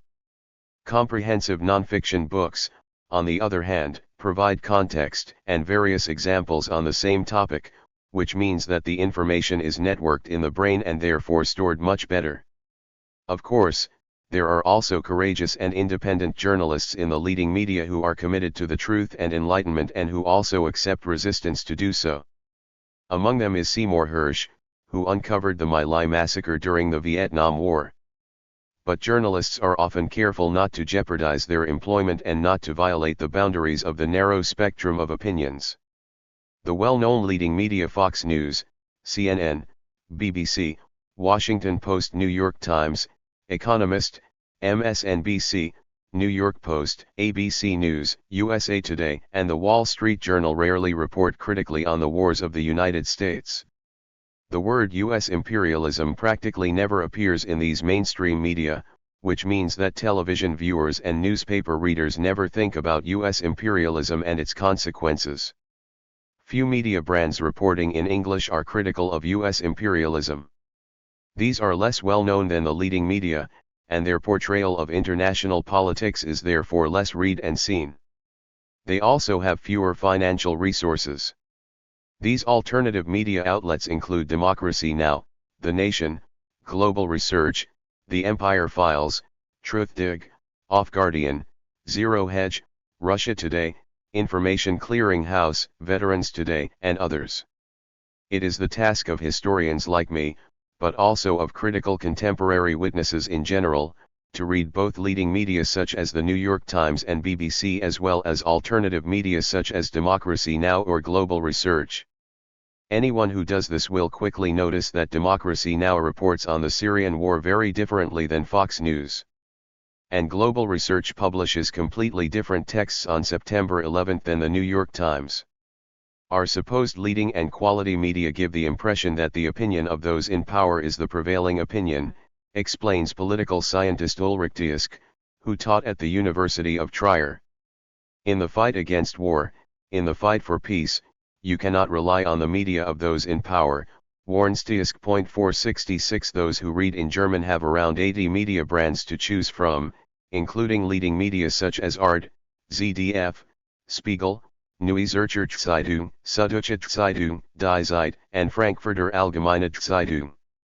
As in the English-speaking world, there are also alternative media brands in German that are critical of U.S. imperialism, including Rubicon, Ken FM, Nachrichten, Free 21, Kashkurs, Sputnik, RT Deutsch, Telepolis and Infosperber. The Media Navigator from Swiss Propaganda Research provides a useful overview of the various brands. Anyone who wants to improve their media skills can download the Media Navigator for free from the Swiss Propaganda Research website and check how the media brand that published the information is geostrategically aligned every time they read a text or watch a video. If you as a historian concentrate on a story and compare the reports of the leading media with the alternative media, you immediately notice that Der Spiegel, for example, reports on the terrorist attacks of September 11 exactly as prescribed by the U.S. president and does not allow any critical questions, while Ken FM points out the blowing up of WTC-7 to its readers and rejects the so-called War on Terror as a deceptive maneuver. Personally, I appreciate the work of courageous journalists in both the leading media and the alternative media, as long as they are committed to peace and are willing to leave the given corridor of opinion to achieve this. 467.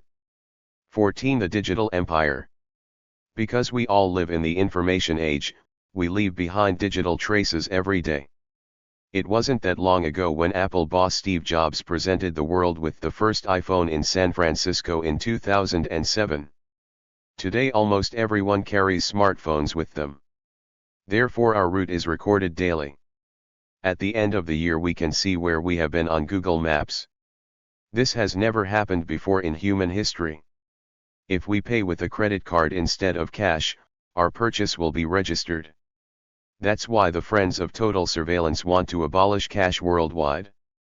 In the subway or in the football stadium, cameras capture our faces. Every website we visit is noted. When we rent a holiday home in Italy online, we receive advertisements for holiday homes for weeks afterwards. If we look for a table in a furniture store on our smartphone, we will soon receive furniture advertisements. Anyone who watches YouTube posts about vegan nutrition will receive further suggestions on the same topic. Algorithms, i.e. computer programs, record almost every step we take. They beat us at chess or recommend us a suitable partner in online dating.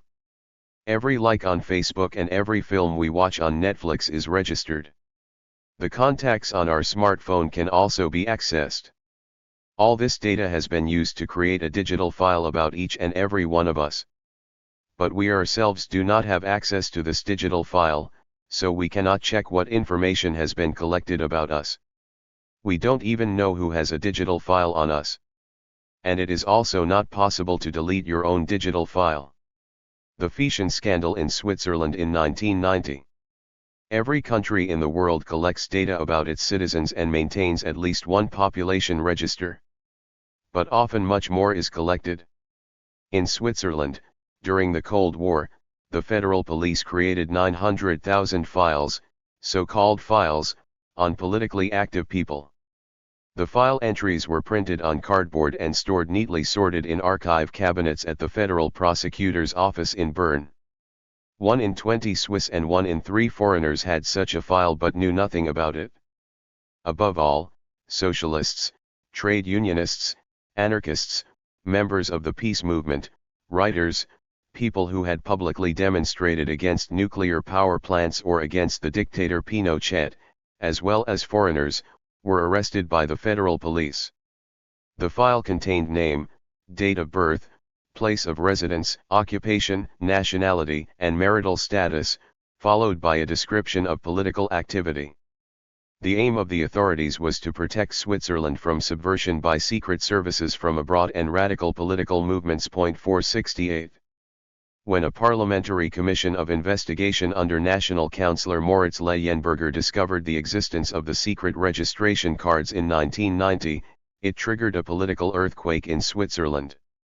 There were public protests against the surveillance state, which was also criticized as a snooping state. Some sued for violation of their private lives and won justice. More than 300,000 Swiss citizens demanded that the federal police hand over their personal files and were then allowed to view their files. When I was able to read my fiche, I didn't know whether to laugh or cry. It was incredible, remembers the journalist Jean-Michel Berthoud, who was a member of the Revolutionary Marxist League. I was subletting with architects and we talked openly to each other. They told everything about me to the police. And they wrote it down in the file. Without Berthoud knowing this. 469.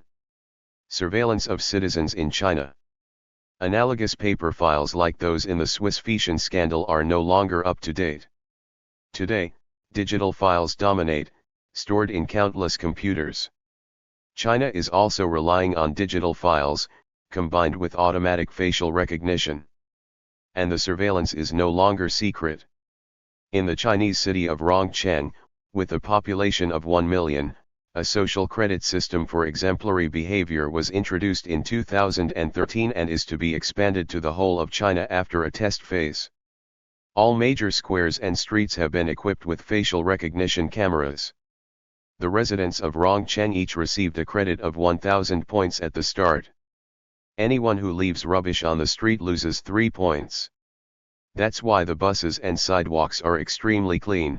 You won't see a cigarette butt or an empty drinks can lying around anywhere, reports Amnesty International about the city on the Yellow Sea. Numerous surveillance cameras replace patrol police. Every day, local television broadcasts a popular summary of the missteps recorded by surveillance cameras over the previous 24 hours. Anyone who cuts a neighbor's fruit trees, pulls a car out of a ditch or accompanies an old person to the hospital receives points. But if you let your chickens roam free, you lose 10 points. 50 points are due for graffiti critical of the government. This surveillance system and digital files not only keep the streets clean, which many welcome, but also nips any criticism of the government in the bud because it would lose too many points. 470.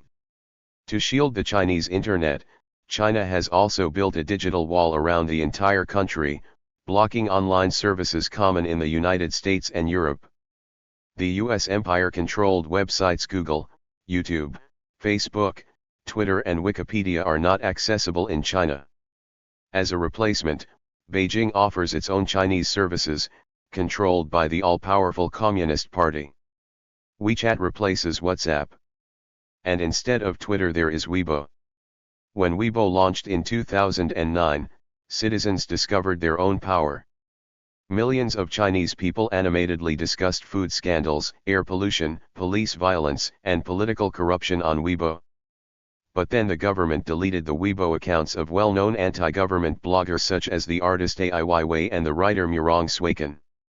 This is called deplatforming when social networks turn off the microphones of selected people. This doesn't just happen in China, but also in the USA. After being deplatformed, Murong Suiken lost touch with millions of Chinese people who had enjoyed reading his writing on Weibo. The truth is that we are not allowed to speak the truth, protested writer Suiken in the New York Times. We are not allowed to criticize the system or discuss current affairs. 471. The digital wall has an impact on the flow of information in China.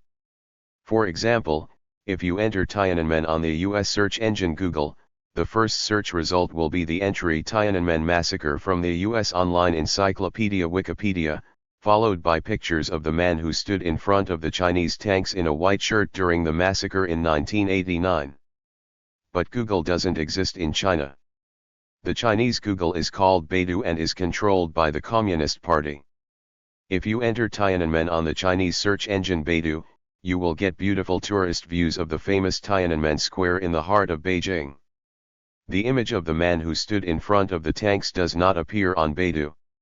This shows that search engines such as Google and Baidu can control the flow of information. 472. The surveillance of citizens in the USA. Politicians and military officials in the USA also monitor their own population. Because the US is currently the empire, they are even trying to create a digital file on every person in the world. Because information is power. By intercepting and deciphering Japanese military communications, US naval intelligence was able to predict the attack on Pearl Harbor in 1941. The White House was in the picture at the time, but the US soldiers in Hawaii were not.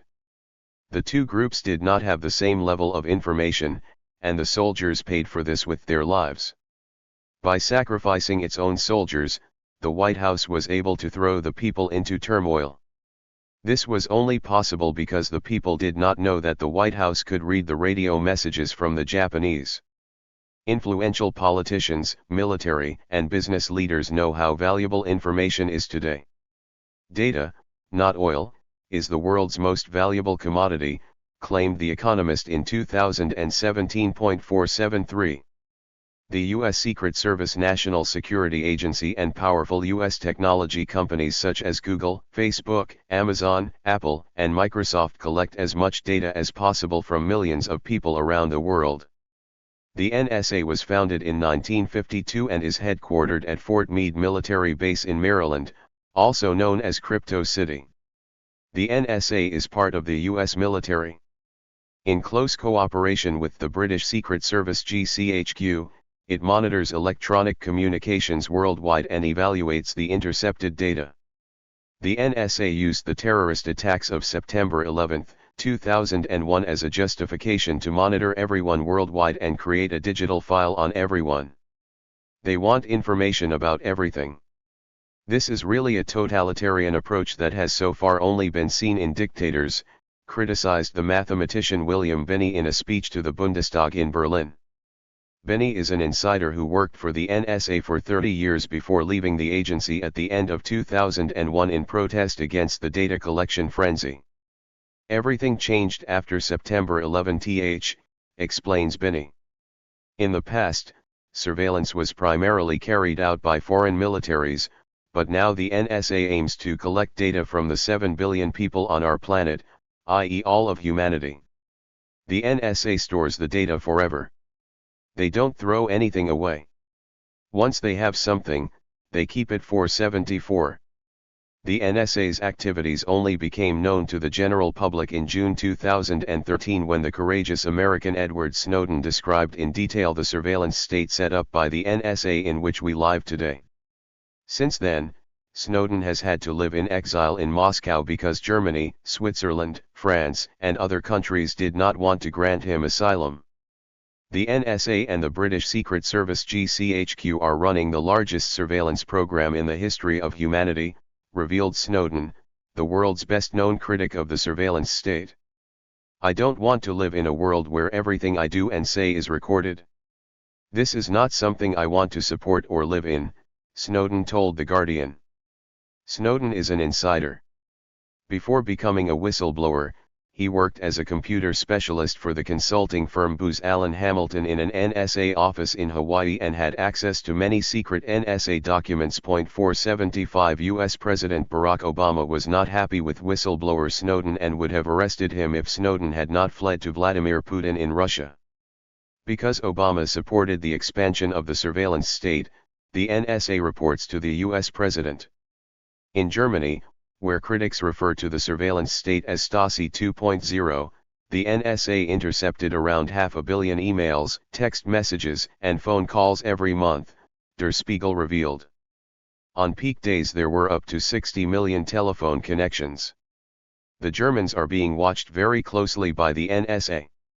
Eavesdropping on friends is unacceptable, it's not possible, said government spokesman Stefan Seibert in July 2013, criticizing the NSA, but the NSA was not impressed.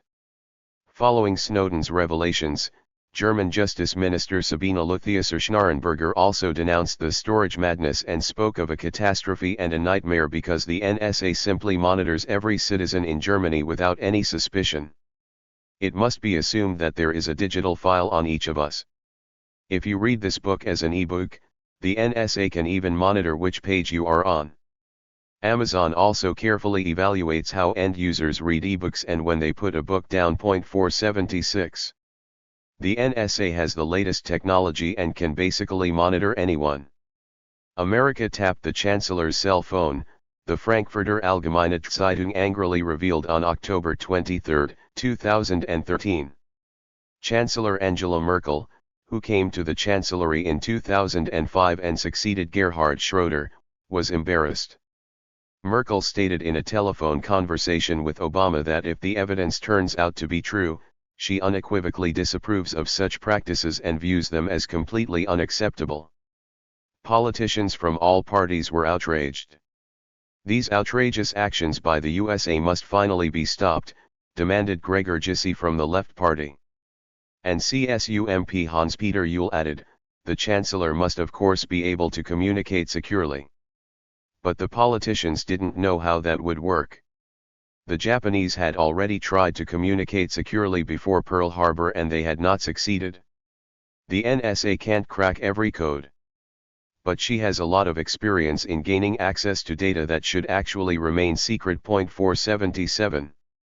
The NSA doesn't just observe and collect. It also attacks, as documents published by Edward Snowden revealed. The director of the NSA is also the head of the so-called Cyber Command of the U.S. Armed Forces. Some of the 45,000 NSA employees are cyber warriors and are responsible for destructive network attacks. These include those NSA employees who work on the third floor of the NSA headquarters building in the so-called Remote Operations Center at Fort Meade in Maryland. These NSA hackers can break into other people's computers and smartphones undetected without leaving any traces. The end user has no idea that the NSA has broken into their device.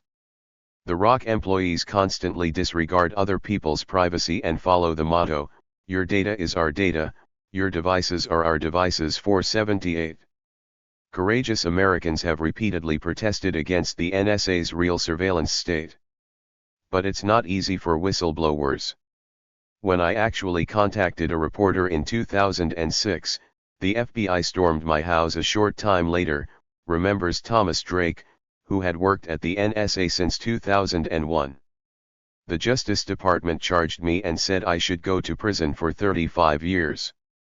Drake lost his job, his civil existence, his circle of friends, and was sentenced to a year of probation. However, the U.S. Department of Justice was unable to prove that Drake had illegally revealed secrets. As a whistleblower, he only defended himself against the fact that mass surveillance became a reality in the USA after September 11, 2001, and that data from completely blameless Americans were also collected, without reason and without a court order. Only a few agents knew about the extent of the surveillance, explains the NSA insider. But many of those initiated had stomach pains because of the illegal practices and the waste of money. But none of the military men wanted to risk their lives. No one wanted to turn their heads. They saw what was happening to me. And this is exactly the warning my prosecution was supposed to send: if you unpack, we will break you. 479. Because the NSA wants to create a comprehensive digital file on every single person in the world, it needs a lot of storage space. She has it in the state of Utah. The NSA opened the data center in Bluffdale there in 2013. This data center could store at least 100 years of global communications, explains former NSA employee Binny. This place should finally terrify us. The NSA wants everything. At any time. The size of the storage is almost unimaginable. Binny, a mathematician, says the Utah data center can store 20 terabytes, the equivalent of the entire Library of Congress in Washington, the largest library in the world, every minute. So the NSA has more than enough storage space. The Utah data center stores texts, images, and videos that people carelessly share on social networks. People don't pay attention to this matter until it's too late, warns U.S. journalist James Bamford, who has published a standard work on the NSA. Anyone who wants to delete their digital files or those of their children will not be successful. The NSA also does not grant access. Following Snowden's revelations, people protested outside the data center in Bluffdale. But the NSA won't let anyone get too close. Yellow signs on walls indicate that this is a military installation and that unauthorized persons are not allowed entry. Cameras, dogs, and police guard the military data center. Every demonstrator is digitally recorded. 480. The extent of global surveillance and data exploitation is enormous, criticizes Werner Meixner, who teaches at the Institute for Computer Science at the Technical University of Munich. The USA's goal is to use digital surveillance to secure its global supremacy, with American IT companies providing the foundations of the USA's economic and military hegemony, according to the computer expert. The monitored citizens are not interested in their digital files, out of simple convenience. Above all, many people have the false belief that resistance to the NSA, Facebook, and Google is not possible. But this is not the case. The invasion of privacy is a criminal act, according to general human rights, explains Meixner, and calls for resistance. What prevents us from calling the destruction of our privacy a crime? Resistance is only possible if the individual has recognized the loss of their own privacy as a problem. 481. The Internet revolutionized the world in 1994. The Internet is new territory for all of us, claimed Chancellor Angela Merkel in Berlin in 2013 at a press conference with US President Obama. Merkel rejected criticism of the NSA's PRISM surveillance program, under which Facebook and Google share their data with the NSA. Merkel's observation was not completely wrong. Because the history of the Internet is actually still very young, especially for historians like me. We don't yet know where the journey will take us in the 21st century. The Internet can be used by the military for total surveillance of all citizens, which represents the darker side of a vision. Or it can be used as a bright side of a vision by the peace movement to share information about war lies, organize peaceful protests and initiate a change in consciousness, which is what I am committed to. I also have a Facebook and Twitter account as well as my own YouTube channel and use the Internet to strengthen the peace movement. I first came into contact with this new technology as a student. The year was 1996, I was 24 years old, studying history and attending university in Amsterdam for a year. A pretty student from Cyprus who lived in the same dormitory asked me, "Danielle, can you also access the Internet?" My response was, "What is that?" I had no idea what she was talking about. She then explained, "I don't know either. But I think it's exciting." A new Internet room was opened today. This interested me, so we went together to this room where there were about 100 computers, all connected to the Internet. Many students surfed for the first time in their lives that day. It was exciting. Everyone immediately got an email address because it was free. Back then, we didn't think about the NSA, the surveillance state or our digital files. We just had fun. 482. People love sharing information and the Internet makes this much easier.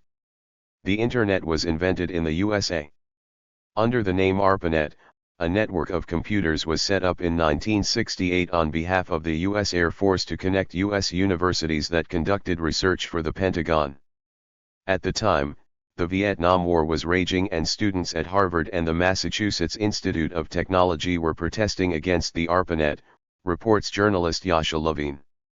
They had learned from an MIT professor that this network was also used by government authorities to collect as much data as possible about politically active students and opponents of the war. 483. But these early protests could not stop the expansion of the Internet. In 1990, the first website info.cern.ch went online at the European Nuclear Research Centre CERN in Switzerland, programmed by British computer scientist Tim Berners-Lee, the inventor of the World Wide Web. But hardly anyone noticed. It wasn't until 1994, 2 years before I used the Internet in Amsterdam for the first time in my life, that the web browser Netscape Navigator came onto the market in the USA, which was soon replaced by Microsoft's Internet Explorer. Netscape Navigator made surfing easier and made the Internet interesting for millions of people for the first time. It is therefore not wrong to date the beginning of the Internet to 1994. Today, digital natives are people born in 1980 or younger who grew up in a digital world. My 2 children belong to this group. They only know a world where the Internet, smartphones, Google, and YouTube have always existed. People born before 1980, including me, are digital immigrants because they remember a time when there was no Internet. Digital immigrants like me will die out. 484. Google earned $30 billion in 2018. The Internet has changed many things, some for the better, some for the worse. One driver of this change is the US company Google, whose Internet search engine is the most visited website in the world. Google's search engine has been online since 1997 and was developed by Larry Page and Sergey Brin at Stanford University in California. The influence of Google is so great that the new verb googeln was created in the German-speaking world with the meaning of research something, look something up. The search engine usually displays 10 search results per page. Because most people choose from the top suggestions offered by Google, Google can use algorithms to determine which information gets read the most. Google mixes advertising into the search results and makes a lot of money with it. In 2018, the technology giant realized a net profit of $30 billion on sales of $130 billion. 485. In addition to the search engine, Google has also been offering Google Maps since 2005, which is gradually replacing maps printed on paper. Google Maps processes satellite images and overlays them with geodata. The user can display the local map in any city in the world via their smartphone if they have enough battery and access to the internet. Google Maps also shows drivers' traffic jams in real time, with all smartphones running the Google Android operating system being recorded. Because so many people have their smartphones in their cars, the traffic jam information is very precise, because when the smartphones jam up, the cars also jam up. Google can see where we want to go and where we come from. It will get to the point where we will no longer need you to type anything, Google CEO Eric Schmidt confidently declared in 2010. Because we know where you are. We also know where you were. We can more or less guess what you're thinking about. 486.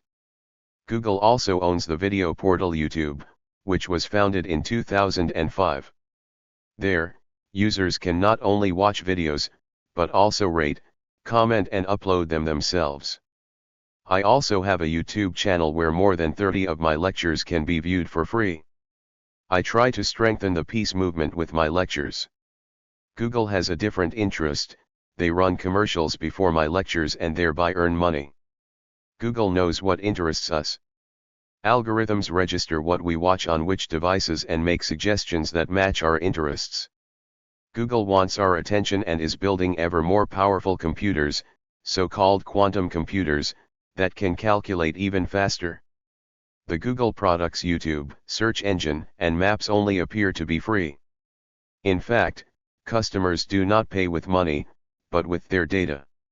The products offer added value and therefore magically attract our attention. Google sells this attention to advertising customers, who can then place their messages precisely with little wastage. Google, Apple, and Facebook know when a woman visits an abortion clinic, even if she doesn't tell anyone, because the GPS coordinates of the smartphone don't lie, explains journalist Yasha Levine. Citizens are monitored with Google Maps. Sexual adventures and extramarital affairs are very easy to detect. Two smartphones who have never met before cross paths in a bar and then move to a hotel, stay there all night and part again in the morning. The technology companies know us very well, emphasizes Levine. They even know things that we keep secret from our closest friends. Anyone who is fed up with surveillance can defend themselves. Then the smartphone stays off or at home as often as possible, and the battery is removed if possible. And you delete Facebook, Twitter, YouTube, Instagram and all other social media accounts and always pay with cash. But only a few do. 487. Facebook is displacing newspapers printed on paper. The ubiquitous surveillance and constant, subtle manipulation by thousands of algorithms is immoral, cruel, dangerous, and inhumane, protests U.S. computer scientist Jaron Lanier. Facebook intentionally made people addicted. When someone on Facebook sees that their post has been liked, it creates a dopamine rush and social recognition. If this process repeats itself, it creates a dependency that leads to people looking at their social media accounts several times a day. Not to learn something new, but to get the dopamine hit. And because this process occurs unconsciously, users are not aware of their addiction. If you want to free yourself, be more authentic and less addicted, if you want to be less manipulated and less paranoid, then you have to delete your social media accounts, advises Jaron Lanier. 488. Facebook now has more than 2 billion users worldwide, which corresponds to around a quarter of the world's population. The company, headquartered in California, was founded in 2004 and sells targeted advertising. In 2018, Facebook made a profit of $22 billion and is therefore, like Google, one of the big players in the business. While the NSA collects data in secret, Facebook does so publicly and for everyone to see. On Facebook, everyone creates their own digital file, which can then easily be accessed by the NSA. Facebook also owns the popular chat service WhatsApp and the photo platform Instagram. Facebook founder Mark Zuckerberg is one of the super rich in the USA who runs the empire. According to the US magazine Forbes, his fortune was $61 billion in 2018.489. Facebook is also a news channel. More and more people are consuming news via social media and search engines, and no longer on a brand-supported basis in the form of printed newspapers or online through bundled overall offerings such as Spiegel Online. Although the news feed contains news from various newspapers, neither Facebook nor the users want to pay for it. This understandably annoys the journalists in the various newspaper editorial offices, because Facebook threatens their existence. Young people hardly buy printed newspapers anymore. Printed newspapers are dying out because the number of subscribers is declining and advertising money is shifting to Facebook and Google. No newspaper editorial team in the world can compete with the financial strength of Facebook. Facebook and the election of Donald Trump in 2016. With Facebook advertising, you can not only sell cars and washing powder, but also influence presidential elections. This is completely new in U.S. history. Republican Donald Trump's victory over Democrat Hillary Clinton in the presidential election on November 8, 2016 was narrow. With 65 million votes, Clinton even received 2 million votes more than Trump. But who becomes president in the USA is not determined by the total number of votes, but by the electoral votes won. Whoever wins a state, even if only by a narrow margin, gets all the electoral votes. On election day, graphics show this race. If the Republicans win a state, it is colored red. If the Democrats win, the state is colored blue. There is no third party with influence in the USA. Swing states are those states in which both Democrats and Republicans have a chance of winning. Every campaign team wants to win the electoral votes in swing states. Clinton received 227 electoral votes. But Trump won in important swing states like Florida and Wisconsin and secured victory with 304 electoral votes. Trump's team knew the voters very well because they had analyzed their Facebook profiles and likes without the voters knowing. Afterwards, very specific messages were sent via Facebook's news stream to uncertain voters in the swing states, in which Hillary Clinton was described as a corrupt politician and thereby weakened. 490. During the election campaign, observers paid little attention to Facebook's influence. It was only in March 2018 that 28-year-old computer expert Christopher Wiley in London revealed that Facebook had contributed to Trump's election victory. We created psychological profiles of 230 million Americans by analyzing their Facebook data, Wiley revealed to the astonished public. Wiley had been an employee of a previously unknown English company called Cambridge Analytica. This company evaluated the data of Facebook users in the USA without their knowledge and misused it for political purposes. "Huge data misuse embarrasses Facebook," was the headline in the Neue Zürcher Zeitung. Insider Wiley was involved in this data breach but opposed Trump's policies. When he realized that his company had supported Trump's election victory, Wiley became a whistleblower. 491. U.S. citizens over the age of 18 and residing in one of the 50 states, as well as U.S. soldiers and U.S. diplomats living abroad, are allowed to vote in the presidential election, which takes place every 4 years. That's a total of 230 million people. Cambridge Analytica had created a digital file about this. Such comprehensive surveillance of voters had never been seen before in U.S. history. On behalf of presidential candidate Donald Trump and supported by U.S. billionaire Robert Mercer, Cambridge Analytica collected data on all voters, including first name, last name, photo, age, residence, income, religion, gun ownership, party affiliation, property records, bonus cards, medical data, club memberships, and magazine subscriptions. But the most interesting thing was the Facebook data for Cambridge Analytica. Why was this data so valuable? With the like button, Facebook users can express what they like or what they support. Psychologist Michael Kosinski from Stanford University in California believes that Facebook likes can be used to measure a person's personality. According to Kosinski, who advocates that as many people as possible be on Facebook and share their views publicly, with 68 Facebook likes a user can predict what skin color they have, whether they are homosexual, whether they are a Democrat or a Republican.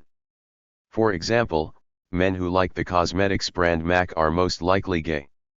One of the best indicators of heterosexuality is liking the New York hip-hop group Wu-Tang Clan. Lady Gaga followers, on the other hand, are very likely to be extroverts. Anyone who likes philosophy is more of an introvert. 70 likes would be enough to surpass a friend's knowledge of human nature, 150 to surpass that of your parents. With 300 likes, a computer can predict a person's behavior more clearly than their partner, at least Kosinski claims. 492. Only since almost every American has a Facebook account has such a measurement of personality traits become possible. Of course, campaign teams in the United States have always differentiated between different voters, that is, between men and women or between Latinos, African Americans, and whites, and have addressed these groups in different ways. But Cambridge Analytica refined the communication significantly, dividing voters into fearful or open-minded. Demographic concepts, which have been used in election campaigns in the past, are a ridiculous idea, explained Alexander Nix, CEO of Cambridge Analytica, at a lecture in New York during the election campaign in September 2016. All women receive the same message just because they are the same gender, or all African Americans because of their race. That doesn't make sense, says Nix. You can and must measure people's personalities and then address them with precisely tailored messages. This is the only way to be successful. 493. The Cambridge Analytica scandal is exposed. To find out more about Cambridge Analytica's dirty tricks, journalists from Britain's Channel 4 posed as wealthy clients trying to win Sri Lanka's elections and met with Cambridge Analytica's Alexander Nix and Mark Turnbull in London. Unbeknownst to Nix and Turnbull, the conversation was secretly recorded. Turnbull explained that her company has manipulated elections by micro-targeting voters in many countries, including the United States, Kenya, Mexico, Malaysia, Brazil, Australia, and also in Eastern Europe. Elections are always about emotions, never about facts, it's about fear, Turnbull emphasized in a confidential conversation. Nix added that the stories you circulate don't necessarily have to be true, just believable. In addition, you can weaken your political opponent by offering him bribes and secretly filming the conversation and then posting it on the internet. That way you have video evidence of corruption, explained Nix, who did not realize that he himself was being filmed. You could also send beautiful girls from Ukraine to the candidate's house, Nix suggested. That works very well. Cambridge Analytica has successfully used these techniques in the past and won elections for its clients in various countries. 494. In the USA, Alexander Nix also relied on micro-targeting, i.e. messages tailored precisely to the target person, which were presented to voters as paid advertising via Facebook. Before Facebook was founded, this was not possible. It would never have been possible to print letters on paper that were precisely tailored to the reader and then throw them into mailboxes. That would have been far too time-consuming. Even newspapers and TV programs cannot target individual people. But this is possible via Facebook. Cambridge Analytica paid Facebook around $5 million to place the advertising messages. Clinton's team spent far less money on Facebook advertising, as the documentary The Great Hack revealed. 495. A preference for us-made cars is the best indicator of possible Trump voters, Cambridge Analytica found out thanks to the analysis of Facebook likes. The Trump campaign team used Facebook to encourage this group to definitely vote. However, attempts were made to keep the group of undecided Democrats away from the ballot box. In Miami's Little Haiti neighborhood, Cambridge Analytica provided residents with news about the Clinton Foundation's failures after the Haiti earthquake. This kept doubtful leftists, African Americans, and young women who normally vote Democratic away from the polls in Florida. Because many people, not only in the USA, look at their Facebook several times a day like addicts, this method was efficient. We are thrilled that our revolutionary approach to data-driven communication has made such a fundamental contribution to the victory for Donald Trump, boasted Alexander Nix after Trump's election. 496 It is unclear whether Cambridge Analytica's influence was actually fundamental to Trump's election. But micro-targeting via Facebook was certainly an element that contributed to Trump's victory. Previous presidents, such as Kennedy or Reagan, did not have such techniques available during election campaigns. Few Americans have bothered to look behind the scenes of power. Among them is David Carroll, a media studies lecturer in New York, who fought for months to have his digital files compiled on him by Cambridge Analytica released. When Carroll finally received his digital file, he was surprised to find that all the data was correct. I think if the Americans knew what was going on internationally here, they would be outraged. 497. Cambridge Analytica knew that the swing states of Florida, Michigan, Wisconsin, and Pennsylvania had to be won by Trump in order to win enough electoral votes. The experts calculated that 70,000 undecided voters in these 4 states could decide the presidential election. In these countries, particularly anxious or worried people were singled out because they can be easily influenced. These concerned voters were intensively addressed in the weeks leading up to the election. Did you know that Hillary Clinton wants to take away your gun? Was, for example, a message sent by Cambridge Analytica via Facebook to discourage voters from voting for Hillary Clinton. Defeat Crooked Hillary, was another slogan from Cambridge Analytica, which means in German, defeat the fraudulent Hillary, with the 200 in crooked depicted in the shape of handcuffs. 498. Voters didn't know who sent them these messages or why. British journalist Carol Cadwallader from the Observer newspaper criticized this opaque election influence. A political debate should take place in public so that everyone can see the arguments of others, says Cadwallader. But addressing people secretly and specifically and sending them everything possible on their cell phones and computers is wrong. If a party prints campaign advertisements in newspapers or hangs up posters, this can also be read in the archives many years later. These data form the basis of the source work for us historians. But during the 2016 U.S. presidential election campaign, the sources changed significantly. As a historian, I do not have access to Facebook's archives and cannot review the messages sent to concerned and fearful citizens. They could have said all sorts of things that we will never know about because they are gone, explains journalist Cadwallader. Presumably, fictitious stories, i.e. fake news, were also sent. Interestingly, it is still on the Facebook servers. But they don't give it out. 499. After these manipulations first became public knowledge thanks to whistleblower Christopher Wiley in March 2018, a storm of outrage broke out. Customers turned away from the company and legal fees rose. Alexander Nix was fired. In May 2018, Cambridge Analytica filed for bankruptcy and ceased operations. Cambridge Analytica was destroyed by the scandal. But Facebook survived the scandal without any problems. Only a few cancelled their accounts. Facebook continued to grow and, despite the scandal, made a record profit of $22 billion in 2018. Facebook CEO Mark Zuckerberg had to publicly apologize for the misconduct and also testify before the Senate. That was a huge breach of trust. "I'm sorry that happened," Zuckerberg said ruefully to CNN. But Facebook remained firm on the matter. The controversial advertisements that were sent to fearful voters during the 2016 presidential election were not published by Facebook and are still not accessible to journalists or historians. 500. Cambridge Analytica and Brexit 2016. Anyone who thinks that digital political campaigns and micro-targeting are limited to the USA is wrong. These techniques have also been used in other countries and will be an integral part of political campaigns in the future. In the Brexit vote on June 23, 2016 in Great Britain, a narrow majority of 51% of the referendum participants voted for the United Kingdom to leave the European Union. The British journalist Carol Cadwaladr found that Cambridge Analytica had also used micro-targeting to influence undecided voters. The focus became people who were considered easily influenced, initially young, white voters from the working class, explains Cadwaladr.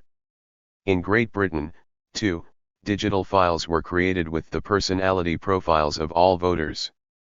This made it possible to find the key audience that responds to the topic of immigration, says Cadwaladr.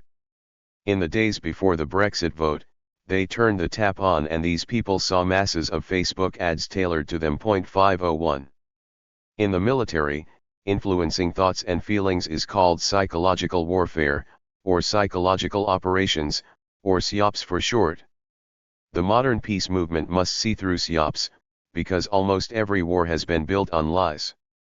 The well-known PSYOPs include deceiving the population through war propaganda, such as the story with the ABC weapons before the attack on Iraq in 2003, the incubator lie before the war in Kuwait in 1991, or the invented story with the incident in the Gulf of Tonkin in 1964 before the attack on Vietnam.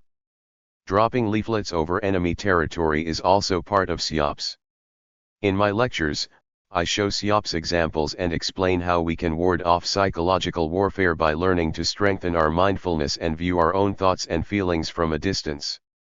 We are not our thoughts or our feelings, but the clear and calm consciousness in which they arise and disappear again. Anyone who recognizes this can neutralize PSYOPs. Micro-targeting influences votes in Switzerland. Micro-targeting has also been used in Switzerland.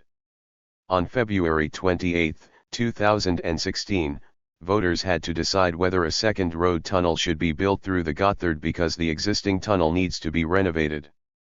The Swiss communications agency Enigma from Bern influenced voters.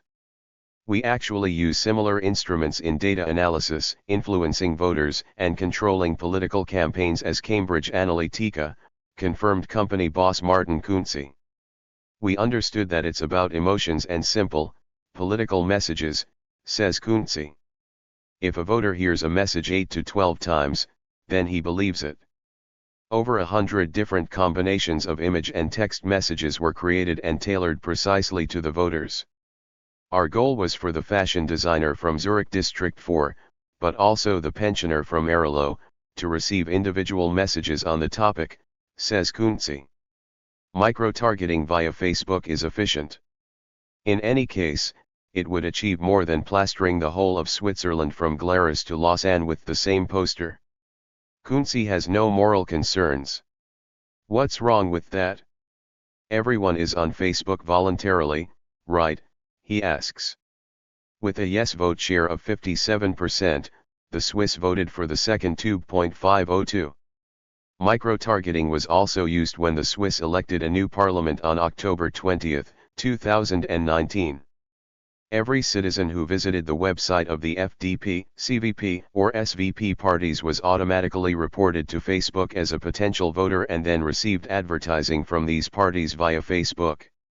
It was once again the Enigma company that installed the Data Spy Facebook pixel on the CVP Switzerland homepage, which secretly established a connection to the Facebook server without the user noticing. Advertising on Facebook is much more efficient and cheaper than distributing printed brochures in every mailbox. But not all Swiss are on Facebook. If the potential voter did not have Facebook, he or she could not be targeted after visiting the CVP website. 503. The press criticized the parties for having been betrayed to Facebook without being asked by citizens who visited their websites. And the Federal Data Protection Commissioner Adrian Lobseiger was also angry. There is an attempt to fish for people with data and deceive people, criticized Lobseiger. Citizens are sent political messages via social networks that supposedly come from their friends, while they actually receive paid advertising from political parties. The voter has a right to know what information technology is used to process his data and how he is addressed with personalized messages, demanded Lobseiger. There is an urgent need for more transparency and more education because many people are not yet aware of how these technologies are used. 504. The online encyclopedia Wikipedia was founded in 2001. Along with Facebook and Google, Wikipedia is one of the most visited websites. Wikipedia was founded in the USA in 2001 by Jimmy Wales and has rapidly become a monopolist. The online encyclopedia is banned in China. But in North America and Europe it has managed to displace all other dictionaries. Wikipedia's victims include, for example, the Brockhaus Encyclopedia, which has been printed on paper in Germany since 1808. But the Brockhaus died and has not been reprinted since 2014. Wikipedia's seizure of power happened quietly and without significant resistance. Now the US encyclopedia dominates the world's interpretation. The resounding success of Wikipedia is that this lexicon is free and can be accessed anywhere on any smartphone or computer with internet access. This has never happened before in human history. The 24 volumes of the Brockhaus Encyclopedia weighed 50 kilos. As a rule, the Brockhaus used to be in a nice, warm room. Nobody would have thought of carrying the encyclopedia around with them. It was simply too difficult. Wikipedia is also available in different languages. There are almost 6 million articles on Wikipedia in English, and there are also more than 2 million articles in German. That is far more than in the 32-volume edition of the Encyclopaedia Britannica, which included around 75,000 articles but, like the Brockhaus, is no longer reprinted. When doing internet research, Wikipedia is often the first address. The online encyclopedia is considered reputable by many users, and this also applies to non-controversial topics. There are many excellent Wikipedia articles in the field of natural sciences. Let's take biology as an example. What is photosynthesis? The Wikipedia entry correctly explains, a biochemical process in which light energy is converted into chemical energy with the help of light-absorbing dyes such as chlorophyll. Answers to questions about geography are also undisputed. If you don't know what the capital of Ecuador is called, you can find the correct answer on Wikipedia. The capital, located at 2,850 meters above sea level, is called Quito. Sports results are also correctly documented.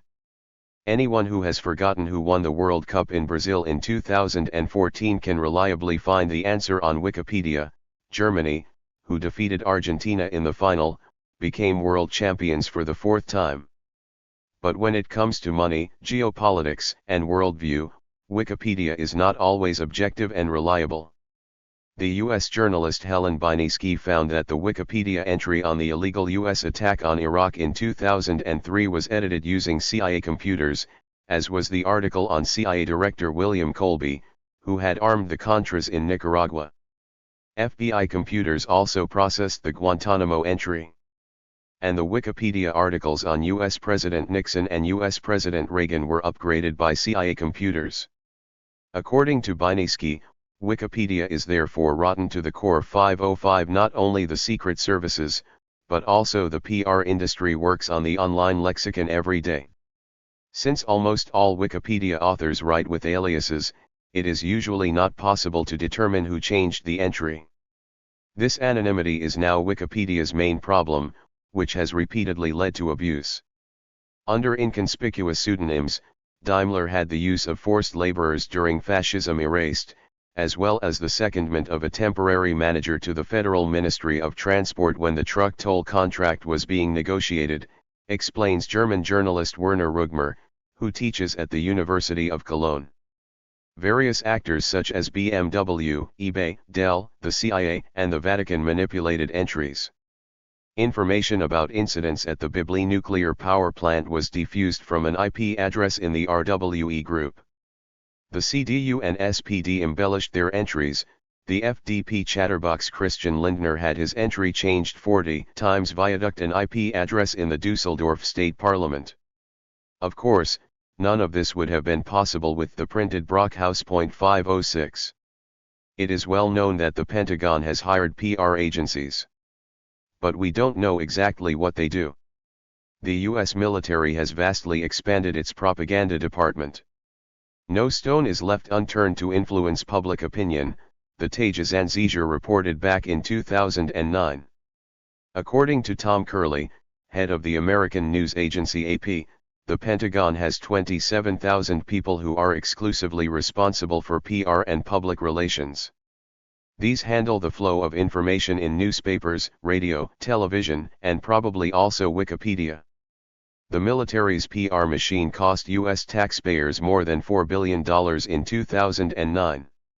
Exactly what these means are used for usually remains secret, complained the THIRD-WORLDISM. 507. School children, students, teachers and journalists use Wikipedia.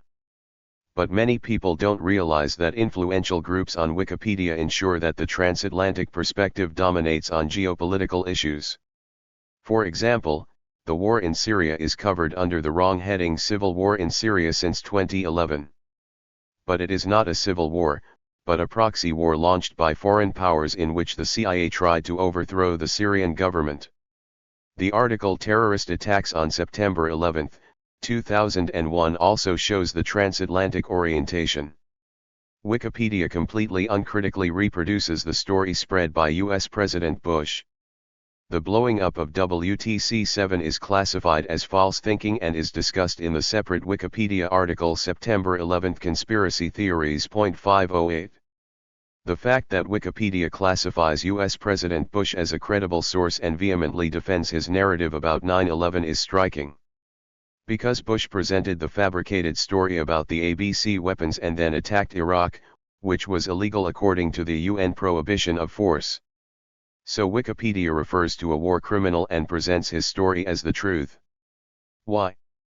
9/11 is the big taboo of the 21st century, explains the courageous German journalist Matthias Brockers, and is of course punished for this with a bad Wikipedia article. And the legend that 19 students with box cutters, controlled from an Afghan cave, single-handedly kept the entire U.S. air defense on the ground for 2 hours and pulverized 3 towers, even though only 2 of them were hit, is the dogma of this great taboo. It must not be doubted. Therefore, 9/11 remains the litmus test for real journalism and the principles of the Enlightenment. 509. In fact, people who criticize U.S. imperialism and question 9/11 are punished with a derogatory Wikipedia article about themselves. I know this firsthand because I experienced it personally. Until I was 35 years old, there was no article about me in the online dictionary. I was not a person of public interest. Then in 2008, when I was teaching at the history department at the University of Basel, a history student created a Wikipedia article about me because she found my research exciting. I didn't mind. The article was factual and explained. Danielle Ganser is a Swiss peace researcher and historian. According to Ganser's own statements, the main research areas are contemporary international history from 1945 onwards, covert warfare and geostrategy, secret services and special forces as well as resource wars, economic policy and human rights. That was fair and objective. Now I'm 47 years old and have had a Wikipedia article for more than 10 years. I noticed that my Wikipedia article got worse when I started asking critical questions in public lectures about the USA's illegal wars and also about the terrorist attacks of September 11, 2001. Authors I didn't know inserted the word conspiracy theory at the very beginning of my article without me being able to do anything about it. As a historian, I realize that there have been conspiracies throughout history, including the murder of Julius Caesar more than 2,000 years ago. But anyone who investigates conspiracies is defamed. The word conspiracy theory is used in SIOPs to make the reader feel uncomfortable. Now suddenly the article about me said, he takes up conspiracy theories, especially about September 11, 2001, and presents them as explanations that scientists are still testing.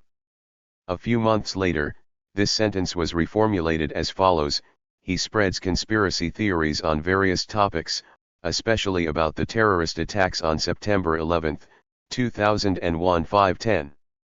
The Wikipedia article about me is not neutral because the word conspiracy theories is clearly derogatory. If the entry were fair, it should say, It asks critical questions about the terrorist attacks of September 11, 2001 and takes the view that WTC-7 was blown up. That's exactly what my Wikipedia entry read on November 2, 2019, after the reviewer D.Light corrected it.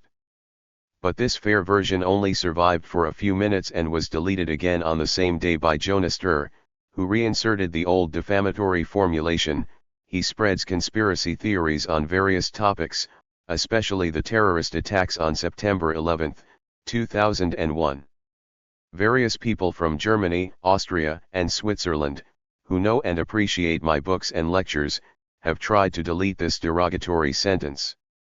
Many believe that in a free online encyclopedia where anyone can correct a mistake, this will surely be corrected soon. But that's exactly what hasn't been possible so far. The higher-up sifters, administrators, and bureaucrats prevented the word conspiracy theory from being deleted from the first 5 sentences of my article because it is the core of the defamation. If users tried to change my entry multiple times, their account would be blocked, meaning they could no longer suggest changes to any other article on Wikipedia. There is currently a so-called edit war taking place on my Wikipedia entry, a battle for the sovereignty of interpretation. I don't know how my article will develop in the future. 511 There is a strict hierarchy in Wikipedia that is little known. At the bottom are the users who are not logged in. They are the vast majority.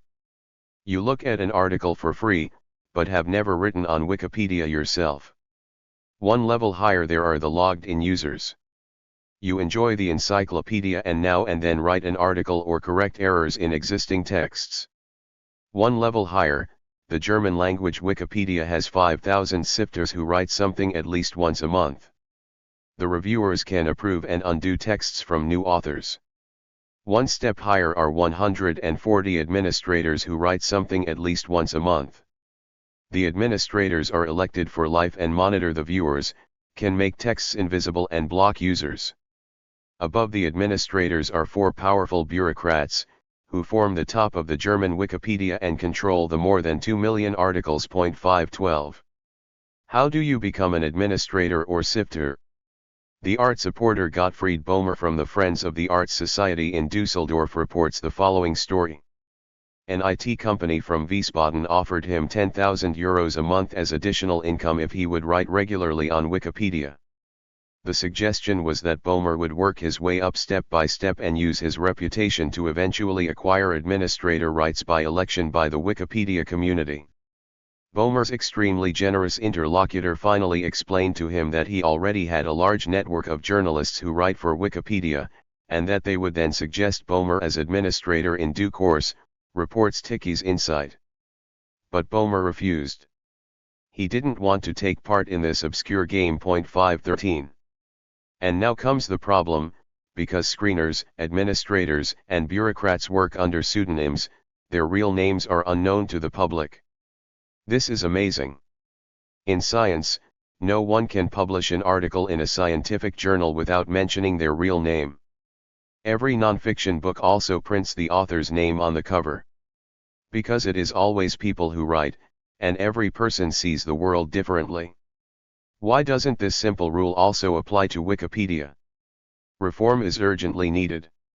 In my opinion, all Wikipedia authors should write with their real names, and the names of the reviewers, administrators, and bureaucrats should also be known, because anonymity protects those groups that manipulate Wikipedia. The Dark Side of Wikipedia.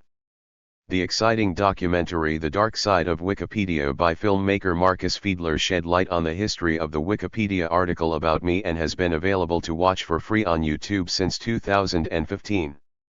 I learned a lot about Wikipedia from this film. The film shows that behind the structure of the German language Wikipedia there is a special group of people who have made it their mission to discredit critics of US politics. We use the example of the Wikipedia article on Doctor. According to Danielle Ganser, this is a deliberate character assassination, explains Marcus Fiedler. The methods used include selective negative source selection, allowing unobjective opinion-forming newspaper articles and intentionally misinterpreting Wikipedia rules. 514. The bureaucrat overseeing my article is called IDI, her real name is still unknown. It has, so to speak, put a fence around my article and, together with fellow reviewers and administrators, is preventing my article from being formulated in a neutral manner. The statistics for my article also show that Copilot, Phi, and Jonaster in particular control my entry and digitally pillory me. Of course it's annoying when you're defamed on Wikipedia. But it's not about me personally, it's about how Wikipedia works. Who is behind these code names? Wikipedia expert Marcus Fiedler was able to unmask Phi and Copilot and knows their real names.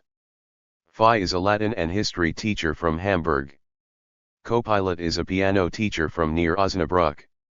Jonaster's identity is still unknown.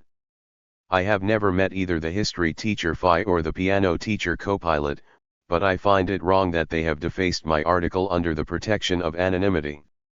Wikipedia expert Fiedler revealed that Copilot wrote a total of 50,000 entries on Wikipedia in 5 years. That's an average of 39 entries per day. He wrote non-stop, including at Christmas and Easter. Because Copilot left his code name in all the articles he edited, it can be empirically shown that Copilot wrote in the following articles on Wikipedia and always claimed to be an expert: Danielle Ganser, Jesus Christ, Martin Luther, Barack Obama, Osama bin Laden, Holocaust, air raids on Dresden, crimes of the Wehrmacht, left-wing fascism, national anarchism, pacifism, Zionism, world Jewry, terrorist attacks on September 11, 2001, occupation of the Iraq since 2003, Gladio, Vietnam War, Hamas. Conspiracy theories about the attack on Pearl Harbor, Fukushima nuclear power plant, alternative for Germany and many more. 515. Wikipedia is reliable for scientific articles or football results.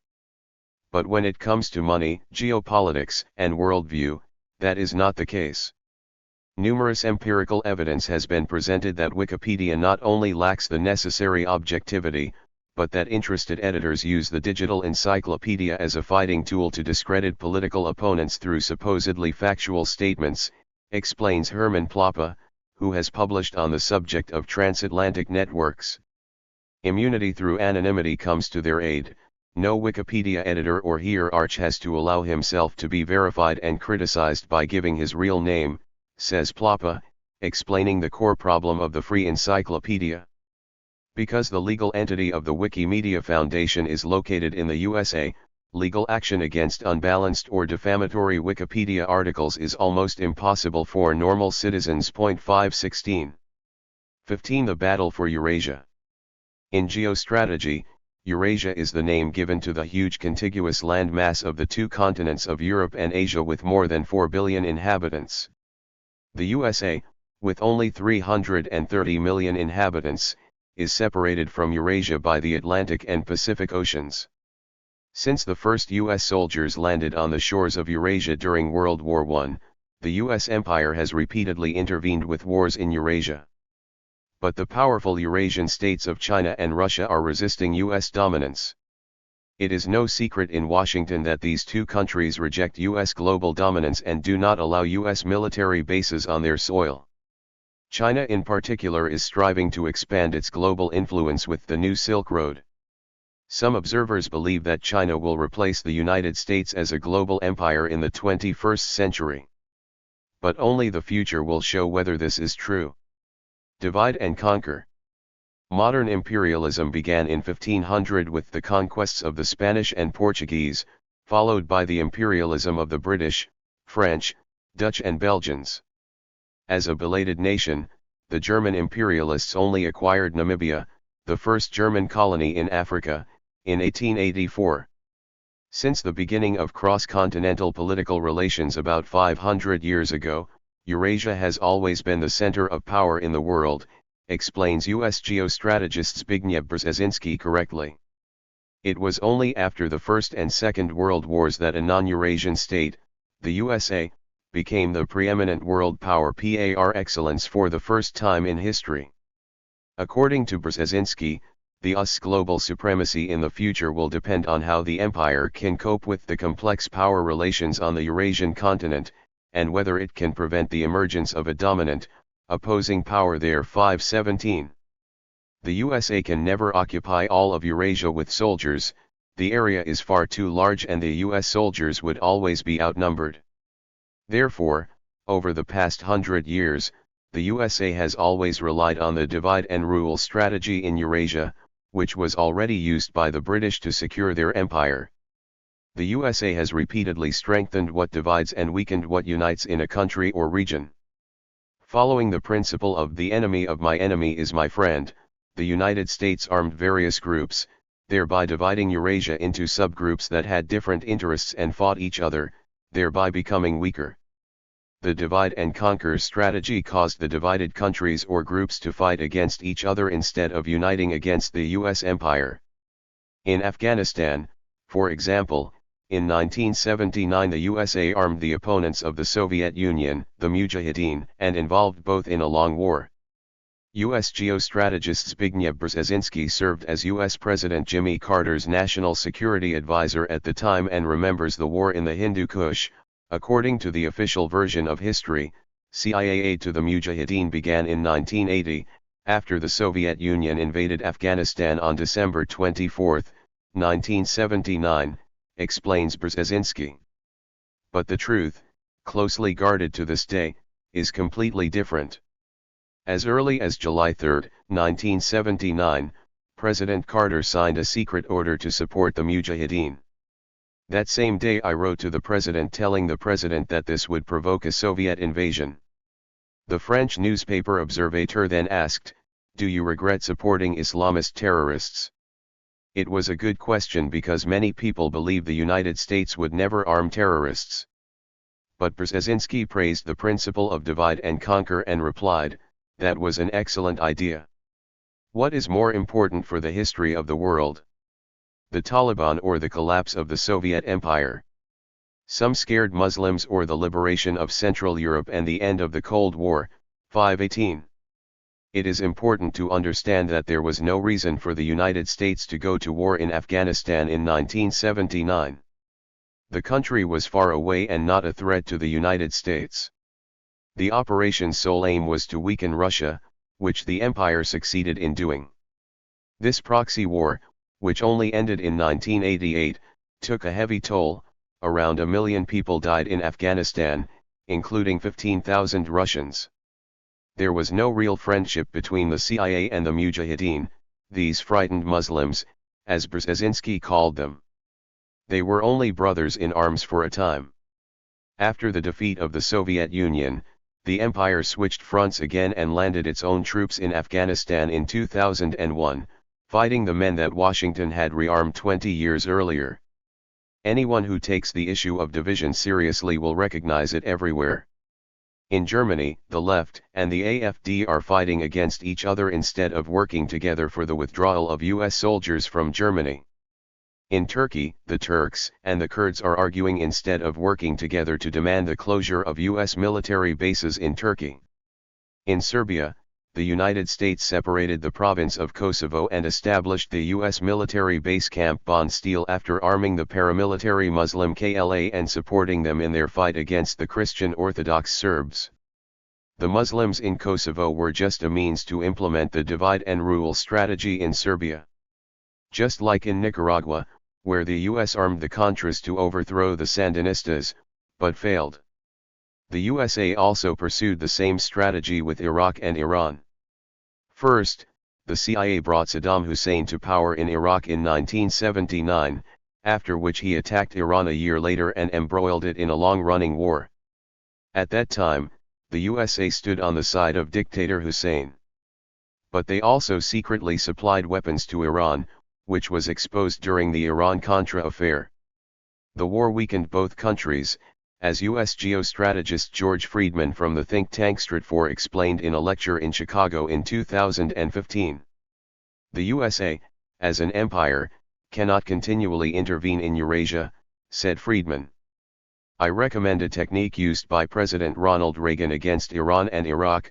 He supported both warring parties. Then they fought against each other and not against us. That was cynical and amoral. But it worked. Because the USA is not in a position to occupy all of Eurasia. The moment we set foot on European soil, we are totally outnumbered due to the demographic differences. Friedman, who showed little empathy for the suffering of the affected population, explicitly advised inciting enemy countries against each other. We can support conflicting powers, says Friedman. The British didn't occupy India at that time either, but rather incited individual Indian states against each other. 519. The same strategy was also used to weaken Germany and Russia. According to Friedman, it is crucial for the USA that Germany and Russia do not cooperate but fight each other. The main interest of the USA, for which we have repeatedly waged war, in the First and Second World Wars and also in the Cold War, was the relationship between Russia and Germany. Because united they are the only force that can threaten us. Our main interest is to ensure that this does not happen. Because the United States opened the Second Front late in World War II, the Germans and Russians killed each other and millions died, weakening both countries. This was in the interests of the USA. 520. The divide and conquer strategy is rarely spoken about openly in public. Many people don't even know this strategy exists. In the Bundestag in Berlin, the clever parliamentarian Sarah Wagenknecht from the Left Party took up Friedman's statements and warned against a confrontation with Russia. The specific U.S. interests in Europe were recently explained by the head of Stratfor with impressive openness. The main interest of the USA is to prevent an alliance between Germany and Russia, said Wagenknecht. Wagenknecht rightly demanded that Germany should maintain friendship with Russia. She's right about that. Peace between Berlin and Moscow is important. 521. The bottom line is that the divide and conquer strategy was very successful for the USA. Before World War I, the United States did not have a single military base in Eurasia. Afterwards, with a large number of wars, the empire managed to establish military bases in many countries in Eurasia. These are now located, among others, in Afghanistan, Bahrain, Belgium, Bulgaria, Germany, Greece, Georgia, Holland, Iceland, Italy, Iraq, Japan, Qatar, Kuwait, Kosovo, Cambodia, Norway, Oman, Pakistan, Portugal, Romania, Singapore, Spain, South Korea, Syria, Hungary, Turkey, United Arab Emirates and on Diego Garcia in the Indian Ocean. Russia is only a regional power. Russia is the largest country in the world, spans 11 time zones and is twice the size of the USA and 70 times the size of Great Britain.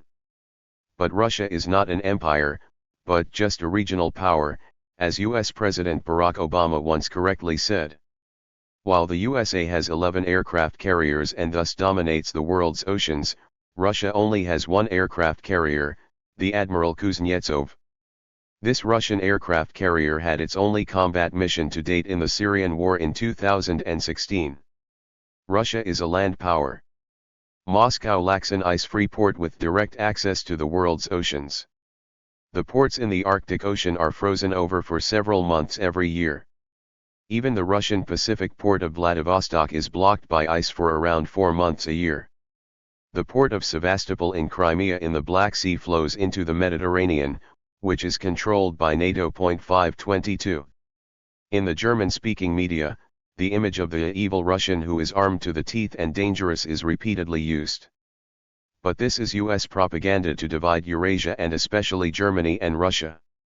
The 150 million people in Russia have never allowed the United States to establish military bases on Russian soil. Like Iran, Russia is therefore constantly defamed in NATO-friendly media. However, the facts clearly show that it is not Russia but the USA that is armed to the teeth. In 2018, Russian military spending was $61 billion and the US was $649 billion. In 1979, the Soviet Union invaded Afghanistan, which was illegal and a violation of the UN prohibition of force. But the nuclear power Russia has invaded far fewer countries than the USA and has far fewer military bases in foreign countries near its borders, namely in Georgia, Armenia, Belarus, Vietnam, Kazakhstan, Kyrgyzstan, Tajikistan, Syria, and Moldova. 523. NATO's eastward expansion angers Russia. In the past, Russia has been overrun by the West several times. The French attacked Russia in 1812 under Napoleon, the Germans in the two world wars. The northern European plain, stretching from France to the Ural Mountains, is flat and difficult for Russia to defend. In response to the United States founding of NATO in 1949, the Soviet Union, along with most communist states in Eastern Europe, established the Warsaw Pact for Military Defense and Mutual Assistance in 1955. Within the Warsaw Pact, Russia suppressed every democracy movement and brutally suppressed the Prague Spring of 1968 in Czechoslovakia. Graphic 14, 1999, with NATO's eastward expansion, the USA broke its promise to Russia. After the fall of the Berlin Wall and the collapse of the Soviet Union in 1991, the Warsaw Pact dissolved and the US empire took advantage of Moscow's weakness to expand its influence into Eastern Europe and admit the former Warsaw Pact member states into NATO. As a result, a large part of the northern European plain came under the influence of the USA, which immediately stationed tanks and missiles there, although the Russians had been promised not to do this. On NATO's 50th birthday, when the military alliance under US President Bill Clinton waged an illegal war of aggression against Serbia, Poland, the Czech Republic and Hungary became NATO members in 1999. Bulgaria, Estonia, Latvia, Lithuania, Romania, Slovakia, and Slovenia joined NATO in 2004. Albania and Croatia were admitted to NATO in 2009. Montenegro joined NATO in 2017. As a result of this expansion, the number of NATO states increased to 29 countries today. From the Russians' perspective, NATO's eastward expansion is a breach of word and a provocation. After the fall of the Berlin Wall, German Chancellor Helmut Kohl and his foreign minister Hans-Dietrich Genscher successfully succeeded in strengthening the friendship between Germany and Russia. Therefore, Soviet President Mikhail Gorbachev supported the peaceful reunification of Germany. The German Democratic Republic left the Warsaw Pact and became a member of NATO through reunification. Moscow peacefully withdrew its 340,000 soldiers stationed in the GDR. Germany should be grateful to Russia for the withdrawal of troops because this was an important contribution to independence from Germany. U.S. Secretary of State James Baker said at the time that the U.S. had nothing against reunification, but only if the reunited Germany was a NATO member. Baker promised Gorbachev in the Catherine Hall of the Kremlin in Moscow on February 9, 1990 that NATO would not extend its sphere of influence an inch further east, according to original transcripts of the conversation published by the National Security Archive in Washington. But this promise was broken. It was a deception reminiscent of the US behavior towards the Indians in the 19th century. Even then, Washington had promised various Indian tribes that all they had to do was retreat over the mountains and the U.S. military would leave them alone. These promises were a stratagem and were always broken until the U.S. military reached the Pacific and all the Indians were killed or driven away. 524. The Russians cannot be driven out like the Indians.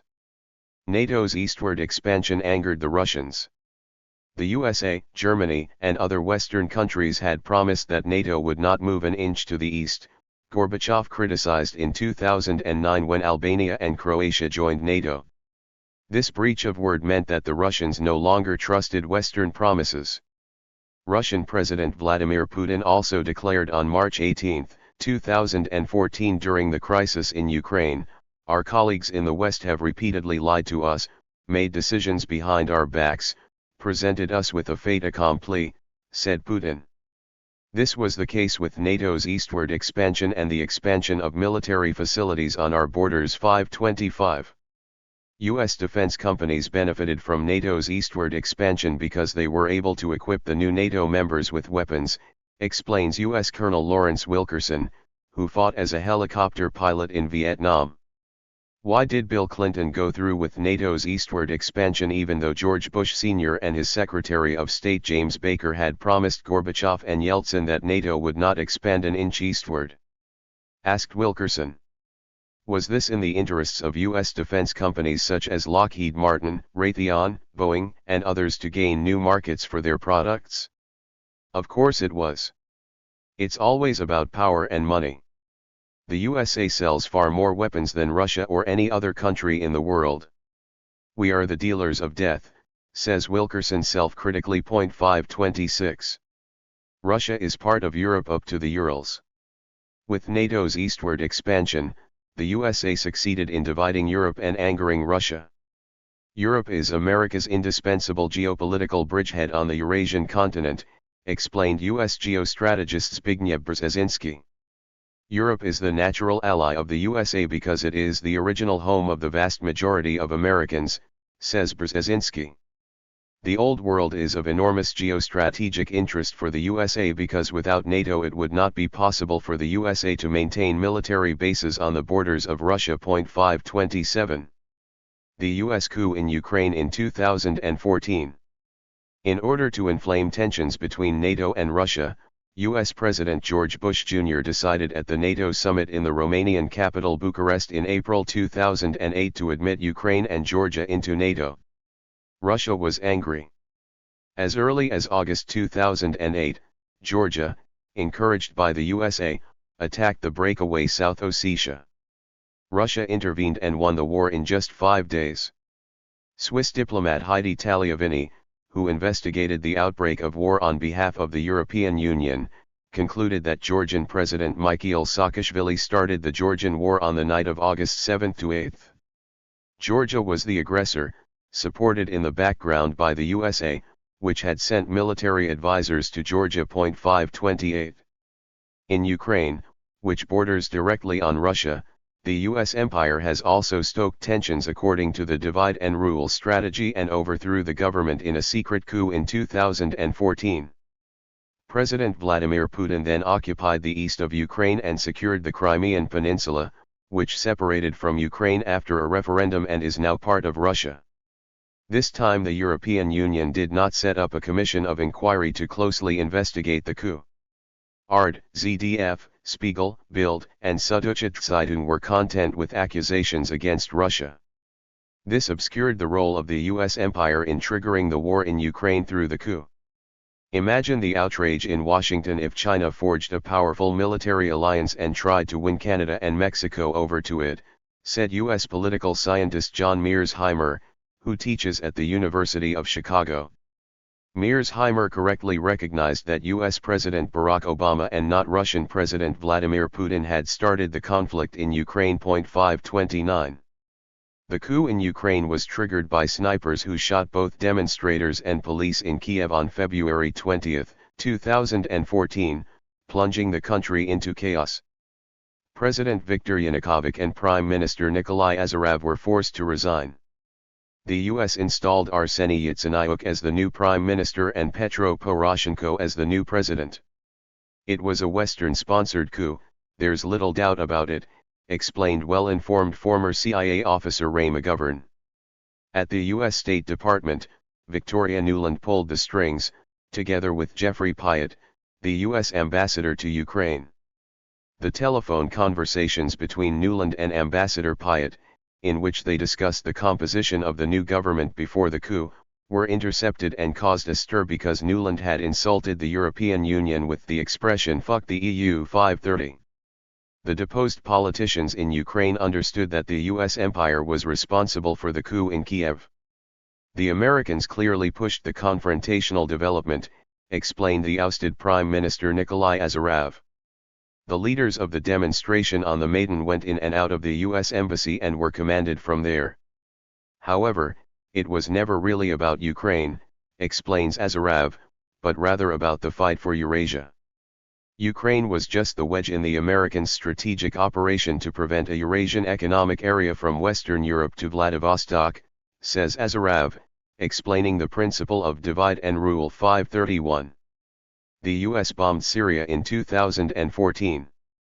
The US empire also intervened in Syria and tried to overthrow President Bashar al-Assad, but failed. The operation was carried out in secret, but the relevant historical data is now accessible.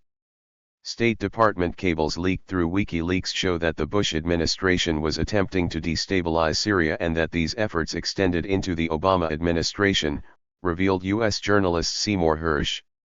In December 2006, more than 5 years before the war began, William Roebuck, who worked at the U.S. Embassy in Damascus, submitted an analysis of the Assad government's vulnerabilities and recommended stoking sectarian tensions, prompting the U.S. Embassy in Syria to spend $5 million funding dissidents, Hersh.532 reported.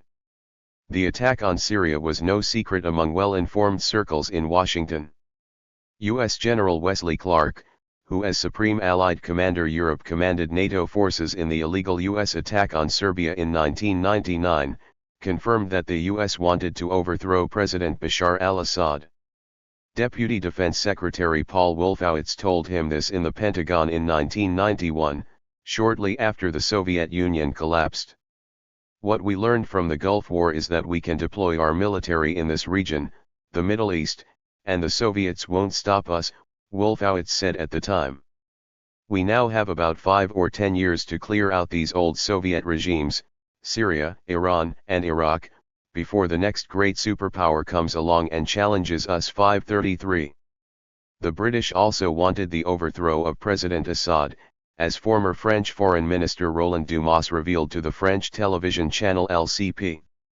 I was in England 2 years before the war broke out in Syria, Dumas remembers in 2009. I met with top British officials who confided in me that they were preparing something in Syria, says Dumas. As always, the British worked in secret. The British population had no idea of their government's war preparations. But Dumas confirms, Britain was preparing for the invasion of Syria by rebels. They asked me, even though I was no longer foreign minister, whether I wanted to take part. 534. War broke out in Syria in March 2011. Syrian security forces stopped a truck coming from Iraq carrying a large amount of weapons and explosives in the Syrian town of Dara, near the border with Jordan.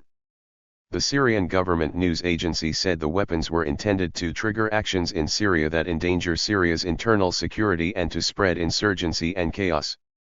While this truck was intercepted, other trucks reached their destination because it was impossible for Syria to systematically control its borders with Iraq and Jordan.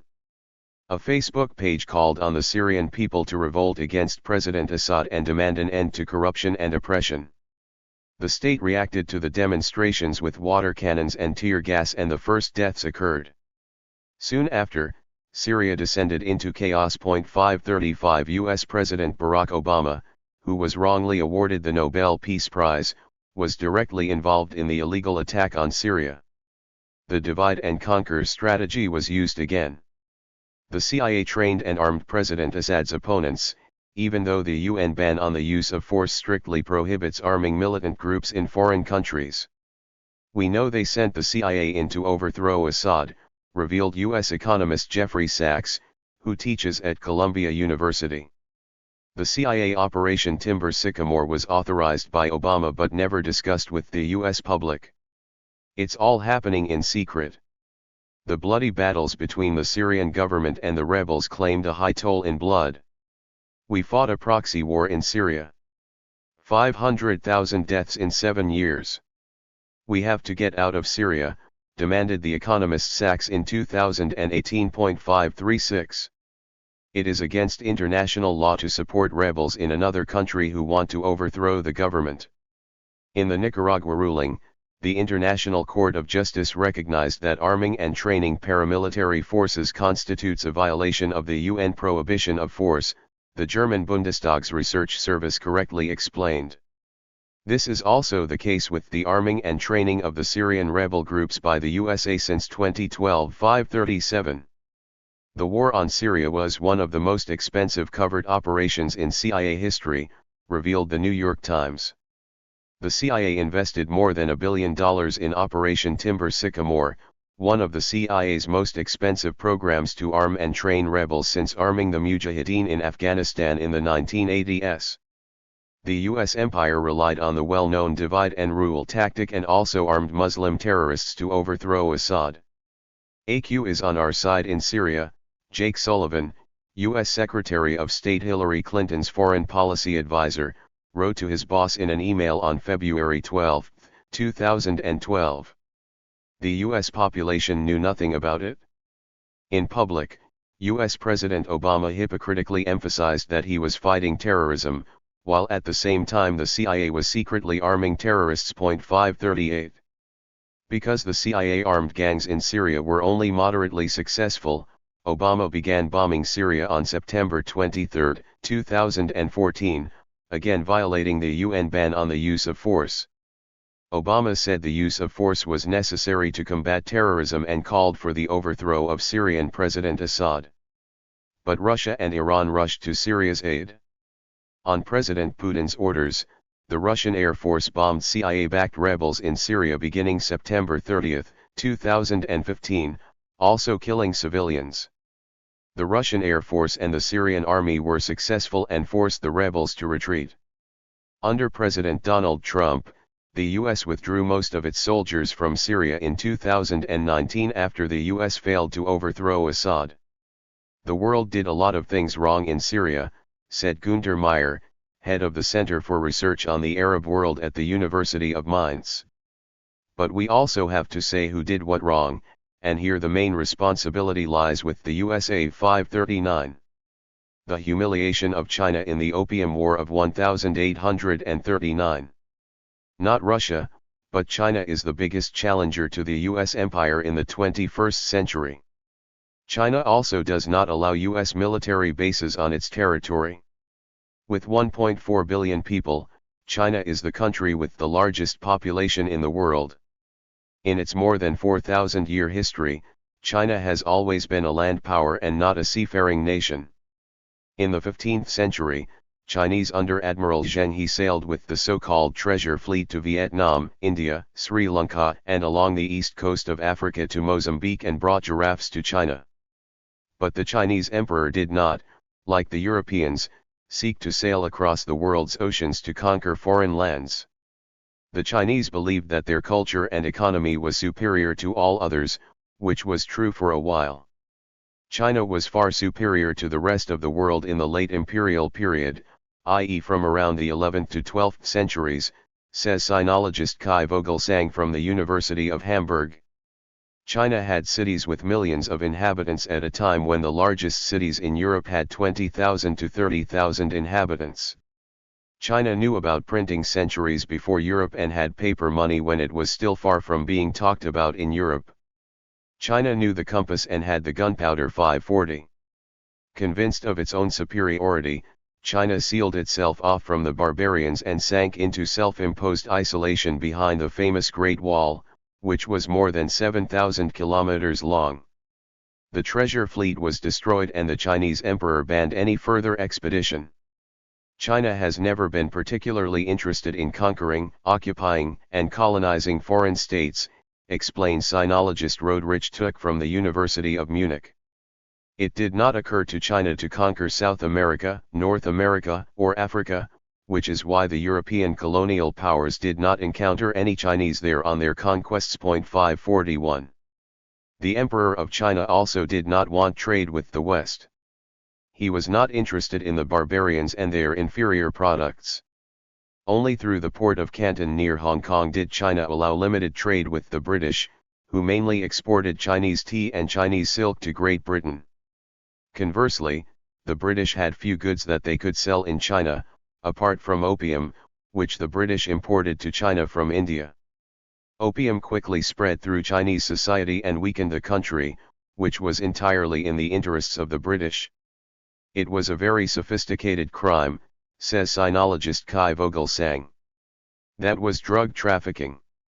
The Chinese emperor tried helplessly to curb the opium trade, had opium confiscated and publicly burned. The British then criticized the destruction of their trade goods, and in 1839 the Opium War started by the British broke out. 542 It now became clear that China was by no means the leading nation in the world in the military field. In the Opium War, the British crushed the weak Chinese navy and flooded the country with even more opium. Where is your conscience? Asked Lin Zexu, the Emperor of China's special representative in the fight against opium smuggling. Suppose foreigners came to England to sell opium and seduce people to consume it, you would certainly deeply detest that, Honourable Queen, said Lin Zexu in a letter to the British Queen Victoria. The Chinese demanded an immediate stop to drug imports. If you don't allow such damage in your country, you shouldn't spread it to other countries, especially not to China. But it didn't help. The British sent even more opium to China and forced the Chinese to open all ports. Hong Kong was conquered by Great Britain, seceded from China and ceded to London as a colony in the Treaty of Nanking in 1842.543. The defeat in the Opium War and the loss of Hong Kong came as a shock to China. China, which had long considered itself the world's most advanced nation, was humiliated. The Chinese realized that their military could not keep up with the British. The British cannons had a significantly greater range. They can hit us if we can't, admitted Lin Zexu, who had unsuccessfully fought the drug trade on behalf of the emperor. The firepower of the British was superior to that of the Chinese. Every British soldier fires continuously. When we fire a shot, our soldiers need a lot of time to rush around before firing again. This is the result of our lack of familiarity with these arts, Lin Zexu lamented. There are many Chinese officers and soldiers with military experience, but this is limited to close combat. Most had never experienced a battle where you have to fight without seeing the enemy's face, commented Lin Zexu in amazement. 544. China has the largest army in the world. More than 180 years have passed since the Opium War. This war is no longer an issue in Europe and the USA. But in China this humiliation was never forgotten. Beijing is arming itself and is in the process of building its own deep-sea navy. However, China only has 2 aircraft carriers, while the USA remains the leading power on the world's oceans with 11 aircraft carriers. The Chinese aircraft carrier Liaoning, with a ski jump on the bow, began operations in 2012. The second Chinese aircraft carrier, Shandong, followed in 2018 and can carry fighter jets and helicopters. China never wants to bow to the USA, the British or other colonial powers again. With 2 million soldiers, China has the largest army in the world. We are approaching the goal of the great resurgence of the Chinese nation with ever more self-confidence and strength, confidently declared Chinese President Xi Jinping, who has led the country since 2013. 545. While the U.S. empire has covered almost the entire world with military bases, China so far only has a single military base in a foreign country, in Djibouti, Africa. But China is the country with the highest defense spending behind the USA. In 2018 it was $250 billion, compared to almost $650 billion in the same year in the USA. China's high defense spending is viewed very critically in the USA. China is building a robust and lethal army, warned U.S. General Robert Ashley, director of the U.S. Defense Intelligence Agency, in a 2019 report. U.S. presidents in the future will face a China that insists on having a stronger voice in global interactions, which can at times be contrary to U.S. interests. 546. After Mao Zedong founded the Communist People's Republic of China in 1949, China invaded Tibet on October 7, 1950. At the time of its forcible incorporation into the Chinese state, Tibet was an independent state, explains the research service of the German Bundestag. Therefore, the invasion of Tibet was illegal and a violation of the UN prohibition of force. A Tibetan popular uprising was brutally suppressed by China on March 21, 1959. The Dalai Lama, the head of the Tibetan government, fled into exile in India that same year. For me, the Dalai Lama, along with Mahatma Gandhi, is a role model and a great inspiration for the peace movement. As for me, I always emphasize the value of what I call internal disarmament, the Buddhist monk wisely explained. It happens by reducing hatred and promoting compassion. 547. China also lays claim to Taiwan. In the Chinese Civil War, the USA intervened covertly in China and supported Chiang Kai-shek, who then lost to Mao and had to retreat with his supporters to the island of Taiwan off the coast of China and proclaimed the Republic of China there. To this day, the USA provides diplomatic and military support to the island of Taiwan, which lies just 225 kilometers off the coast of China, thereby driving a wedge into Chinese society in accordance with the principle of divide and attack. With the help of the USA, Taiwan received a permanent seat on the UN Security Council in New York and only had to give it up to the People's Republic of China in 1971. The Chinese view Taiwan as a breakaway province and are desperate to reunite the island with the mainland, using military force if necessary. The US, more than 10,000 kilometers from the island, has upgraded Taiwan's Air Force and Navy with the latest US military products. It is unclear whether China will attack Taiwan militarily. According to Alex Neil, China expert at the London-based Strategy Institute IISS, it is unlikely that the US would be able to successfully prevent a Chinese invasion of Taiwan. 548. China also claims almost the entire South China Sea and the raw materials there. To underline this claim, China has built islands on reefs and atolls.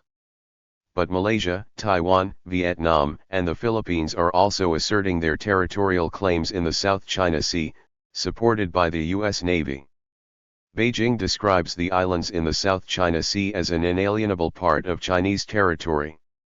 The Chinese nation has always loved peace, says official studies by the Chinese military. China will not attack unless we are attacked. But we will certainly strike back if we are attacked, says the Chinese Defense Doctrine. 549. China has long recognized that the US military always plays the role of the good guy in Hollywood films. That's why the Chinese are now producing their own action films and giving the Chinese the role of the good guys. Because millions of Chinese people watch these films, it has a huge impact on their psyche. In the action film Wolf Warrior 2, Chinese heroes experience fight scenes, explosions, and chases through exotic landscapes and help justice win. The film even became the most successful Chinese film of all time in 2017. As with Hollywood films, the plot is simple and essentially identical to action films from the USA, with the only but crucial difference that Chinese and not Americans are now the good guys. The Chinese hero lands in Africa to avenge the murder of his beloved wife, but then quickly finds himself in the obligation to save a group of Chinese compatriots from a murderous squad of white mercenaries. The final scene of the film shows an image of a Chinese passport onto which the words are projected, "Citizens of the People's Republic of China. If you find yourself in danger abroad, don't despair. There is a strong fatherland behind you." 550. China has the second largest economy in the world. The Chinese are proud of their country because it is a major global economic power and has lifted many Chinese people out of poverty. The USA and Europe are not used to China, a power that does not come from the West, making global claims for the first time in 500 years. Just 100 years ago, China was a poor country in which simple farmers dominated the economy. After Mao Zedong founded the Communist People's Republic of China in 1949, material shortages prevailed everywhere. There were hardly any bicycles to be seen on the streets, let alone cars, remembers the Chinese Geng Wenbing, who later represented China as ambassador to Switzerland. Everything was missing. Grain, cloth, cooking oil, and meat were rationed and only available in exchange for stamps allocated by the communist government. At that time there were only minor differences between rich and poor, because everyone was equally poor, says Wenbing. 551. Only after the death of Mao Zedong in 1976 did Deng Xiaoping carry out far-reaching reforms and open the Chinese economy to investors from the West. The Chinese's income increased steadily after that and the food selection became more diverse. Gross domestic product grew by 10% year after year, moving China from the sixth largest economy in the world to now the second largest economy in terms of GDP, behind the United States but ahead of Japan and Germany. China is a member of the World Trade Organization, and the Chinese currency yuan, also known as the renminbi, is officially the fifth world currency alongside the US dollar, the euro, the Japanese yen and the British pound. According to German fund manager Dirk Müller, the official economic data from China and also the balance sheet data of Chinese companies are manipulated and often completely exaggerated. The rise of China over the last 25 years is without a doubt the greatest economic miracle that has ever taken place, said Müller. But if the US Federal Reserve raises interest rates, China's economy will collapse because investors will then withdraw their money. The USA has its finger on the trigger and decides on its own when to pull the trigger, believes Müller. 552. After the USA, Communist China is one of the countries with the most billionaires in the world. In 2017, there were 250 billionaires in China, including Jack Ma, the founder of the online retailer Alibaba, which has more sales and profits than Amazon and eBay combined. Some billionaires are in dispute with the government of China. In New York, Chinese billionaire Guo Wenyi lives in his $70 million apartment overlooking Central Park. The real estate dealer bought land in Beijing in 1999 for $15 per square meter. When China won the Olympic Games in 2001, the price of land increased 1,000-fold. That's how he became rich. The Chinese politicians became jealous and the vice mayor demanded part of the money. When Wenyi refused, he was sent to prison. They tortured me every day, the billionaire reports on Arte. They wanted to kill me. That's why he fled to New York via Hong Kong and London and is calling for the overthrow of the Chinese government on social media. They just kill people and make them disappear, criticizes Wenyi. China demands his extradition, but the US refuses. Washington likes China's crimes to be made public. Conversely, the USA does not appreciate it when journalists like Julian Assange publicly document the crimes of the USA. 553 In China, the Communist Party rules with an iron hand. The National People's Congress, the largest parliament in the world with around 3,000 members, meets for 10 days in March every year. The incumbent President Xi Jinping has been given extensive powers by Parliament. In March 2018, the People's Congress decided to abolish the presidential term limits stipulated in the Chinese Constitution. Previously, a president was allowed to hold office for a maximum of 2 5-year periods. The decision was very clear with 2,958 votes against and only 2 votes against and 3 abstentions. Xi Jinping can therefore remain president until the end of his life, explained the Süddeutsche Zeitung. 554. As party leader and commander-in-chief of the People's Liberation Army, President Xi is the most powerful man in China. But the idea that economic opening and increasing prosperity would automatically bring about China's political liberalization and a multi-party system has not yet materialized. Freedom of the press in China is severely restricted and criticism of President Xi or the Communist Party is not welcome. China has opened up to capitalism, but without subjecting the country to foreign companies. The Chinese Communist Party has carefully studied the collapse of the Soviet Union and is doing everything it can to avoid a similar fate. China's economic rise was rapid. Even under Mao Zedong's rule, the Chinese had to eke out an existence in the Stone Age, explains Swiss China expert Urs Coetli. But then economic growth followed, which was also driven by US investments. Today, the Middle Kingdom not only impresses with glittering skylines, huge shopping malls and gigantic industrial parks, but also with a world-class infrastructure, says Coetli. China relies on export markets because Chinese domestic demand is still too weak to absorb all the goods and services produced in China. The USA knows this and has launched a trade war against China under US President Donald Trump. Trump is bothered by the fact that the USA imports far more from China than it sells there, and is trying to weaken China with punitive tariffs. The rivalry between the USA and China is one of the great stories of the 21st century. Nobody knows today how this rivalry will develop by 2050. The only thing that is certain is that China is currently the biggest challenger to the US empire. 555. The New Silk Road 2013. Chinese geostrategists know that the US empire dominates the world's oceans.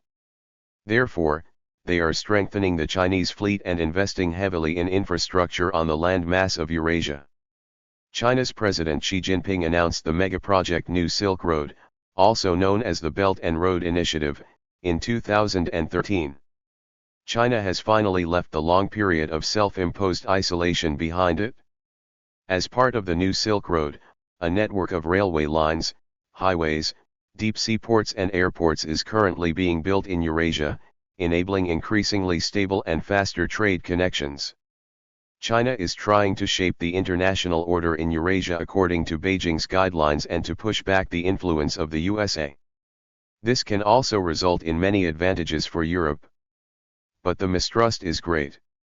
The New Silk Road represents an attempt to establish a comprehensive system to shape the world in Chinese interests, criticized German Foreign Minister Sigmar Gabriel at the Munich Security Conference in 2018. 556.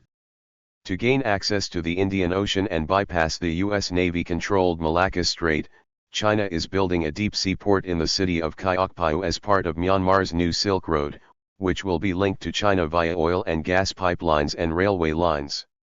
The USA is not happy about it. In 2017, unrest broke out in Myanmar between the Rohingya Muslim minority, many of whom are immigrants from Bangladesh, and Myanmar's Buddhist majority. The USA immediately protested against the oppression of the Rohingya, and Myanmar was also criticized in the European media. It was hardly written anywhere that there were brutal murders of Buddhist monks by Rohingya terrorists or that this Muslim minority tried to force the territory they inhabited to secede from Myanmar and thus establish their own Islamic state, reports fund manager Dirk Muller. Saudi Arabia, which is closely allied with the USA, trained and financed the Rohingya terrorist arm in order to hinder the construction of the Silk Road. The USA knows that they can seriously disrupt the construction of the Silk Road with unrest or even war. 557. The New Silk Road is reminiscent of the Baghdad Railway, which Germany wanted to build before the First World War. Germany knew then that as a continental power it could not challenge the British Empire at sea. The Germans therefore sought overland routes to the oil sources and planned to build a railway from Berlin to Baghdad in Iraq. The Germans blasted tunnels into the rock, built bridges and, at the end of the 19th century, successfully built a railway line from Berlin to Istanbul and from there to Konya in central Turkey. The British watched this development with great concern. Robert Laffan, the British military advisor in Serbia at the time, believed that the Baghdad Railway threatened the British Empire. If Berlin-Baghdad were completed, said Laffan, a huge area in which every conceivable economic wealth could be produced, but which would be unassailable by a naval power, would be under German control. The project must therefore be prevented at all costs. When the First World War broke out in 1914, it meant the end of the Baghdad Railway. 558. The Chinese do not want to suffer a similar fate to Germany and are therefore planning very carefully. The New Silk Road is a gigantic international infrastructure project in which many European countries are taking part, including Greece, Poland, Hungary, and Italy. Asia and the Silk Roads are on the rise, and this rise is happening quickly, not in isolation from the West, not even in competition with it, believes British historian Peter Frankopan, who teaches at Oxford University. The West must recognize that the success of Asia does not come at the expense of Europe, but that all of Eurasia can benefit from it. Along the Silk Road, the trend is towards reducing tensions and building alliances, and solutions for mutual benefit are being discussed. The times when the West could shape the world in its own image are long gone, believes Frankopan. 559. 16. Conclusion. Throughout history, people have inflicted cruelty on each other endlessly, and they continue to do so today. Some peace activists therefore feel depressed and powerless. But these feelings don't help us. Because we as humans are responsible for the violence, we also hold the key to ending the drama. Because war, terror, and torture are not natural forces like earthquakes or tornadoes to which we are helpless. Every use of violence always involves at least one person, often an entire group. More and more people are realizing that the destructive and disruptive level of consciousness we find ourselves in today has reached the end of its usefulness. We have overcome slavery, the burning of witches, colonialism, racism, and apartheid, emphasizes Jürgen Todenhofer. If we succeed in outlawing war, humanity will have taken a big step forward. 560. The peace movement must trust that a world without war is possible. As I know from my own experience, determination and confidence are the keys to success, the Dalai Lama wisely advises. The first and most important step is therefore the will for peace. I am convinced that it is fundamentally possible to exit the spiral of violence. What is crucial is that we really want inner and outer peace. If this will is strong, we can base our practical implementation on the three principles of the human family, the UN ban on violence and mindfulness, which, like three brightly shining stars, show us the way through the 21st century. 561. The principle of the human family is a central shining star for the peace movement. The examples of brutal European imperialism and unscrupulous American imperialism presented in this book demonstrate that the use of force was made possible by the imperialists' explicit exclusion of a group of people, Indians, African Americans, Japanese, Germans, Vietnamese, Iraqis, Afghans and many others, from the human family. War propaganda erased any sympathy for the excluded group. The Germans were described as brutal and blood-dripping Huns and the Japanese as yellow monkeys. Afterwards, the use of force, including the dropping of atomic bombs, was presented as necessary. This madness shows how confused and unconscious we humans always are. When we remember the principle of the human family, we wake up from this unconscious state. Then we realize that everyone belongs to the human family by birth, regardless of skin color, nationality, gender, education, religion, or wealth. And in the family the simple rule applies that people are allowed to have different views, but they shouldn't kill each other. The UN principle of prohibition of violence is another important shining star for the peace movement. In 1945, after the unspeakable suffering of World War II, the people formulated a revolutionary new principle that strictly prohibited attacks from one country on another country, as well as covertly arming gangs to overthrow the government in another country. This was a big step forward. The prohibition of force enshrined in Article 2 Paragraph 4 of the Union Charter is international law in force today and states, all members shall refrain from any threat or use of force in their international relations that is directed against the territorial integrity or political independence of a state or is otherwise incompatible with the goals of the United Nations. If every state adheres to this prohibition of force and does not send its soldiers abroad, but keeps them strictly within their own national borders as a purely defensive army, this will strengthen peace. The future of democracy depends on people and their growing awareness of how to treat all people on earth with dignity, explains U.S. historian Howard Zinn aptly. 562. The principle of mindfulness is the third shining star for the peace movement. In the 21st century we need a change in consciousness and more mindfulness. If we look inward with our eyes closed, we can see how various warmongers have deliberately confused our thoughts and feelings through war propaganda for decades and continue to do so today. U.S. President Johnson's lie about the Gulf of Tonkin incident in 1964 was devastating because it led to the Vietnam War. Likewise, U.S. President Bush's lie about ABC weapons caused great damage and triggered the illegal attack on Iraq in 2003. The explosion of WTC-7 on September 11, 2001 is also irritating. Anyone who wakes up from their unconscious state will quickly realize that war and lies always go hand in hand. Israeli historian Yuval Noah Harari reports that he meditates for 2 hours every day with his eyes closed and watching his breathing. This is not an escape from reality, explains Harari. On the contrary, it means coming into contact with reality. 563. I also practice mindfulness, always trying to look inward and observe my thoughts and feelings. In order to get out of the spiral of violence, we have to leave all the lies of war behind us. Anyone who practices mindfulness can no longer be so easily deceived by psychological operations. Well-known mindfulness teachers like Eckhart Tolle explain that we are mindful when we observe our thoughts and feelings from a certain distance, like clouds passing by, and recognize that we are not our thoughts and feelings, but the formless, clear consciousness in which they arise and disappear again. This formless consciousness lives in all members of the human family. Everyone can do something for peace by practicing mindfulness and peaceful communication every day. Mindfulness strengthens inner peace. And this is the basis for any peace in the outside world. 564.